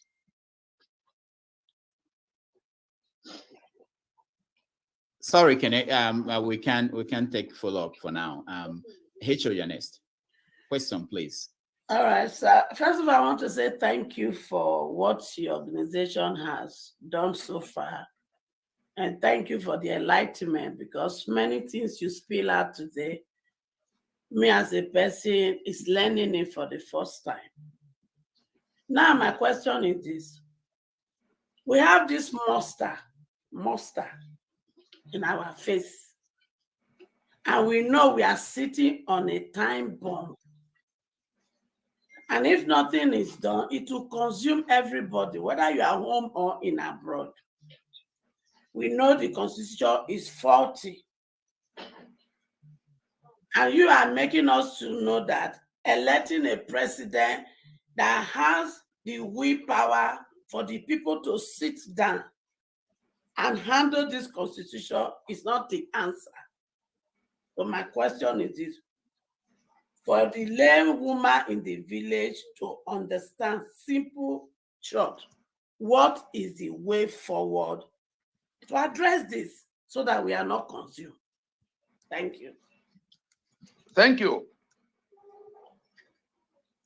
When we identify that monster and its agenda, because the monster has agenda, it's not just a monster. It's creating a caliphate that will include Nigeria and Chad and Niger Republic and Mali. Between them, between the operators of that monster, that caliphate that has to be created, there's no boundary. You saw the governors, you saw the two governors from Niger Republic that came to campaign for Buhari. There's nobody that stops them from they go to markets across the other side of the border, and they come to sleep in their houses. It's only in our own spaces that the boundaries are so maintained in Seme and elsewhere that before you can pass, they have to look at you 10 times. And so that agenda, that Fulani agenda to take out everybody else had been there. The instrument that enabled them is that constitution that they put your signature on. And then they have their international collaborators and our own brothers and sisters who, because of what they will gain for now, work with them. But it all now revolves around that constitution. Constitution is wider than what most people think. Oh, there's a problem with constitution. We'll go and write another one, or we'll go and fix it. No, constitution means union. And so what we did was to create, a framework, draft a strategy, a 20-year plan. This thing I'm talking about, if you think it's one person that sat and then got Nigeria to where it is today in terms of having to face this problem or die, Nigeria will face this problem or die from it. That's what we have managed to do. The only thing left, your question, what will our people do? Everything that needs to be done is in black and white, has been in public space since the 16th of December 2020. Foreign governments, diplomats, people with vested interests in Nigeria from all over the place have had the discipline to sit down and see what will happen to them if Nigeria goes gaga. They had the discipline to go and look at that proposition and began to engage us. Some of them have adjusted what they were doing with Nigeria. China, that already approved a loan of $1 billion that will be part of gas pipeline, because we said that all the monies borrowed by Nigeria from after the 16th of December 2020 will not be paid by all of us. They will have to go and recover it from the people. China pulled out from that loan and all kinds of such things. And so the ordinary people that are in that danger, but who are not listening, we are saying Fulani is coming towards you where you are. Your condition will not improve in America if Nigeria continues to be the way it is. So whether you are in America or you are in Isei, I don't know the part you are from, ma, so that I can tell you what we have done in your space. Which part are you from, ma? I'm from Delta State and I live in Colorado currently. Wonderful. We're in Delta, so I can tell you the people on ground in your area doing the work that needs to be done. From Agbarauto. Wonderful. Let me protect some of them by not naming them so that people who do not know they are the ones organizing others will not begin to try to impede them. But I can tell you that the answer to that monster is that we have incapacitated the operators of that monster by the alliance of the rest of Nigeria we created. The British and the Fulani did not expect that. It's taken them unawares. We have delegitimized the constitution that brings them to your space. So whether it is your oil and gas that they seized, it is that constitution. Whether it is the soldiers that are deployed to kill your community people, it is that constitution. And so if we say the choice of life and death to be made now is whether we reject that constitution with all our strength. Like South Africa, it took 80 years from 1910 when apartheid was introduced, because it was the same problem. The Boers introduced the shackles that made the blacks of South Africa slaves in their land, like we are all slaves in our land today. So, and so are we to take to the street, or we are to take it to the court? Where do we? What we want done is written in that force majeure. Let the people who have education sit down and read it. If they don't want to read it, Fulani will behead some of them. They will still go back to trying to read it with their head bleeding. We say, let us say we will not, let us say to the hearing of the whole world that we will not go to any further elections under that constitution. It's not boycott. We're not talking about boycott. We're talking about all the political parties being chased away from our spaces for trying to sustain the constitution that enslaved us. That's the only thing we are inviting the public to help do, so that that constitution can crash and we go to transition that will restore our sovereignty. If they're not willing to look at it, we don't know what else to do. We're going to continue to do what we are doing. There are aspects of it that we cannot discuss in a public platform like this. There's the covert part. There's the covert part. Tony, thank you. Let's get to Max. Max, welcome. Your question, please. Make it a question. And for those who are in the studio, if you want to have the opportunity, please turn on your camera. If I don't see you, I will call you, please. Go ahead, Max. Thank you so much, Dr. Damages. And good evening to you, Dr. Tony Nadi. Do you think that just the same way you are calling the methodology of Mazen Nnamdi Kanu and the rest criminal, that people will not hesitate to call you a criminal as well for trying to bring down the 1999 Constitution of Nigeria that is the incentive to the old Southern Nigeria and anti to their progress? Thank you. They are not only the matter of criminal is the lesser demon. They are the Obasanjo as sitting president announced on national TV that it will amount to treason if we raise the issue.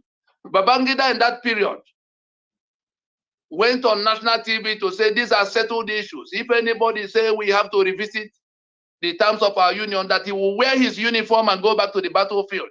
That the questions have been settled in the battlefield of Biafra. So they are all talking about treason. Unfortunately for them,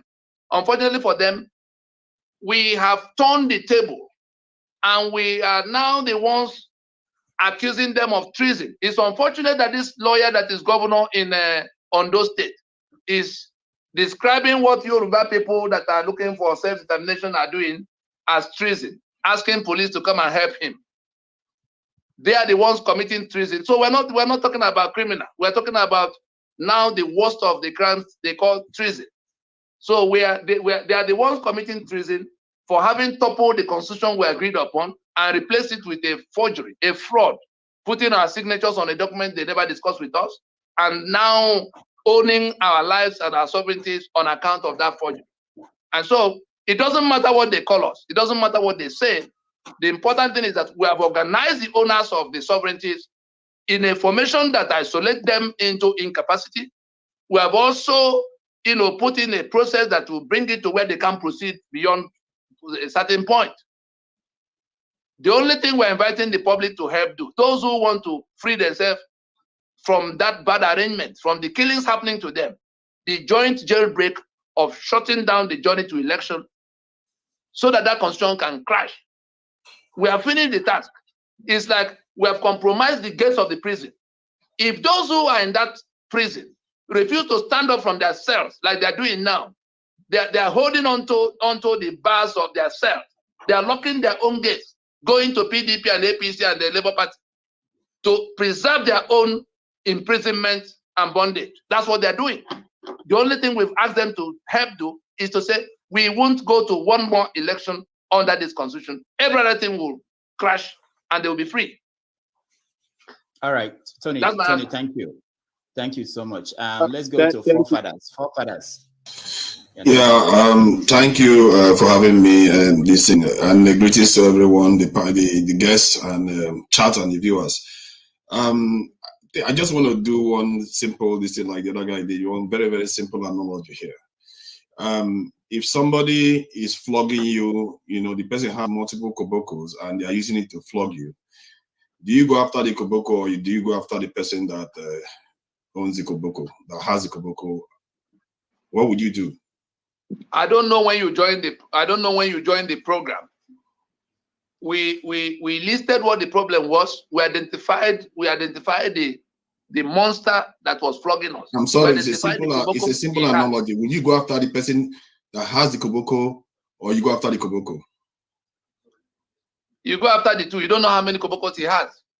That's my point. So which is the most efficient way? That's what we have done. If you take the trouble to go to examine what took this number of people, this number of years to do across these distances, you will see the answer. I'm looking at your pyramid right now, and your pyramid clearly indicates that the person that has the koboko is the British government, and you are going after the koboko.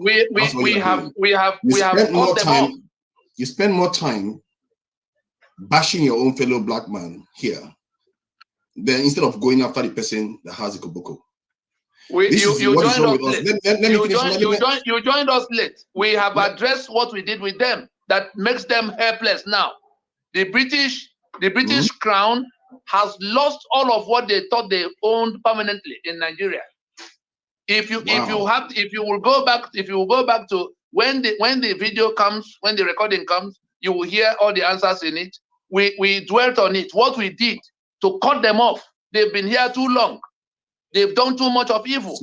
So you but the instrument by which they're able to do what they're doing now, the instrument by which they're able to do what they're doing now is what we have removed.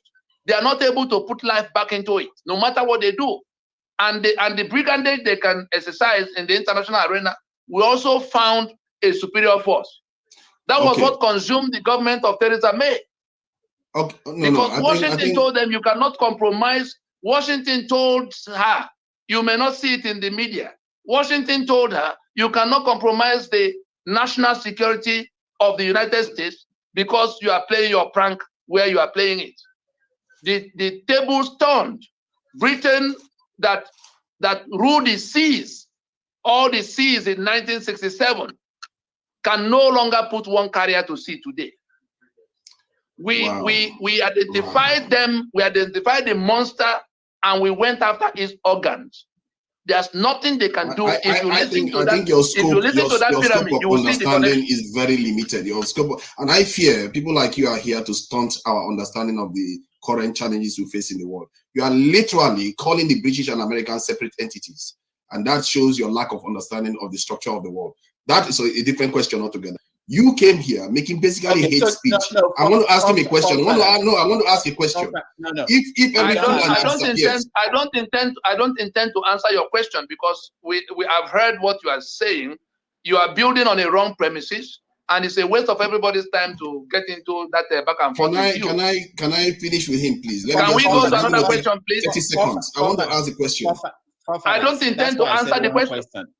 One question. I don't intend to answer the question because your premise is already wrong. Let's go to another question, please. Okay. So for that, it's okay. Can I get him to answer the question about the Fulanis that he keeps going after? Because he never tried to qualify it as some Fulanis. He is basically making a hate speech. How does that help Nigeria get any better? All right. Thank you for. If the Fulani are taking hate action, the Fulanis are killing people. They are taking hate action. If we report their action and they call it hate speech, well, that's their bag of tea. All right. It doesn't. Except we report what they did not do as what they did. If they're going about killing people and we say Fulani is killing, why am I not saying the Joy is killing or Yoruba is killing or anybody else out of 300 and something language groups? Why is it only them that is killing across the length and breadth of the land? So if I say they are killing, I've reported the reality. The Global Terror Index also reported it, that Fulani herdsmen are the fourth most deadly terror group on earth. So where does the hate speech come? Who taught you about hate speech? When hate actions are being reported. Thank you. Is there anything we said here that they did not do? Is the constitution they imposed, was it not them that imposed it? Or you want us to go to the history of how it came in 1979 from the victory of 1970? Let's go to another question. This one is without a foundation. CM, you're next. CM, go ahead. Okay, yeah. Thank you. Thank you, Rudolph, and thank you, Tony. I've had the privilege, let me put it privilege, of speaking to you. I have your number. I used to call you from UK. You remember, Ninas. We used to discuss, although briefly. So the thing is that, first, housekeeping first. The area we agree on is that the constitution is faulty, and that is the problem of Nigeria. I agree with you on that. Even then, Professor Adeyeye, a former senator, raised it up in the Senate, holding it, said this is where the problem is.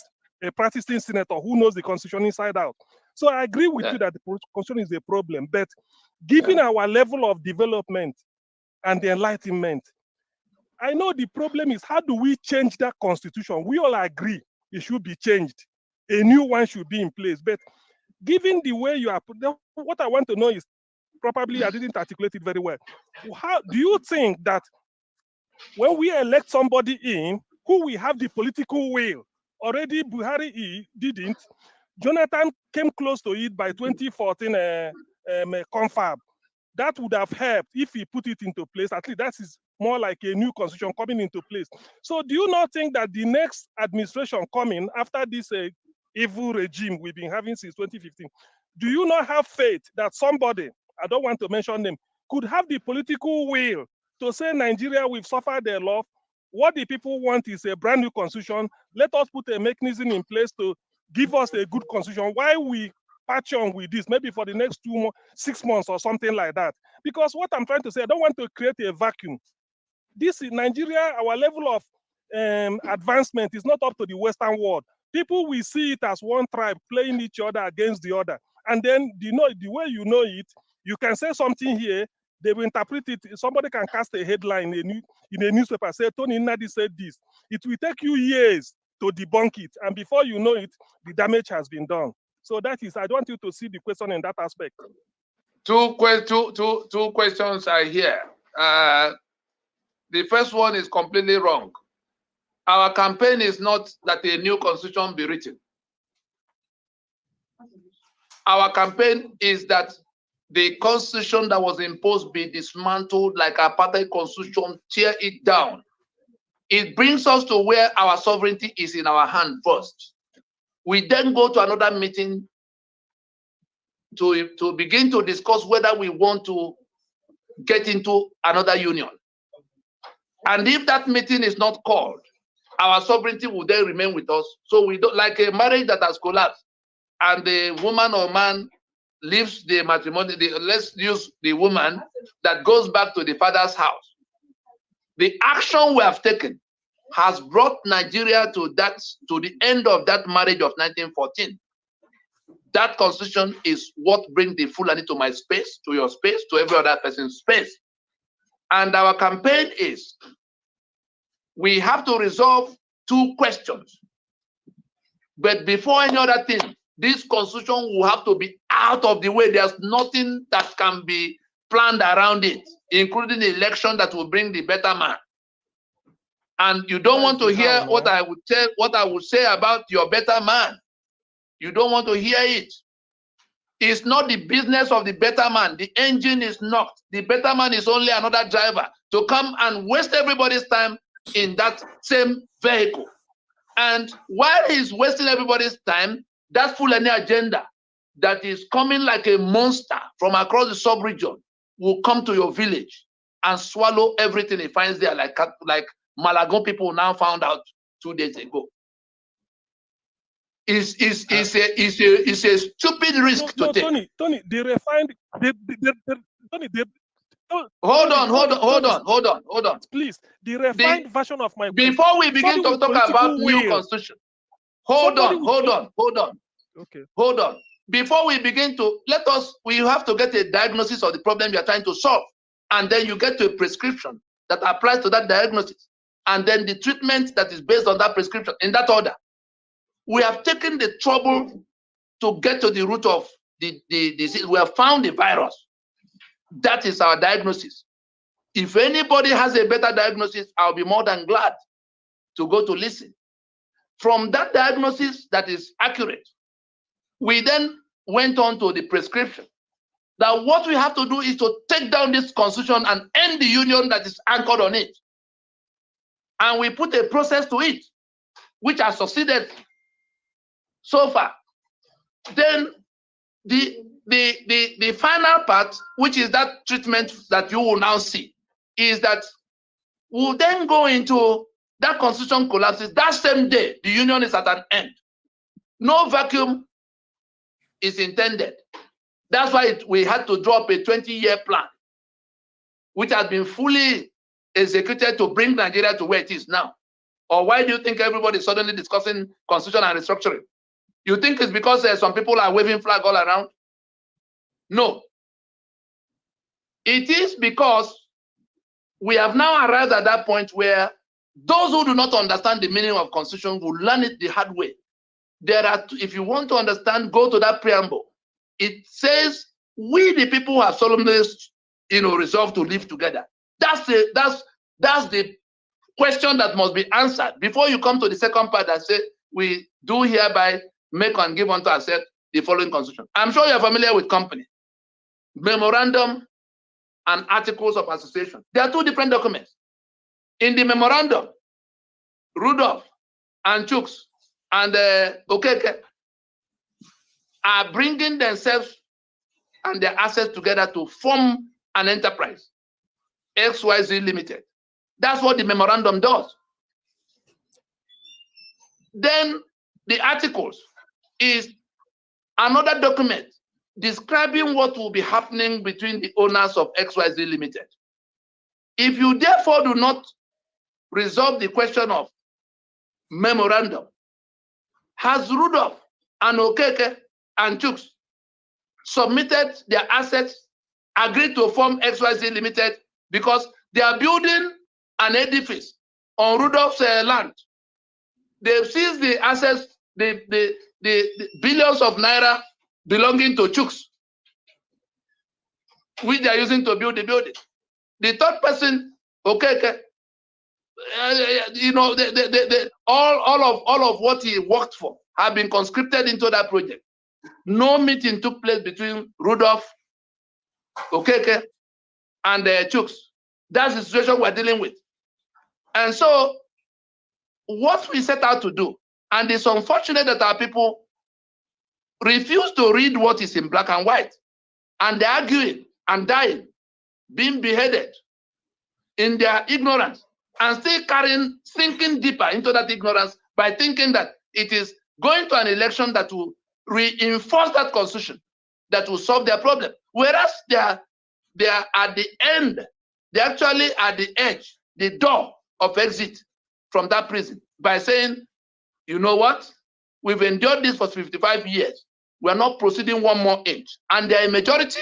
There's nothing that minority that have been invaded, that those boers that come to less than, they're not even 5%.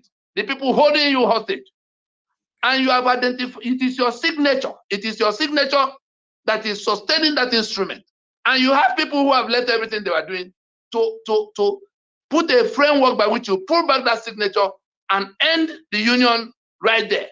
So that the next meeting will be, do we want to be in union? That is when I'll be asking those who put Sharia in their space. What are you doing with Sharia? You want to be in union with it? Please go and remove that before you come back for any discussion. You are doing feudalism. You say you are born to rule me. That all men are not born equal. And you are coming to discuss the union I will have with you. Please, I don't want to, I have no time for that meeting. You can see at that point, my sovereignty is in my hand. If I'm Yoruba, I'll be sitting in Yoruba land of 60 million people. Those who come in the name of Nigeria will not be welcome to my space. And if they come against my invitation, if they come against my will, I will fire them.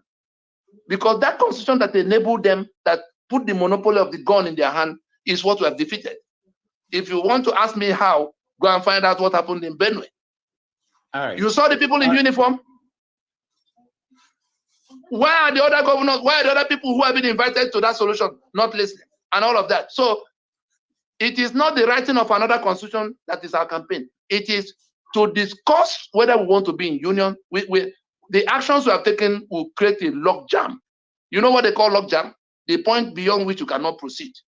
And then we have already in that force majeure indicated what will manage, how to manage that transition. Like South Africa had CODESA. Everything is clearly spelled out.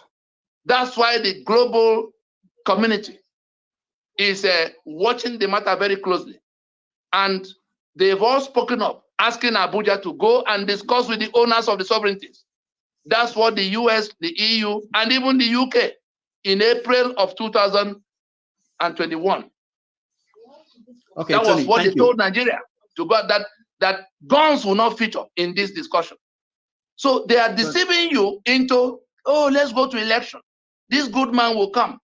And then we will, your good man does not have, is not convinced. Tony, please, Tony, please, Tony. From what from what happened in April 2021, do you not think that somebody with a political will, if he comes in, he can go back to that April 21 advice? If that person is the one to, if that person is the one to conduct this election, and not the niece of Buhari and the Fulani that are printing the PVC, that will announce the result and count the votes, that will be the police and the army on the day in question. If that person you are talking about is the one to conduct the election, so that I can be sure that he will get there, and if I have basis of believing that he believes in what we are discussing, it doesn't matter what is said in public. That's a different matter. But in closed door session, if I have basis of believing that he will take the risk to do what needs to be done. You had the Fulani fellow that was speaking just now. Does it sound like somebody who wants to solve this problem? That's how his people reason. They believe that all the guns are in our hand. What can anybody else do? With the constitution we have, the constitution we have, what can they do? That's the law. We have gone after that monster. That monster is lying prostrate. Those going to election now are the ones offering that monster a lifeline.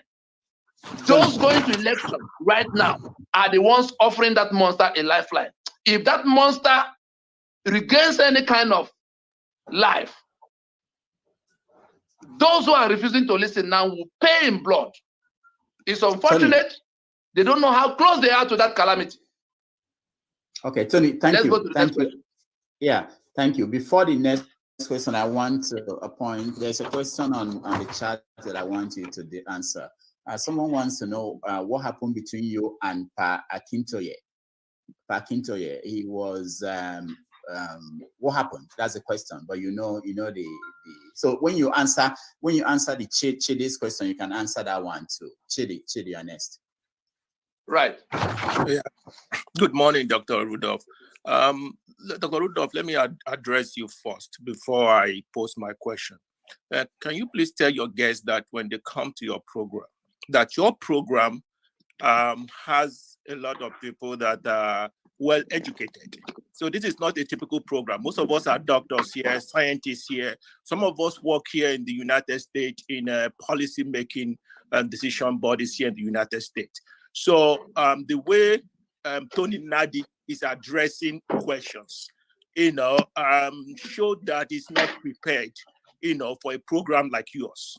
And this is just, to let you know that whenever, you have people coming on your program, kind of let them know the type of, viewers you have, on this show, please. Because he was been dismissing, like the question that forefather asked, it's a very intelligent, very well articulated question. And he wasn't able to address it, he just dismissed forefather. The question there is he's thinking that United States and UK have different foreign policy positions. And that is not true. I'm a former United States Army officer here in the United States, and he can't just come and make unfounded claims, on your program. So my question to him is this. Hold on, Chidi. Let's make sure that he's hearing us because he's off camera. So I'm not sure. Tony, can you hear us? Yeah, I hear you clearly. Okay, all right, Chidi. Yeah, so that this is just directed to you, please. Because everything he's been saying here, he hasn't really addressed any question, directly. Number two is, there is what, if you are in business, there's something they call your elevator speech. Is that when somebody runs into you and say, tell me about your business, within a minute or two, you should be able to articulate what your business is all about, what you do, within a minute or two. He hasn't been able to do that. He keeps telling you, have you read the manifesto? Have you read this? Have you read that? Then why is he on the program? He's here for people that haven't heard him before, to be able to get a summary of what he's fighting for, his strategy, and how to accomplish it. So you can't tell people to go and read manifesto, to go and read the 200 pages. People don't have time. Some of us, because we have the time and we can go look at it. But not everybody can do that. So my question to him again is, he doesn't want election. How is he going to accomplish no election? How is he going to, make sure that this election that is coming doesn't hold? Is he just wishfully asking people to boycott the election? What is his strategy? That is my question to him. All right. Since he believes that going into this election is revalidating the constitution. So my question to him, direct question to him, is how is he going to make that possible? Thank you, Chidi. And Tony, if you can, okay, go ahead. Yeah. I will have thrown this into the waste bin like the ones before it, because it's anchored on a totally wrong premise. We have education. If we do not want to use that education to interrogate what is before us, then we don't come and waste other people's time. What we said about the election is not boycott. There's a linkage. We said that all the problems are flowing from the constitution, and therefore we set out a plan, an elaborate plan that has been executed for how to dismantle that constitution. And the election is a sub-strategy targeting that constitution, because it's election that validates it every 4 years. And we rolled out something that can lead, seamlessly to the point where election is not happening because people have rejected that constitution. There were solemn assemblies. There were things that were done in a manner that the global community took note when they were being done. I'm sure you know when the Yorubas gathered in Adamasingba Stadium, their governors were all present. The global community took note. The Yoruba people came out to say, this constitution cannot remain the basis of Nigeria in our space. Before then, that was 2017, September 7. It was filled to the brim.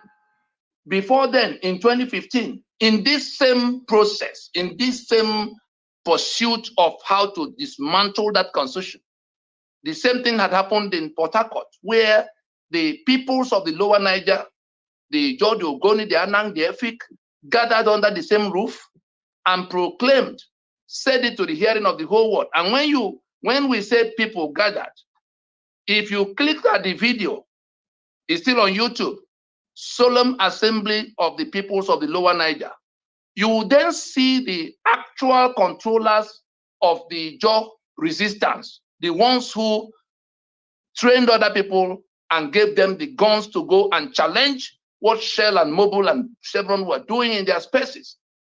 Across those 11 states, they were together 1 week after that, because they came to repudiate that constitution to the hearing of the global community.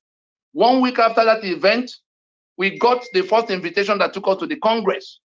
The video is still there. If you go to the YouTube now, say Lower Niger Congress at the United States Congress, you need to find out, it took 20 years to do what, it took 200 years to create the problem. If you come with TikTok mindset, then you go to the TikTok platform. It took over 200 years from the time the Fulani got here in 1804 and when the British came to join them in 1861 to create this problem that we're solving now. And we dropped a 20-year plan that have been worked day and night, taken across all the places where the problems were killing people and disabling them. I don't mean to. I'm trying to get. Let me leave so somebody else can come. But before I leave, you see, I'm a doctor here, right? Let me land. What we set out to do was to dismantle the constitution that creates that monster in our space. And the processes by which we have done it, you probably want me to come and say, we want to behead. I don't know how the language you expect it to be. I'm expecting my mother that is here listening to you, my mother to be able to understand your plan. That's what we try to. You are just saying a lot of words, but we are not hearing any plan. That's it's not. If you ask Nnamdi Kanu, even though if you don't agree with him, Nnamdi Kanu will be clear, direct, and tell you what he wants, how he wants to get it. Tell us what you want and how you want to get it. That's what we are asking. You are talking. You are framing your question very wrongly. The Nigeria that is the Nigeria we live in was supposed to be our project. You can go. You see what I mean? Rudolph, you see what I mean? Yes, these are the charlatans. These are the charlatans contributing the money by which our people are being slaughtered because they were told some fancy lie about how Biafra will fall from the sky. That Biafra is there now. It is in Biafra that people who have returned for Christmas are living in Anambra, in Imo. It is that Biafra of Nnamdi Kanu that they're living in now. I don't know why he's hanging back in the US. He should go to enjoy that Biafra. Because I told them when they began that it will end in fiasco and bloodbath. Tony, let's not like charlatan and we don't know. I don't know the doctor and no. You heard what he was saying. That I'm not making sense in all of what we have spent 3-4 hours saying, discussing here. If he doesn't have the discipline, you can see he has no discipline. Those people, he said he's a soldier or retired soldier. There's a group they call AVID, Association of Veterans. That's the Igbo veterans. The people that like him that worked for the US military over time. In course of our consultations, I've had the privilege of engaging them, Chief Onya and co. And we put these things at a time they were going to look for help in government circles. The places they went to, you remember the Tucano jets that were released? They were going to cry to the people who were about to release those Tucano jets that Buhari will use it and kill our people. They came to that meeting, and the very official in charge of what will happen was referring to the documents that we had given to them in 2019 concerning the matter. And I was in that meeting. He was surprised. He said, if he did not meet me in that meeting, he wouldn't have believed that there's any black man, how much more Nigerian and then Igbo that will be in such a meeting, because it took only making a request to say, can we attach conditions? Because it was Obama that approved the Tucano jets for them. Trump refused to let them go as long as he could hold on. Then elections came. Then Buhari came back. Then John Kerry and co. went back to work to see whether.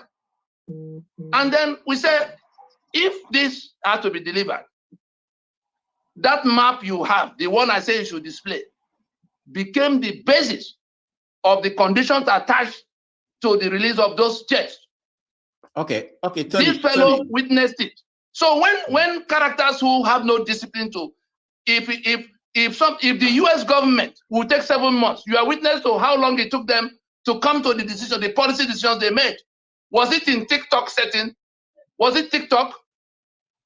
From January to July, from January 17th to July 31, all the departments of the US government that needed to be informed, because they had studied what we put forward. And then they began to engage it. And it has become policy. The people was it not the US senators that began to ask us, your people that are spread all over the US, how come they're not aware of this? Did I not go around? Yeah, you did, Tony. Let me say this. These are the kind of people. He has no discipline to examine what is proposed. He thinks he knows what he doesn't know, and he comes to run his mouth in a public place like this. So Tony, I know that this is very important. There are different. Everybody comes on this platform, different people, including highly placed. He was right when Chidi said that, and I did know that anybody coming here as a guest, I mentioned this, and there are people also who I think everybody here, we say to everybody that they all have the right to their opinion. And the opinion is valid and they should be free, because we call this show Have Your Say. Anybody should be able to have their say. And just like our guests, they should have their say. So that's very important. But anyway, let me you didn't answer the question about Akintoye, which sorry, about Akintoye, sorry. What happened? We have this alliance that took so many years to build, identifying the constitution that had to be taken down by all of those who are fed up with what Nigeria was dishing out to them, including the Yoruba. And it came to the point where some of the Yoruba who began the journey with us, some passed on out of old age, and then others got distracted. They go to look for Atiku who promised them restructuring, they will veer off for a while. In that, so it came to where we now were looking out for who can be the Yoruba figure to rally other Yoruba back to what the Yoruba should be doing in the absence of those who had, either passed on or moved on in some way. And somebody who was familiar with Akintoye, who was already involved with us for several years, over 10 years, then invited Akintoye to this discussion. I went, showed him what we had. And he said, this was the kind of thing Awolowo told him needed to be done, that all of us who are being tormented must find a way to work it out together. Otherwise, this Fulani will swallow all of us. And then he began to study it. He came to the point where he began to invite other Yoruba, thought leaders into it. They all saw, and 90% of those he invited were people who have been involved with us at one point or the other in the past. They were all too happy to come back. And so, in no time at all, because he had been, this was in 2018, in the period leading to the primaries of 2019 election. Suddenly, at the time we were now going to come public with some of the things we have agreed to do, with his coming and bringing more of the people. He also has his friends. He was in the Senate. He has his friends here and there who now began to also come to get back on track. And so the primaries happened. Atiku emerged in Port Harcourt, armed with what he took from us in 2016. And then he was able to persuade some of them that he would do restructuring now. And he abandoned what we were doing without telling us. And so we hung in that middle for a while. By the time we realized what was going on, it was already December. And so we scaled down what we wanted to do at that point and went ahead with the Freedom Park proclamation to lay the ground to finish what we were doing in the international arena. Luckily, we were able to finish that in 7 months that followed. It was after I came back, it was after the team came back from the international engagements that around September, October, he picked up the phone and called the person that introduced him, who was still with us. Say, can we see? And then the person went and he says, oh, this was the reason I went away. The people I called in thought that the Atiku would do the business. And so we all went to try to support him so he can come and do the reconstruction. We waved it aside and resumed with him to say, this is what and what and what and what. And on account of his eloquence, on account of his age, we decided to, put him forward as our spokesman of sorts. We said, okay, chairman, because he very clearly understood. When you listen to him, you will see that he has more than most of the people who have been coming in and going out. Because of the quality of time he spent, I was with him practically every week in his home, answering his questions, supplying documents. We were having interactions with people from across the length and breadth of the alliance territories, including some of the international contacts we had. So we put him in front there. And so everything began to go to where we launched that force majeure. Apparently, the system began to look at him as the one who was organizing us. And, people began to target all kinds of approaches because some wanted us to use the alliance to go and deliver power to them. They think that the South and Middle Belt can work together and seize power. We said, no, that's not where we were going. Progressively, it began to look like, there were things we were not being told. And suddenly, they had a problem in their organization.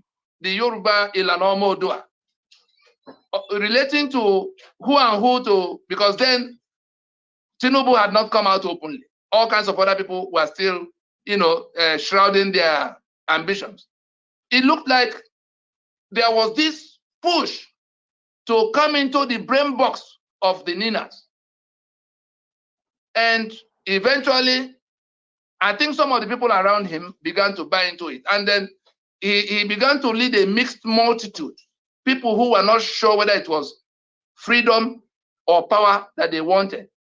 That person that introduced him, who had also become his deputy in that Ilana Omodua, called his attention to that drifting, that no, these people are known associates of the people going the opposite direction. If you say you want to become the leader of them all, it will compromise what Ilana had clearly committed to. That quarrel of shall we bring them, shall we leave them, got out of hand. It came to where I had to intervene because he had become a public face associated with Ninas. So if Ilana collapses after the Yoruba, the YWC, which was the first group they created that collapsed, if Ilana collapses again, somebody may begin to wonder. So I had to step in to try to mediate in what the quarrels were between them. We were still in that when something else now happened. They began to remove people from the organization, the people who were not loyal to where he wanted to go. And then that his deputy had cause to believe, because then he moved to Benin Republic without talking to us. Well, he could cite security concern, no problem. I was on the phone with him every other day, updating him, making sure that, he knew where things were on ground in Nigeria. Then it came to when they now began to remove the people who, in their organization, who were committed to where Ninas was going. That his deputy now had to call his attention openly in a meeting of all, a big Yoruba meeting, to say, sir, if you are now going to be the head of all these people, you may have to excuse us in Ilana, so we can focus on what Ninas is doing in the Yoruba space. From that point, when they now sacked the UK chapter of their Ilana, because the people there were being committed to, it became the point at which that threat, that notice of, look, you may have to, dress back from Ilana. Go and lead the bigger group, leave our small Ilana to continue in what Ninas is doing. So on November 18, 2021, the press conference addressed by that his deputy to say he seems to have embraced another plan that does not fit with where we were going. We've gone so far we can't begin to drift left and right, that he has to dress back. The next thing they did was to now create falsehood. Somebody called his spokesman, called Maxwell, Adele or somebody. Now, in an attempt to get back at the person that was announcing this pushback, Maxwell put out even before the press conference, I think some of the media people leaked what was up. I wasn't even anywhere around town. They were doing this in Ikeja. That was the day Blinken, Secretary of State, was coming from. So I was standing by to deal with Blinken if they had the time. And so I wasn't involved in what happened amongst them. And then Maxwell says, in an attempt to get back at the person that was trying to get rid of their man, Maxwell then says that Abuja had given 350 million naira to that deputy of Akintoye, and they put it all over the place. I saw it online. I picked up the phone and called Professor Akintoye to say, look at what has been put out. It's going to cause problem for us. You better find how to manage it, because it's your spokesman that is saying it. It will get back to Ninas if the suggestion or the impression is created that there's something happening somewhere, And so, before I knew it, for somebody I took into confidence in saying this is what is brewing, he then addressed a meeting of Yoruba people where he said yes, that money was given and that it was by Oshibajo. He called his name. I'm going to send you the video. It's in Yoruba, but I'm sure somebody will interpret it to you. It's Oshibajo that gave the money, and it was given to Olukoya, his deputy, for the purpose of helping Oshibajo to become president. That means Ninas was going to work for how to make Oshibajo president. And so he put that as the motive, that what was it this money was meant to serve. Putting a question mark on, he then said he had resigned from Ninas on account of all this, and that Yoruba pulled out from Ninas on account of all this. So he created the question mark. Of course, the franchise, the Biafra franchise elements carried it from there. That yes, this is the kind of thing that made them expel Tony Nadi from their kinds of nonsense all over the place. And people, seeing that it was Akintoye that was saying that, took it very seriously, that something must have been going on. On the 20th of December, almost 1 month from the time the trouble started, we had to issue a public statement detailing what happened. This same story I'm telling you now was put out to say this was what happened. This was how they crafted a tale that became the problem, and that in resigning, that the rest of the Yoruba are still intact in what we're doing, because the impression was that Ninas has now collapsed because they are here. When did he join us to now become? He hasn't even been introduced to some of the aspects, because because of what transpired in 2018, where he branched off without talking to us. We were measured in what we admitted him into.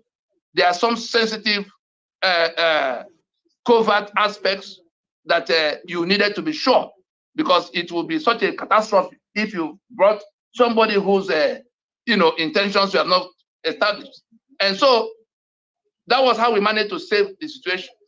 And that's all that happened. He moved on.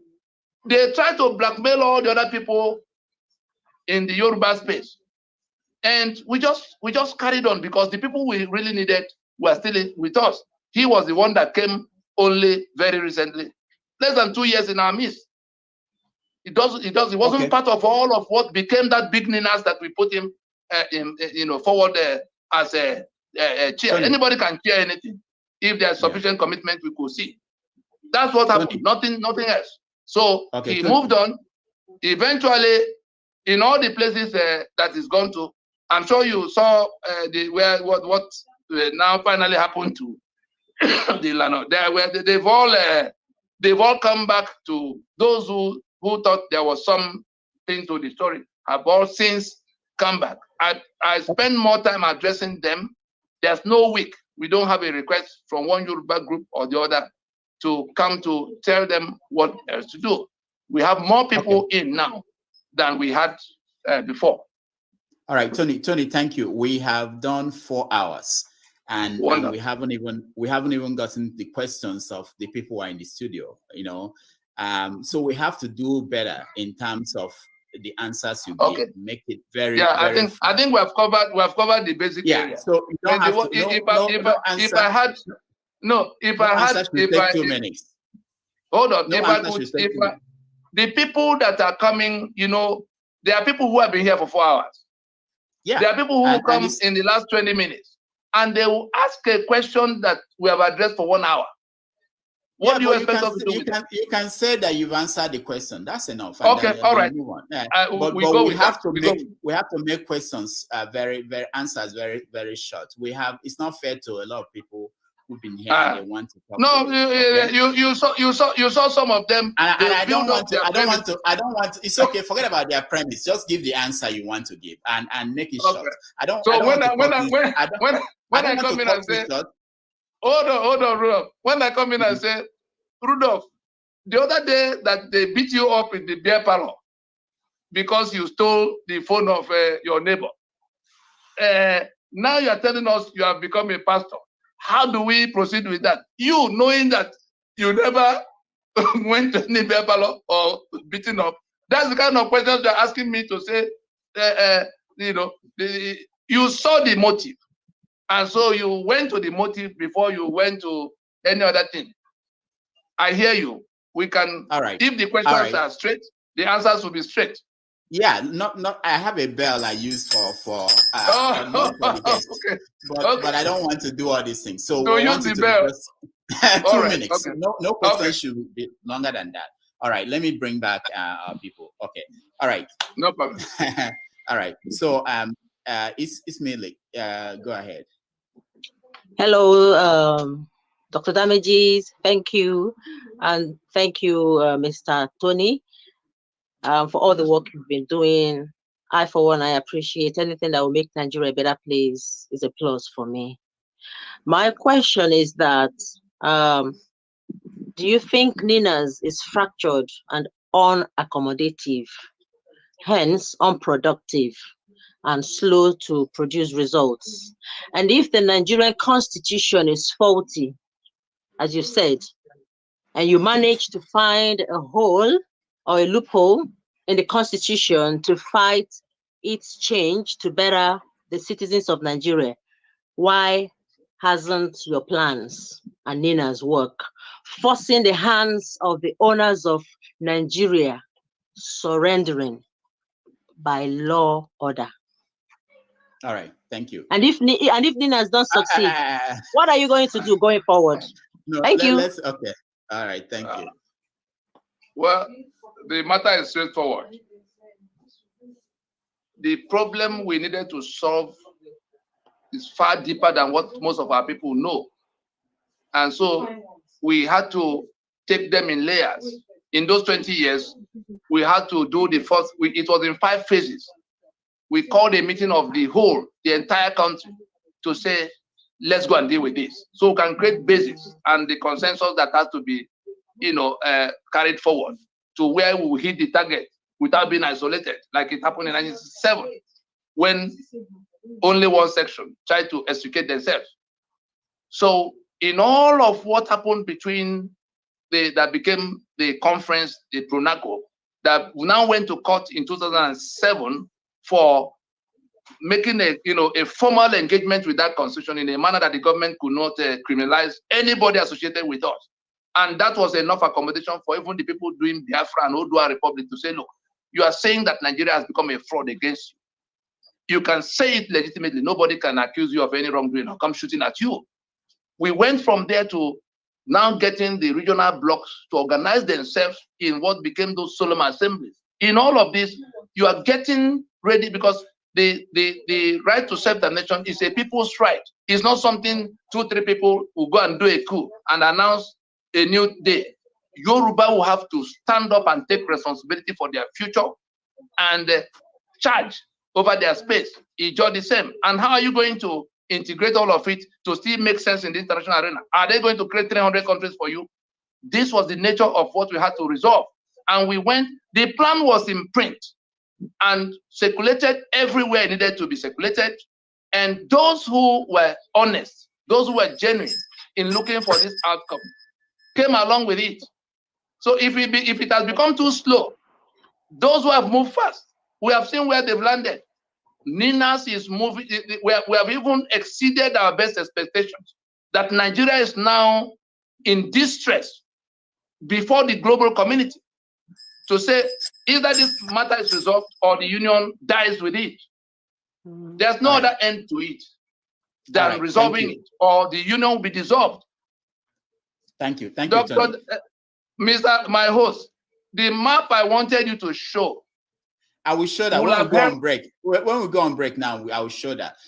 Buddy, you are next. Okay, all right. Buddy, okay. Before Buddy's question, somebody asked a question on the comment. He says that if you put them together and in 2 minutes, if you were, what you are doing is actually a threat to the country, that you will have been arrested. The fact that you were not arrested means that it's not a threat. That, that's something, question here for you to think about why Buddy asks this question. Buddy, go ahead.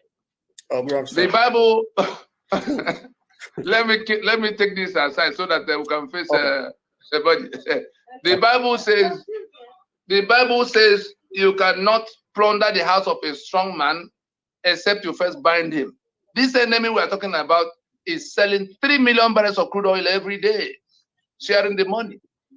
And so, if you are saying that that should stop, and the owners of all the assets, the ports, and every other asset take charge after 200 years of other people running your life, what we did in the plan we drew up was to bind the strong man.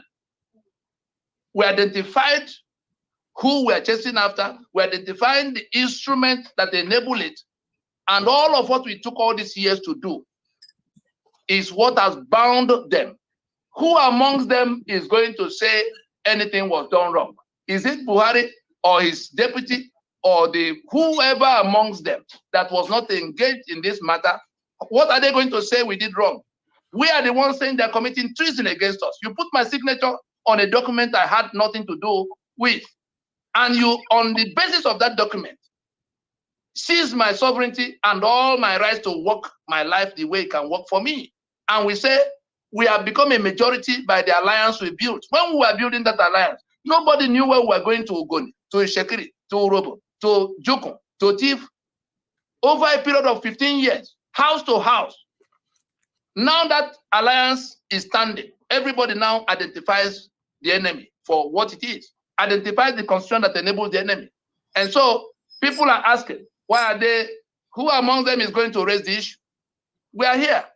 They are the ones who have to look for salvation for themselves from the charges flowing from what we are doing. Oh, Mr. Tony, from the owners of the sovereignty. Right. All right. Go ahead. All my questions here. Yeah. Yes. I've been following you for quite a while, close to like 6 years. Or you made certain assertions, like you said in 2018 that Yoruba people came together in Adamasingba, all their governors. That's not very correct, sir. It was only 2017. Yes, September. Yes. September 7th. Yes. If you go on that line of argument, the video of what happened in that place will be played. I will pass it to him in the break. What's your own alternative account? I watched you that very day, sir. I watched you that very day. It was only Ayofayoshe that was there.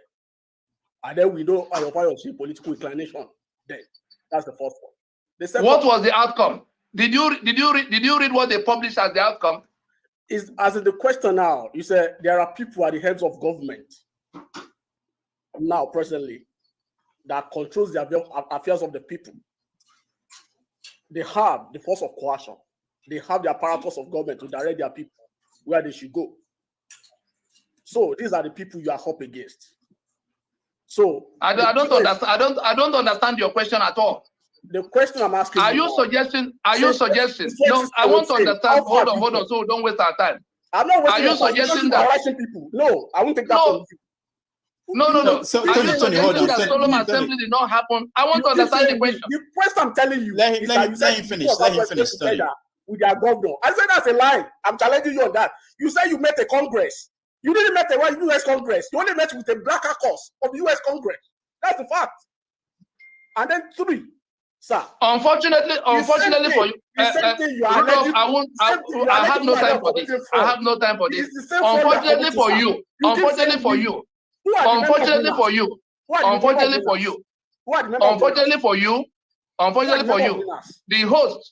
The host is witness to what you are saying did not happen. What do you say to that? You only address the black caucus of the U.S. Congress. I never met the black caucus to this date. I addressed the committees in charge of what had to do with us.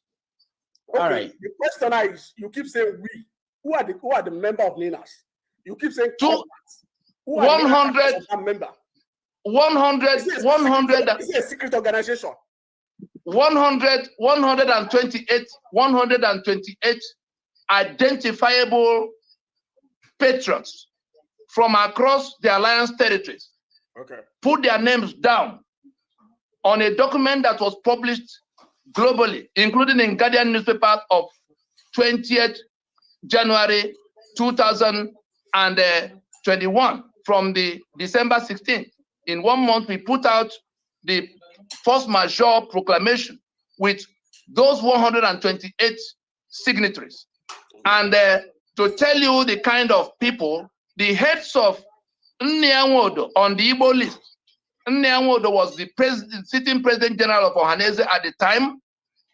His name is number 1 on the Igbo list of 40. Ukiwe, that was a vice president in this same Nigeria, was on that list. And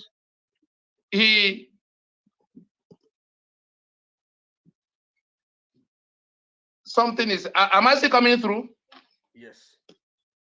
We can Just hear a you, moment. Tony. We can hear you. Oh, okay. All right. Something jumped in. Okay. All of the people, if Nwodo is on a list and Ukiwe is on that list, and people like them all the way to the 40th name, including some in the US there, where you stay. And then from the eastern side, the head of PANDEF, the one who was chairman of PANDEF at the time, along with so many of the statesmen at that topmost level, were on that list from that part. You come to the northern, to the middle belt. You had Jonah Jang, you had Turaki as the chairman of the body that brings all the nationalities in that territory together. Again, 40 of them. And there's no one person on that list. The Yoruba side, Afenifere was, in that period where they eventually ended up with a functionality that had to step aside for Adebanjo. Afenifere was very fully represented. Banja Kitoye is in the inner workings of Afenifere, has always been there from the time of Awolowo. And when you look through the people you may be looking for in that list, if they're not involved with us, we're not going to put them because the newspaper people used to report them.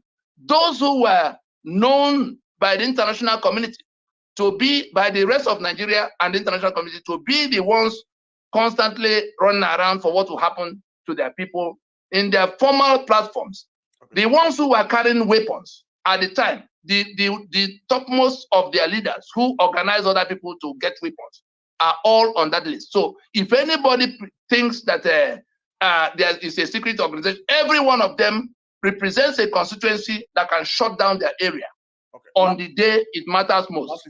So we don't have, it's not a matter of numbers. When we get to referendum, when we get to where the system is shut down and people have to decide, Yoruba people will go to referendum and decide whether they want to continue in bondage or they want to go with those who are dragging them, in other directions, all kinds of directions. Constitution the major.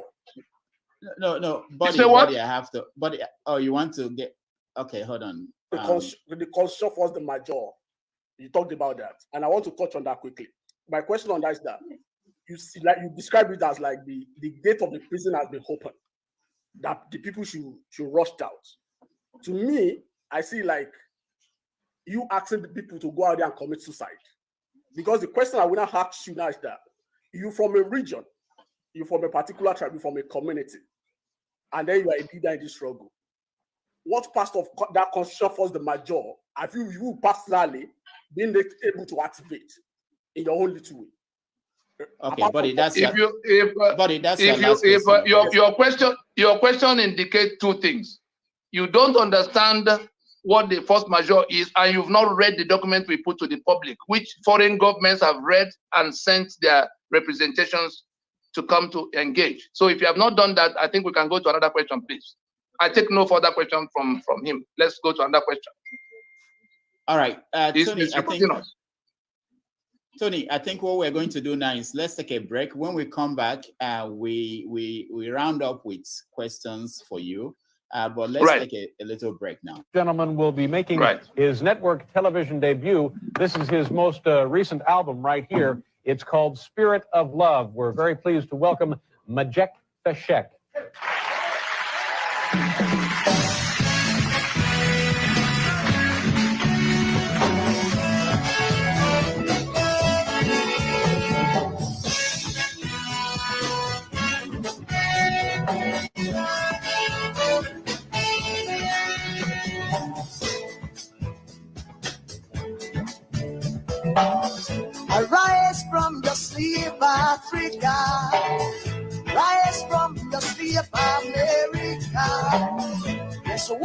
be done, Africa. There's work to be done, America. But if we unite, we will be free. So long, too long, so long, too long. We've been sitting down for so long. We've been fooling around for too long. We've been sitting down for so long. I am not gonna fool around for too long. So long, so long, too long, too long, so long, for too long, too long.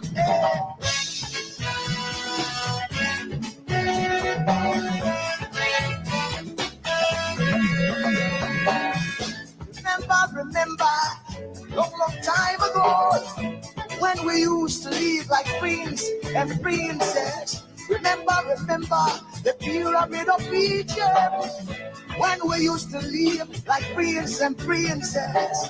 Remember, Marcus Garvey, who are the dream for New America. Oh, remember, Martin Luther King, who are the dream for New America. They say you are black, they say you are brown, they say you are black, they say you are brown. Only the angels of Jah is white now. Only the angels of God is white. So long, too long, so long, too long. We've been sitting down so long. We've been a fool around for too long.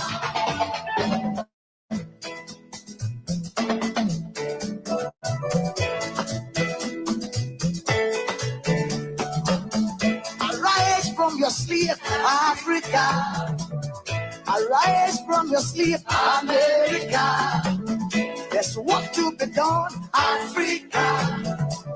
So much work to be done, America. But if we unite, hey, we will be free. So long, too long, so long, too long. So long.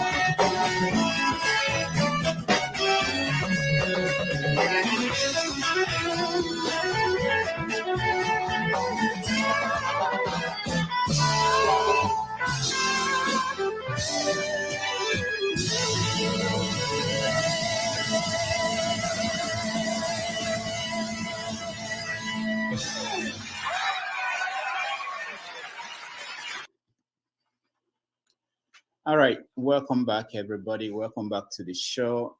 Thank you for staying with us. And we've been having a long and interesting conversation with Tony Nadi. And we are going to round up. And of course, I want to give a chance to some of our regular people to ask follow-up questions. And hopefully, Tony, this time we want we want in the next 40 minutes get a final, because you are doing your final pitch now to people, and I want you to look at it this way. These are the people that you are going to sell this idea to on what should be done. And these are people that if they get the idea, they are going to sell it to other people. These are people who are highly skilled. If they don't get it, it's a legitimate concern that the people who may be in the villages may not be able to get it. So I will bring them back in. But before they come back, the people who are in the studio, I know there are people who have given up trying to get into the studio. Can you briefly, in 2 minutes, explain now what happens?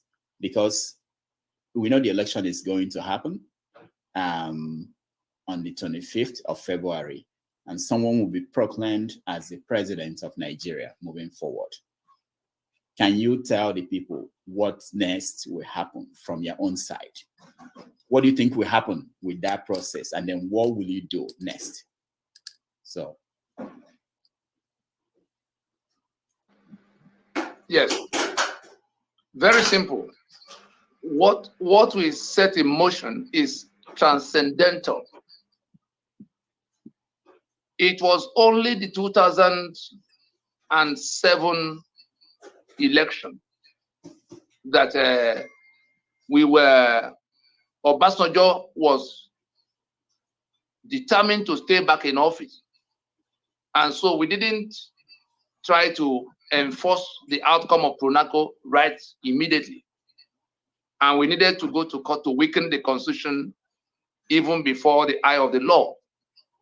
And so from that point, we began to tell those who had come, like the Yaradua that took over, that we can't go to 211 on the basis of that constitution. Unfortunately, he wasn't there to carry through. And Jonathan came at a time he couldn't, the pushing and pulling would not let him take that kind of charge. And so we began right after he settled down in 2011. The pressure was increased that we will not go to 2015 on the basis of this constitution. Tony, I know. Tony, let's. No.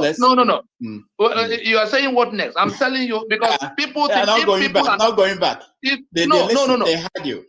No, the fact is that they think we just gathered yesterday and then they say it must be now. No, I'm giving you an indication of what might happen if they proceed to the election on the basis of this constitution. I'm sure you saw the broadcast where we said that the winner of that election will find out he has no Nigeria to govern because other things will continue as if they're on their mission of their own. In 2019, did you not hear from the Freedom Park Proclamation when we asked them to leave the election, let's go and solve this problem? Have the situation not become much worse? So are you saying that okay, Tony, if they go to election, a whole number of things can happen. A whole number of things can happen. What will happen? It is possible they don't get to election. You saw what happened in the last week of October in Abuja. If Afghanistan happens, would they be going to election now? They won't be going to. A whole number of things can happen. You saw where we talked about plan A, B, and C, in which the caliphate that is dragging them to election have other plans that are not about election. And so any of those plans can overtake even their own errors can overtake them. That's before. Then, in course of the election itself, the house can collapse on them. All these people doing obedient movement who do not have PVC. The day after election, I'm sure you had the US institutions that have been telling Abuja that the way these things are, if you say Peter Obi did not win, that this multitude of people who think they have found their salvation in him are going to put up a challenge. I tell you, that is also a possibility that the election will collapse in terms of income, in terms of there's no outcome that is producing president that is settling down. If one person is declared and this angry masses you see say it's not so, then even if they say it is their man, and then everybody rejoices and he comes in, the forces that broke the backbone of this caliphate, the forces that broke the backbone of that constitution, are not going to just go and begin to sleep and drink beer, knowing fully well that the problem will not be solved. If anything, the temperature will be increased on such a scale that those who went to that election will wish they listened earlier. I leave it at that. Tony.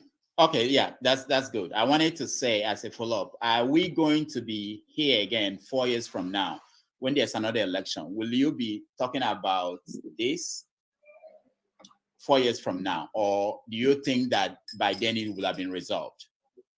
That is, if we follow the trend that the election happened and that somebody was declared a winner and someone gets in there, whoever that person is, are we going to be here again 4 years from now? The Fulani agenda, none of us, none of you is looking at the bigger monster that is coming from behind. You are looking at the election they are waving before you. The people that are here in millions with guns, who have partitioned your lands among themselves, just to remove the people who are hanging around those lands, whether they are Yoruba or they are Igbo, they are Ijaw.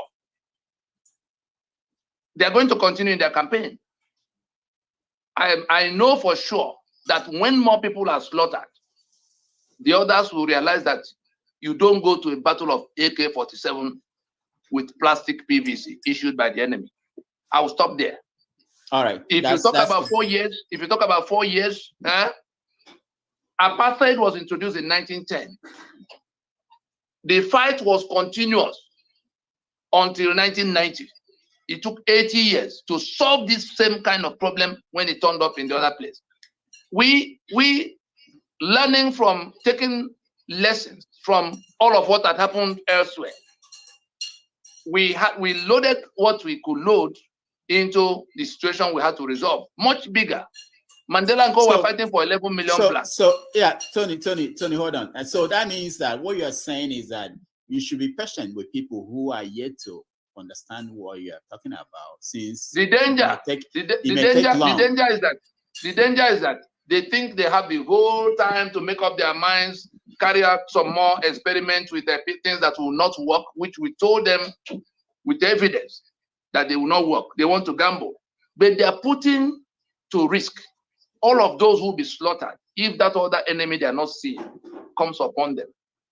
Now, so one more question. If you see impatience, if you see anything that looks like impatience, it will be because we are seeing the wider field, and we have seen deaths that shouldn't have happened, but because people refuse. When we were telling them about this Biafra gambit, were people being killed at the time? No, but we told them that it's heading to where not only will the people doing it to be killed, again, Tony, we're on that trajectory.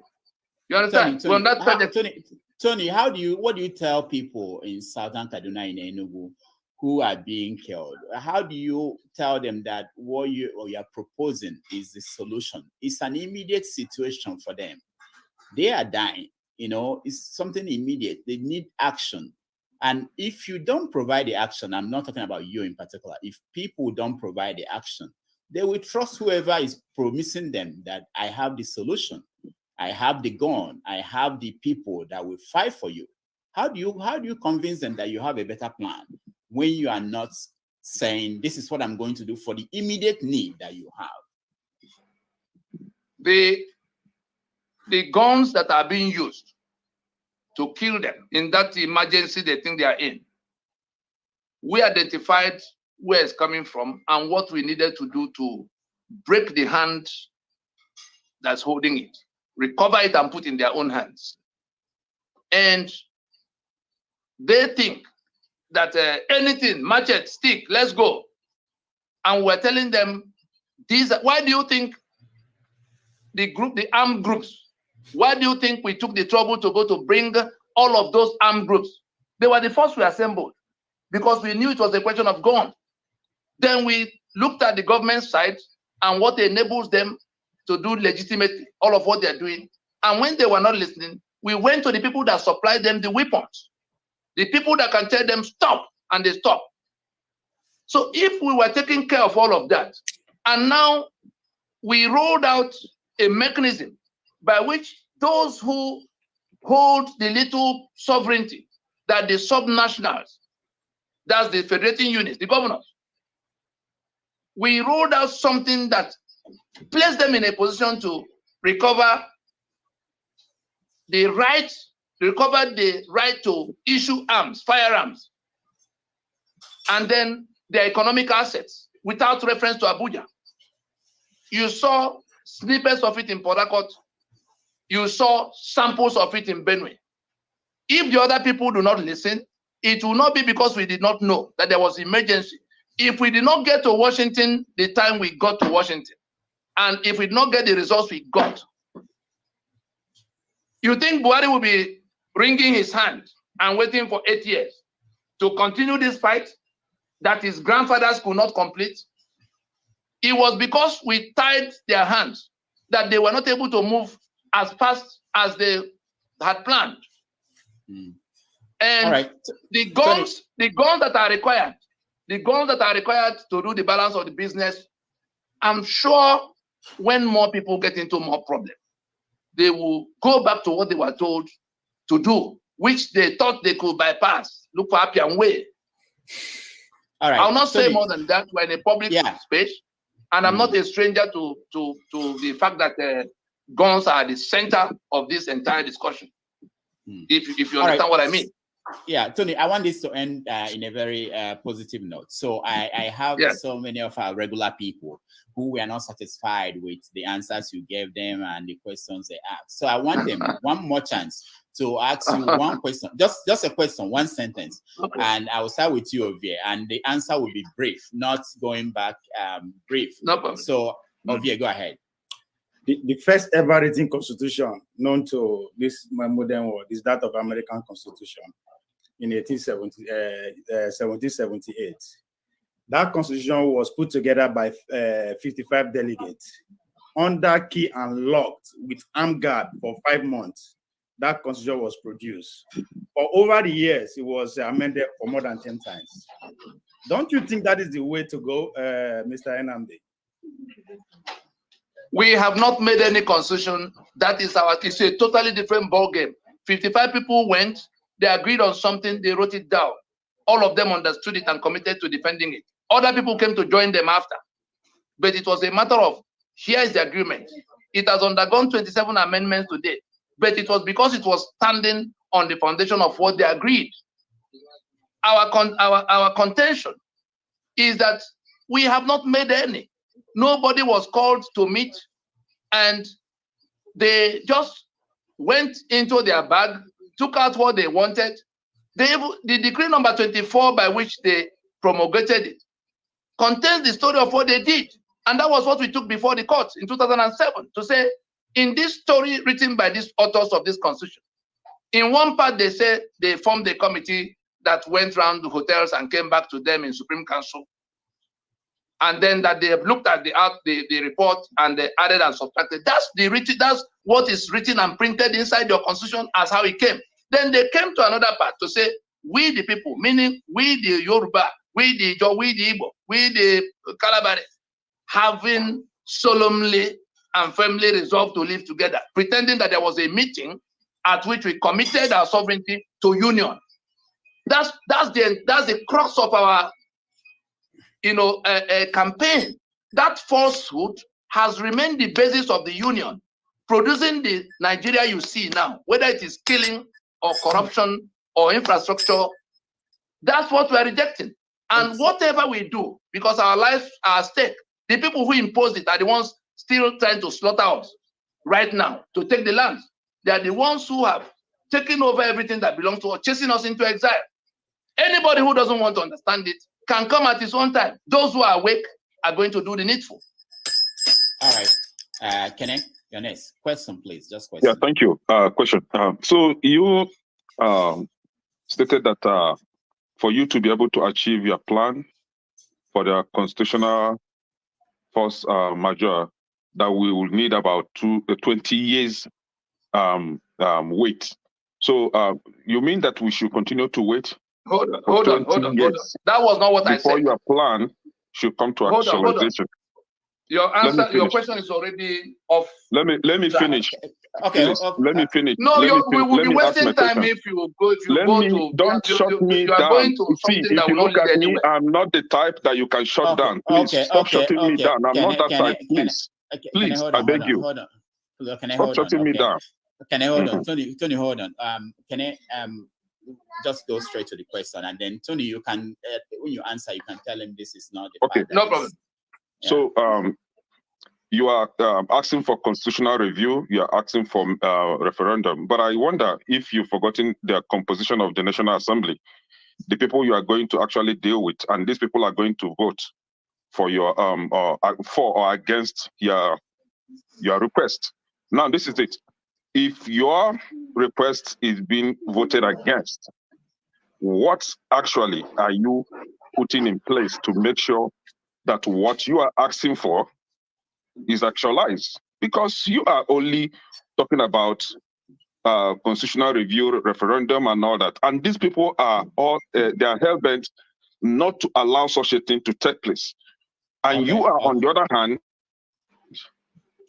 demonizing other people that are using their own method of pursuing the same goal. So what actually, you have not given us any concrete solution that you're going to use. You have not provided any concrete solution. So I still ask, what will be your alternate solution? All Please. right, thank you, Kenneth. Thank you. Okay, Tony, go ahead. It's a very difficult task to wake up a man who is pretending to be sleeping.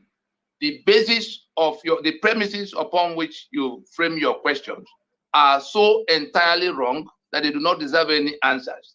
First, because you said, I say we require 20 years. I say we deployed a 20-year plan right at the point in 1999 that the Constitution was imposed. It was done in 5 phases, and it culminated in the constitutional force majeure we declared to enforce the consensus we built in the period. Consensus against that constitution, consensus against the proprietors, the caliphate proprietors of it, and consensus in the international arena that has produced results everybody can see on the subject matter, including the UN and the US that is taking certain policy actions on Nigeria, away from what everybody thought they would do. And so it's not 20 years that will begin now and end in the indefinite future.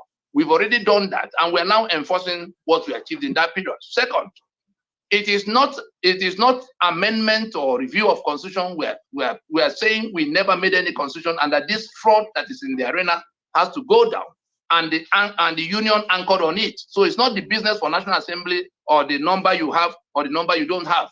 It is something that takes down the basis of where they stand to be doing what they're doing. The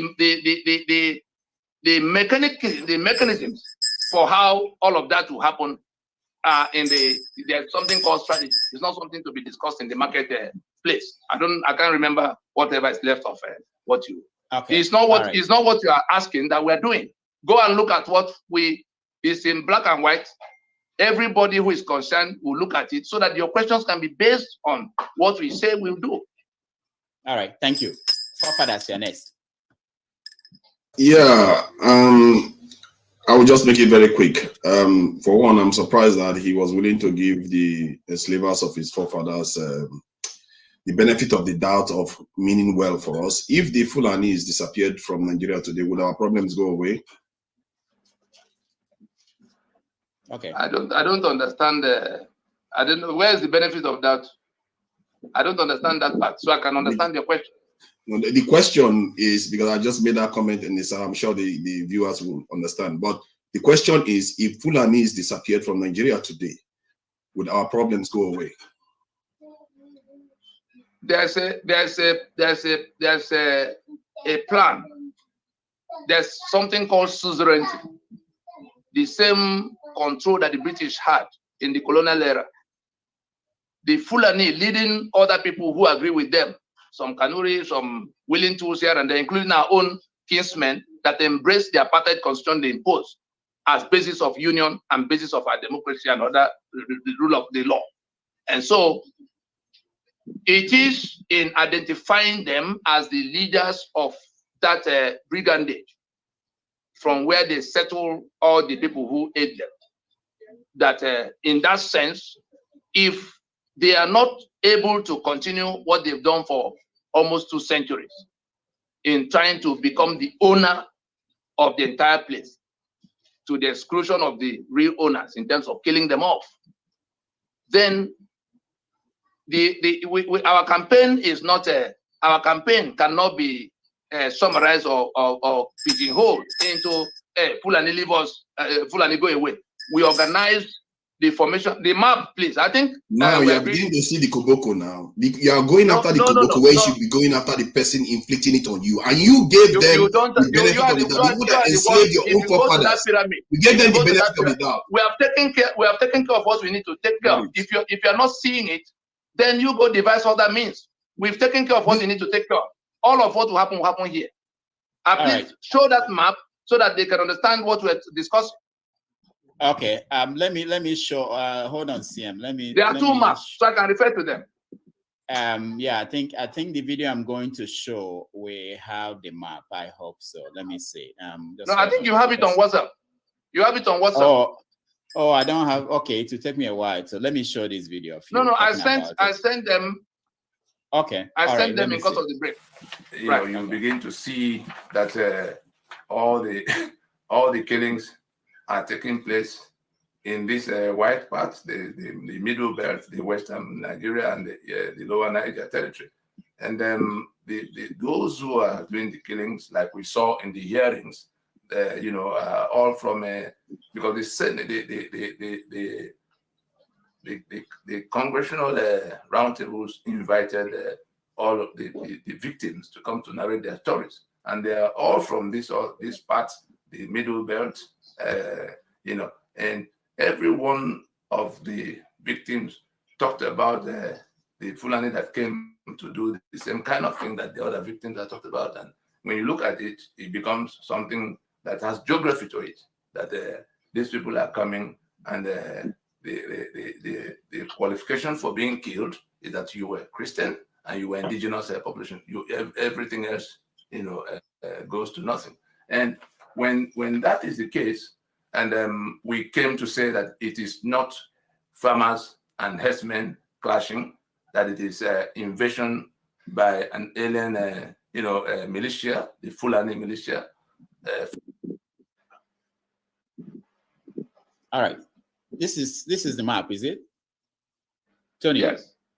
Yes. Okay, can you see it? Okay, so you can explain what you wanted to explain. Yes, the map you see here is the formation in which the Nigerian, this constitutional debate will be discussed, will be handled, will be managed. The part in green is the 12 contiguous states that imposed Sharia simultaneously in year 2000. And so our contention is that they have seceded from the secular union we agreed to be at coming together in independence. So they've left. Against even the express provisions of the constitution they impose. And as long as that Sharia is there, we cannot pretend to be in the union, secular union we agreed to be, quite apart from the question of federal basis, who owns what in the federation. The balance of the Nigeria is, again, we went to the Yoruba side that is contiguous, one language, more or less homogeneous. So we cut them out in blue, including the Yoruba in Kwara and Kogi and part of Do and Delta. That's the blue. So what is left is the balance of the old north and the balance of the old south. And in the part that is brown, you have the whole of Midwestern region and the Eastern region as ethnic nationalities. I'm sure you know that as Saba people and all the Anyoma and the Kwere and all of that. There's another map of 1885 that now delineates what is inside this brown. So Ijo is in one block in that brown. Igbo is in one block in that brown. Edo and all the Anang and Efik, everybody, Ogoni, everybody in their ancestral space. And we have this charter of relationships in which everybody is on the table, organizing how they will be a part of that block, whatever happens to Nigeria. The Middle Belt, the same. There are more than 100 language groups in that purple area. So they, you know, they're also doing the same kind of thing we're doing in the eastern half, that's in that lower Niger, all within the context of what the UN instruments stipulate as our right in the circumstance to enforce. And it is these three, the middle belt, the Yoruba bloc, and the lower Niger, that is in the alliance that is called NINAS, Nigerian Indigenous Nationalities Alliance for Self-Determination. Because the other people are not indigenous here, they came from outside. They still are welcoming their brethren from everywhere to come in and, you know, overrun this the rest of the country and become the Fulani country they always wanted to be. And so our campaign is to take down the constitution and the union and allow and then force a situation where those who are fed up with everything Nigeria is doing against them will stand in these formations. This will be, the blue will be a country of 60 million people. The brown will be a country of 70 million people. The middle belt could be anything between 40 and 50 million. And the three of us are working together to avoid the kind of thing the world has been fearing about Nigeria. That's what it's all about. And our thesis is that if at the point that constitution goes down, we cannot find common ground that will guarantee the sanctity of human life and the equality of men, then the balance of the discussions will be excluding those people who brought that civilization. We made it very clear to them. That was why we called a meeting of all, so that they don't think it's because we don't like their faith. It's because there are things they are doing that are injuring other people, and the rest of people are in agreement in their civilization to keep human life sacrosanct and all men held equal. That's what the map is. This is the outcome that will happen if they don't step down from that attempt to, kill off other people and take their land. And you can see that these three form a clear majority: the purple, the brown, and the blue. A clear majority that own all the assets, including human capital, that can enforce their will if they are standing together. And if their signature falsely implanted in that constitution is the reason the Sharia belt is prevailing now, then they just can walk out of prison gate if they choose. That's what we have spent the last 23 years trying to achieve. All right, thank you so much. CM. Okay. Question, please. Just one question. Thank you, Tony. Yes, the question is on the Constitution and how to go about it. I know I've listened to your formula or what you want to do, but do you not think that because if we have a government in place, that we have the political will to even implement, to ask questions or even bring people together and say, look, this constitution is not working, so I've been banned by it. Do you not think that would be the way forward? That's why I'm saying, because Jonathan left, Jonathan was about making an attempt, but since Buhari came, everything was shut down. And look at the chaos in the country. So do you not think that if a good government comes by 2023, it is not yet late? We can start this position you are saying, because the constitution is the major problem of the country. Why do you think that we're not why do you not have faith in a new government coming in 2023 and listening to groups like you sit down around the table and say, look, we have to bring this constitution down, but what manner do we do it so that we do not leave a vacuum? That's my question. Wonderful. We were thinking the way you are thinking now, 20 years ago. So I spent 5 years dealing with Obasanjo. From the time he came in 1999 to the time after the 2003 elections, I then wrote him the final memo to say, since you have become the reason this cannot happen, the owners of the sovereignty will carry on whatever government thinks. And that was when it became a fight for him to go to national TV to say it will be treason if we called a meeting of the owners. That's on the one part. We tried with every subsequent, you saw how far we went with each of them. On this occasion, of the 3 candidates that are standing in front, we have engaged them more than sufficiently to arrive at the conclusion that with them it is ruled out. With them it is ruled out. And so we are not, and the fact of we are not in control of what will happen on the journey to that election, because the people who are dragging us to that election have their own plans that can overtake all of us, and we see Afghanistan. And so we said it will be a stupid risk to take, to hope that somehow a good man will emerge. The good man who does not agree with us, if we are not engaged him, we will be one of those thinking that this good man will then listen and do the good thing. We have engaged him.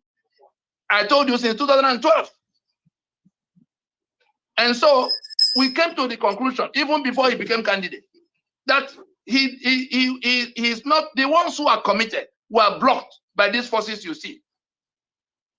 Is it not stupid for us to now think that the one who does not believe, who has gone to TV to say constitution is not the problem, for something that took all these lives to establish and all of what it took to bring Nigeria to its knees now, he went to TV to say constitution is not the problem.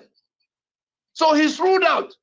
The only use he can be to this project is to join in saying it now, that this constitution is the problem that has to be solved before any other thing can happen, before any other thing can be rectified in this union. And those who are being killed, those who are fed up with the union, who don't even want to go to any meeting, are not waiting for who will come and repair Nigeria.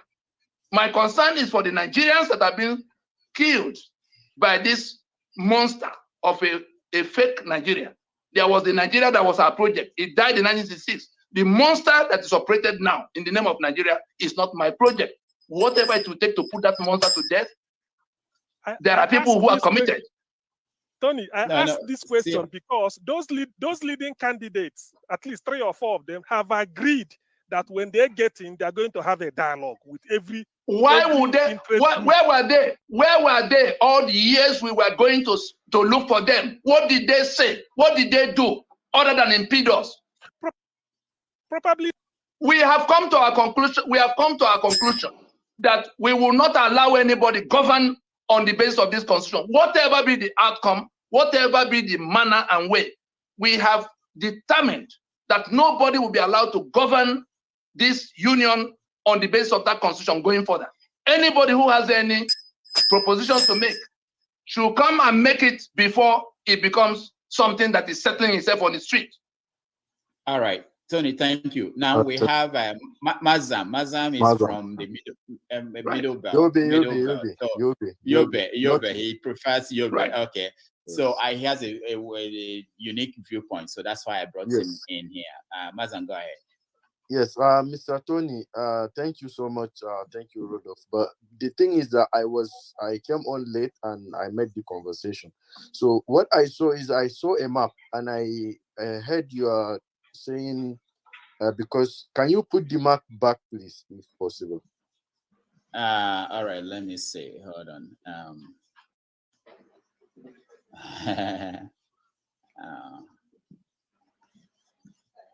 Okay, not really. It will take a while. Okay. In that map, I saw you put the green part, the upper part. In the northern part, you put just one north in that part. But you see, we have this particular problem in the north, and which is one of the major problems that is facing the entire country. Because if you look at it, you are talking about the Fulanis, and the Fulanis came, and exactly, if you look at it, that map, if you divide it into 2 in the middle, from the left-hand side, you see that where we have the northwest, that is where through the area which the Fulanis came to Nigeria, that's the caliphate. Now, if you look at it, their movements covered across the entire northern part and towards the middle belt in the Kogi and part of Kogi and Kwara. Now, if you are saying that these people agreed in the other parts to go with your movement, then what are you looking at? Because for me, I see myself as an Afro-Asiatic, which is from the Kwararafa kingdom. And if you know the history very well, you know that the Kwararafa people covers. That's why we call ourselves some of us call ourselves the southern. Is it the southern north or southern north? So if you look at it, we are one, and then the only people who are different from us is the true Hausa person. That is, the Hausas are different from us, even though we speak the same language. We speak Hausa as a general dialect, but we are different from the Hausas. I have my own tribe, and so many people. Kanuri have their own language, and we have Jukun, we have so many tribes, and there are so many, more than 200 tribes over in that place. Now, we the only people who, like the Fulanis, came through towards the Hausa people, and they lived with them, and the Hausa people embraced them through the jihad. Now, the Hausas at the moment are saying, we are tired of you people. We cannot coexist together. We want you to find a place. We don't want you because you people have been deceiving us. You've showed us that we are one through religion, and then in the end, you are killing us day in, day out. And that is the cry of every other northerner in the past, because this has been affecting our lands. They have been taking over our lands, and our people have been crying. But they made it to look as if it's a religious issue, and now it is not even a religious issue, but I can say ethno-religious issue, because it is an ethnic thing that is coined. It's a religious thing that is coined in ethnicity. So my problem with that map is that when you are saying that that entire map is one, we will go together, I think that is where we have problem, because me, I cannot sit down and see someone who came, then the person will now want to rule over me as what? Even the houses at the moment are not ready to take that. Wonderful. You understand? We hear you. We hear you. Yeah. Please, host, bring back the map as I speak, so I would he can see what I'm saying. Okay. We visited. The reason it took so long to arrive at where we are now is that we went physically. The middle belt you see, you know Chibok in Borno? Yes. All the way to Biliri. To Biliri Kaltingo. Biliri Kaltingo. Yes. To tell you, all the way to the Zuru areas in Kebbi. Yes. All of those southern fringes from Borno through Gombe, Bauchi, southern Kaduna is fully in that purple. You understand? All the way to the Zuru in Kebbi. You know, so we went. Of course, Yobe is still a bit further up. There are Christians in Sokoto and all of that, but these people presented themselves to us as Hausa Fulani for several decades, doing the same. When this evil was being done against the rest of there was one Nigeria, north. yes, exactly. The pretense was that has the guts to come out and say, no, I exempt myself from this general statement, because the people don't have the people don't have a voice. But what I'm trying to say is that let me. Sorry, I'm building up to something. Let me say I'm building up to something. Okay, go ahead. We took cognizance of all these things. We went house to house. I've called, I don't know when you joined the meeting, I've called the names of the leaders from all those nationalities that were involved in the processes. Now, something has to, the meeting that happened in Aburi was for us to go back to the union we agreed to be, the federation we agreed to be. Exactly. And then from that, the federation that was distorted, we now come to even where Sharia was allowed to, 12 contiguous states pass Sharia. Yes. And the rest of us were now going to live with that, because once they have a foothold, they will spread doing their havoc. And so what we have done is to frame the question that has to be answered. And if we're not answering union, if anybody then says it cannot be end of union, they will have to go back and defeat this alliance of the aggrieved that has done all this work to provide a mechanism for resolving this issue. It cannot be me bleeding and you. Look at all the management of Nigeria, the team that have been managing Nigeria. Check the list of the management teams of the NMPC. Where's Baru from? I understand you correctly. So what we have done, nobody is God.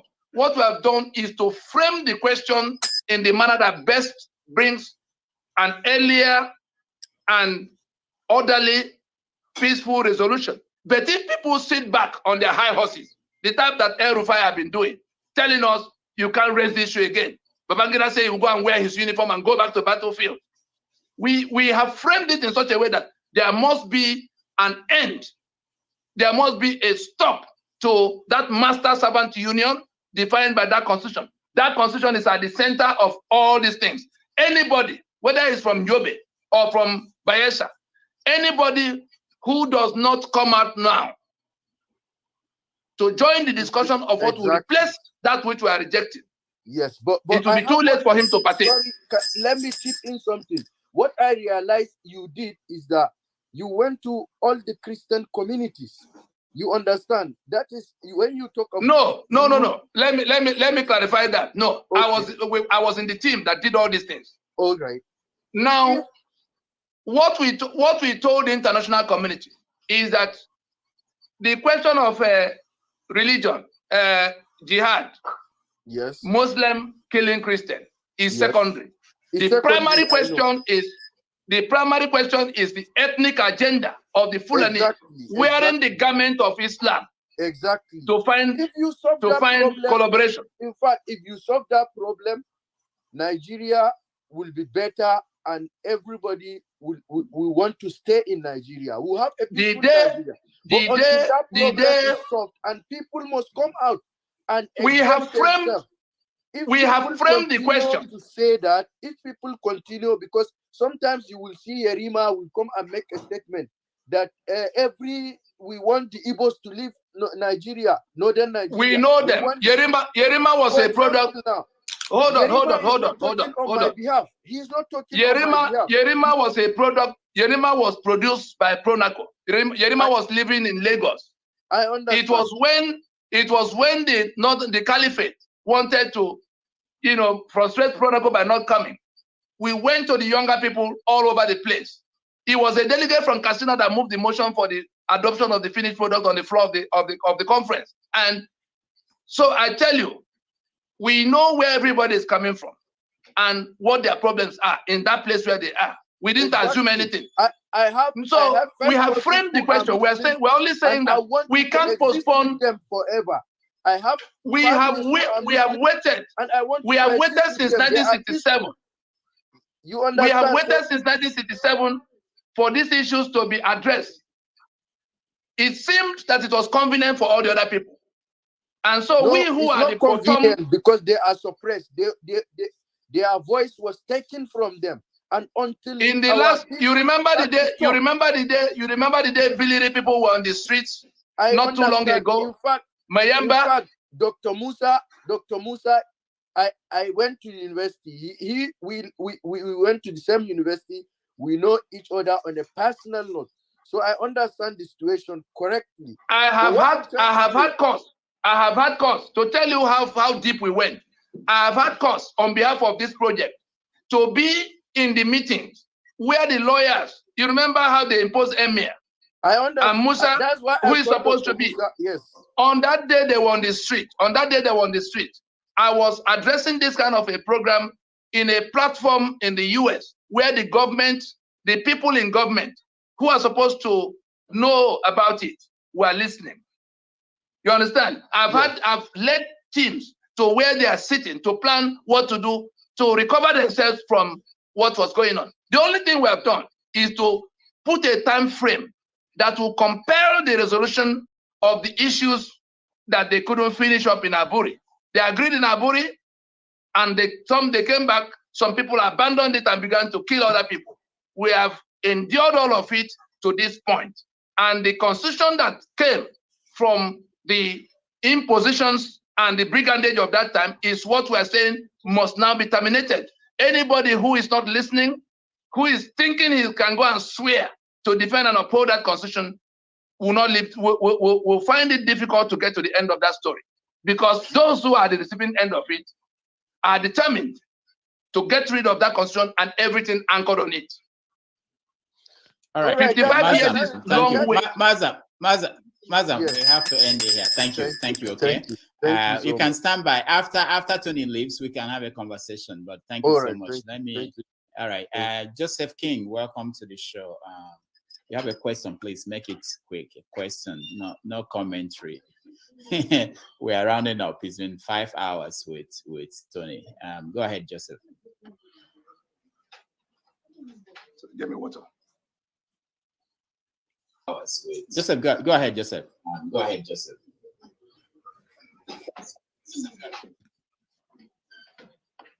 Joseph, can you hear me? We can't hear you, Joseph. I'm still mute. Okay, go ahead. Okay. All right. I saw this topic and I was quite, excited, because looking at the country alone, one would realize that Nigeria would not survive with this sort of arrangement we have. And when I saw that map, it's propped up a question in my mind. And I want to ask Dr. Tony Madi this simple question. when it comes to the Igbo, like let me say the Biafran issue, the Biafran question, just like what the other guy from the north is talking about, the unity among the Igbos is really poor. And of course, you know, when we talk about Biafra here, we have to look at the map of the 1960s. That's the Biafran, during the Biafran War. The map includes the people called the Niger Delta people today. So what are we going to do about that diversity already inside the divisions you've created already? So what are we going to do to address that? Thank you. All right, thank you. Thank you. We spent quality time. In fact, one moment. Moderator, please, this question is important enough to bring the map that answers it. Otherwise, it will still be the same confusion. So please put up this map of 1885 so he can see what has been done about the concern he has. Okay. Please put up the map you have now. That brown part. That brown part detailed out. All right. Keep going. I'll bring it up. Right. It will take a minute. That map. The first problem we have with the people talking Biafra, they don't have a map to it because the 1967 Biafra, you know, included the present rivers, Bayelsa, Akwa Ibom, and Cross River. It does not include Delta. Delta was in Western region and then became Midwestern region up till when the war broke out.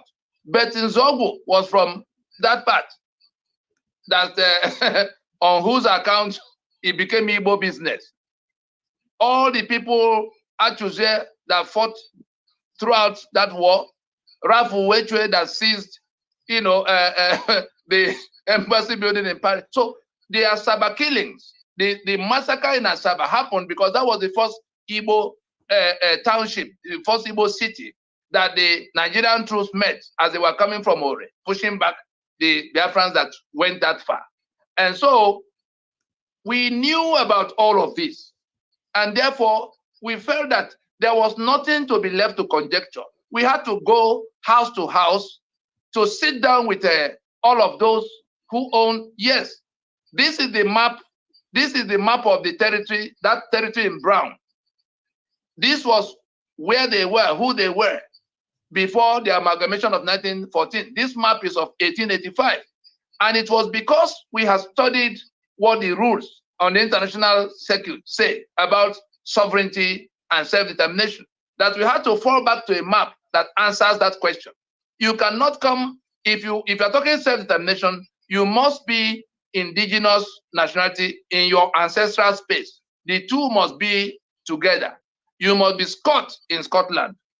You must be Catalan in Catalonia. You must be, you know, Ijo in Ijoland. You must be Yoruba on Yoruba land. You cannot access the right to self-determination in any other capacity.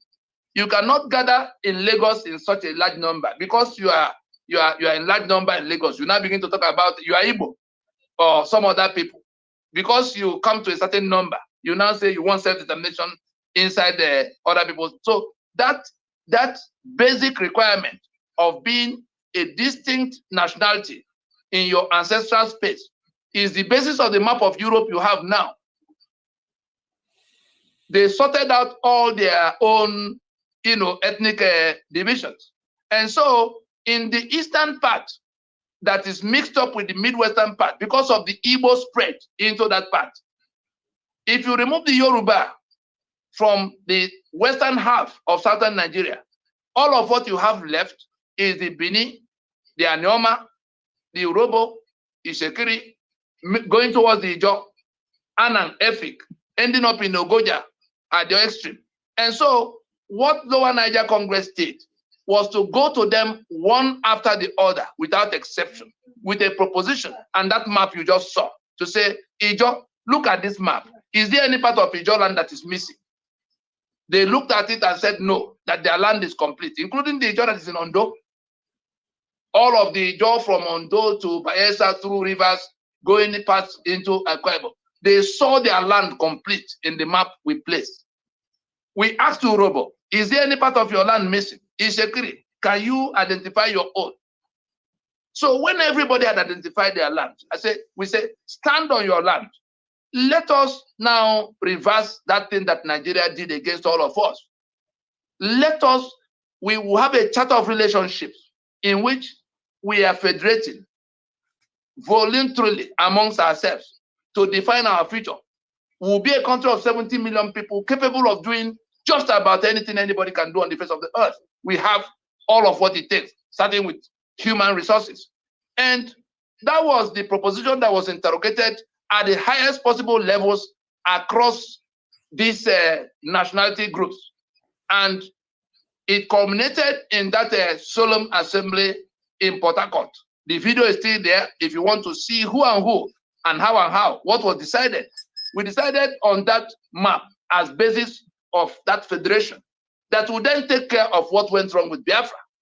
Because the problem with Biafra was that it was declared on the 30th of May after the killings had lasted almost 1 year from the middle of 66. But just 3 days, when the decision had been taken to declare, to move away from Nigeria, the federal government sitting in Lagos announced the breakup of Nigeria into 12 states. And that eastern region was broken into 3 states. East Central State was the Igbo core, and then River State, and then Southeastern State. That Southeastern State has become Cross River and Akwa Ibom. That River State has become Rivers and Bayelsa. If you remove these 4 states from that eastern region of 1967, that did not include Midwestern region, you will then understand what Buhari was talking about when he said, dot in circle. And the people who have carried on with the Biafra campaign in a manner that creates the impression of Igbo campaign, because that's where they lost all the people who they formed. Some of them came up only in 2013, apart from Wazirike. Wazirike did even much better because he took time to listen and he pulled back at some point when he saw the superior argument. And if you ask him today, he will say, these are the people who have the answer to this problem. People have asked him and he has referred them to us. But the ones who now come to say that they don't need any map, they don't need any discussion with our neighbor, they don't need any engagement with constitution, they don't need a referendum as mechanism. Just confusion that has ended up in this bloodbath you see. So that's what it is. We have agreed amongst ourselves on what we need to do. When that charter of relationship is brought to the public, it will of course go through ratification that could include referendum in that part, so that everybody in that place is heading towards their own freedom on their own terms in their space. Then the rest of Nigeria, whoever agrees with us to keep human life sacrosanct and to hold all men born equal, we can then begin to discuss. But before then, the collapse of that constitution returns our sovereignty to us in that formation you saw. And there's no quarrel anybody can set up in our midst. All right. Thank you. Thank you, Joseph, for this question. Thank you so much. We appreciate that. All right. Tunde, you are next. Dr. Tony. Thank you. I don't go by any titles at all. So yeah. This is the beginning and the end. No, I'm Yoruba and I understand you because I've followed your journey all through. Okay. And as one of the agitators for Yoruba Nation, I make bold to tell everyone who's listening and who's on, is in the doctor's studio at this very moment that look, your ideas help us to shape our movement in the Yoruba nation, self-determination struggle. Thank you. You are someone who knows what you are doing. All these questions. One of the things that we Nigerians, especially educated Nigerians, take for granted is that we think the Fulanis reason the way we reason. No. And some of us have refused to go and read the books that the leaders of these people have written. It's their plan. They said God gave them Nigeria a long time ago. Buhari is the last Mujahideen as far as they are concerned, to make that dream come true. If we are taking the way, if we think that the Fulanis are taking the way we are taking in the South, no. The only thing they know is how to use violence to get what they want. That's it. Every day, I'm in America. Most of us are, are in the diaspora. Most of us are inundated every day with requests from home, money here and there, and all of that. And they say, each time you tell them they are in war, they say they are not in war. Who told you are not in war? You'll be fighting war, you just don't know. It's only one party that is holding all the guns in the war. The Fulanis. Just hold it there so that we can land this. Silence to farm today. Hold it, sir. How many of us? Can you now? That's why you are at war. Hold on. Yes, sir. Can you now relate to where we began? I don't know when you joined the meeting. We said we identified the Fulani agenda as a monster coming from the sub-region. Exactly. We identified. We identified the constitution.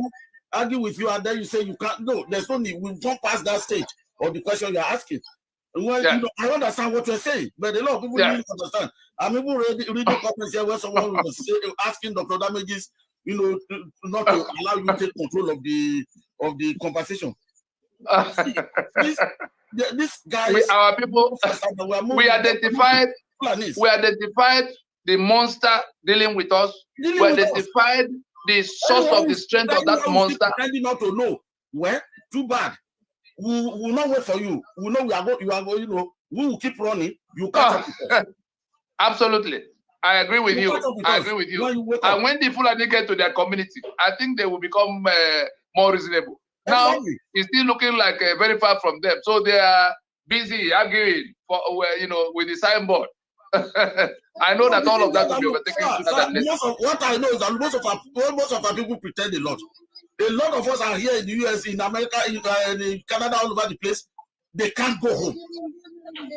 But everybody will pretend that it's job. It's this, it's that. You are simply afraid to go home.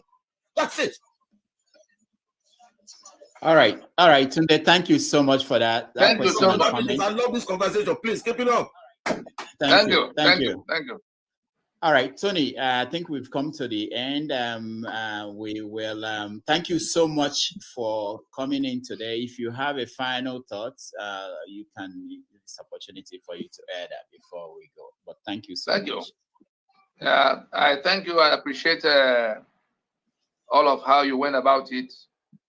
I will only tell our people to please put aside all of what they were thinking before and go and look at what is on the table. What is the diagnosis? What is the prescription? What is the treatment? In that order. Because if we don't, we're going to continue to carry on in our ignorance, and the enemy that is already upon us will have his way. That constitution is their strength. Their plan is to take the land, and they've already empowered themselves by that constitution to be able to do it. And they're going to exterminate, kill off all of those who may lay claim tomorrow. If instead of facing that problem, we are now being invited to who will come and build a democracy on top of a disputed project that Nigeria has become, then we are now aiding that enemy by going to the election that will reinforce that constitution for them while they carry on with it. They've not stopped their invasion. It's ongoing as we speak. And it may come to a point where the election will be overtaken. Even if the election happens and one of us get declared winner. Obasanjo was president for 8 years. That was when they built up. Jonathan came. That was when they unleashed. And now Buhari was brought about because they were able to unleash in that magnitude. And Buhari is now going to conduct an election. You already, the last speaker already described him as their last hope for, taking over this place. Now, it is that Buhari that will conduct the election, printing the PVC that you will use, that will now give up everything that they have got all these 200 years, because they are going to uphold the democracy and rule of law. Those who are not concerned about the constitution by which the winner will govern should not tell us about democracy that can produce one good man or the other. I will not wear these shackles any further. And 3/4 of the people you call Nigerians are in that frame of mind. They will not be slaves in their homeland, especially when they are being slaughtered. Something must give. I think we can drop it there. Thank you. All right. Thank you so much, Tony, for joining us today. We appreciate your time. When we come back, we will have a regular discussion on some of these things. Thank you. Thank you. Thank you. Oh, people look here, face me like Facebook. I go see this sound.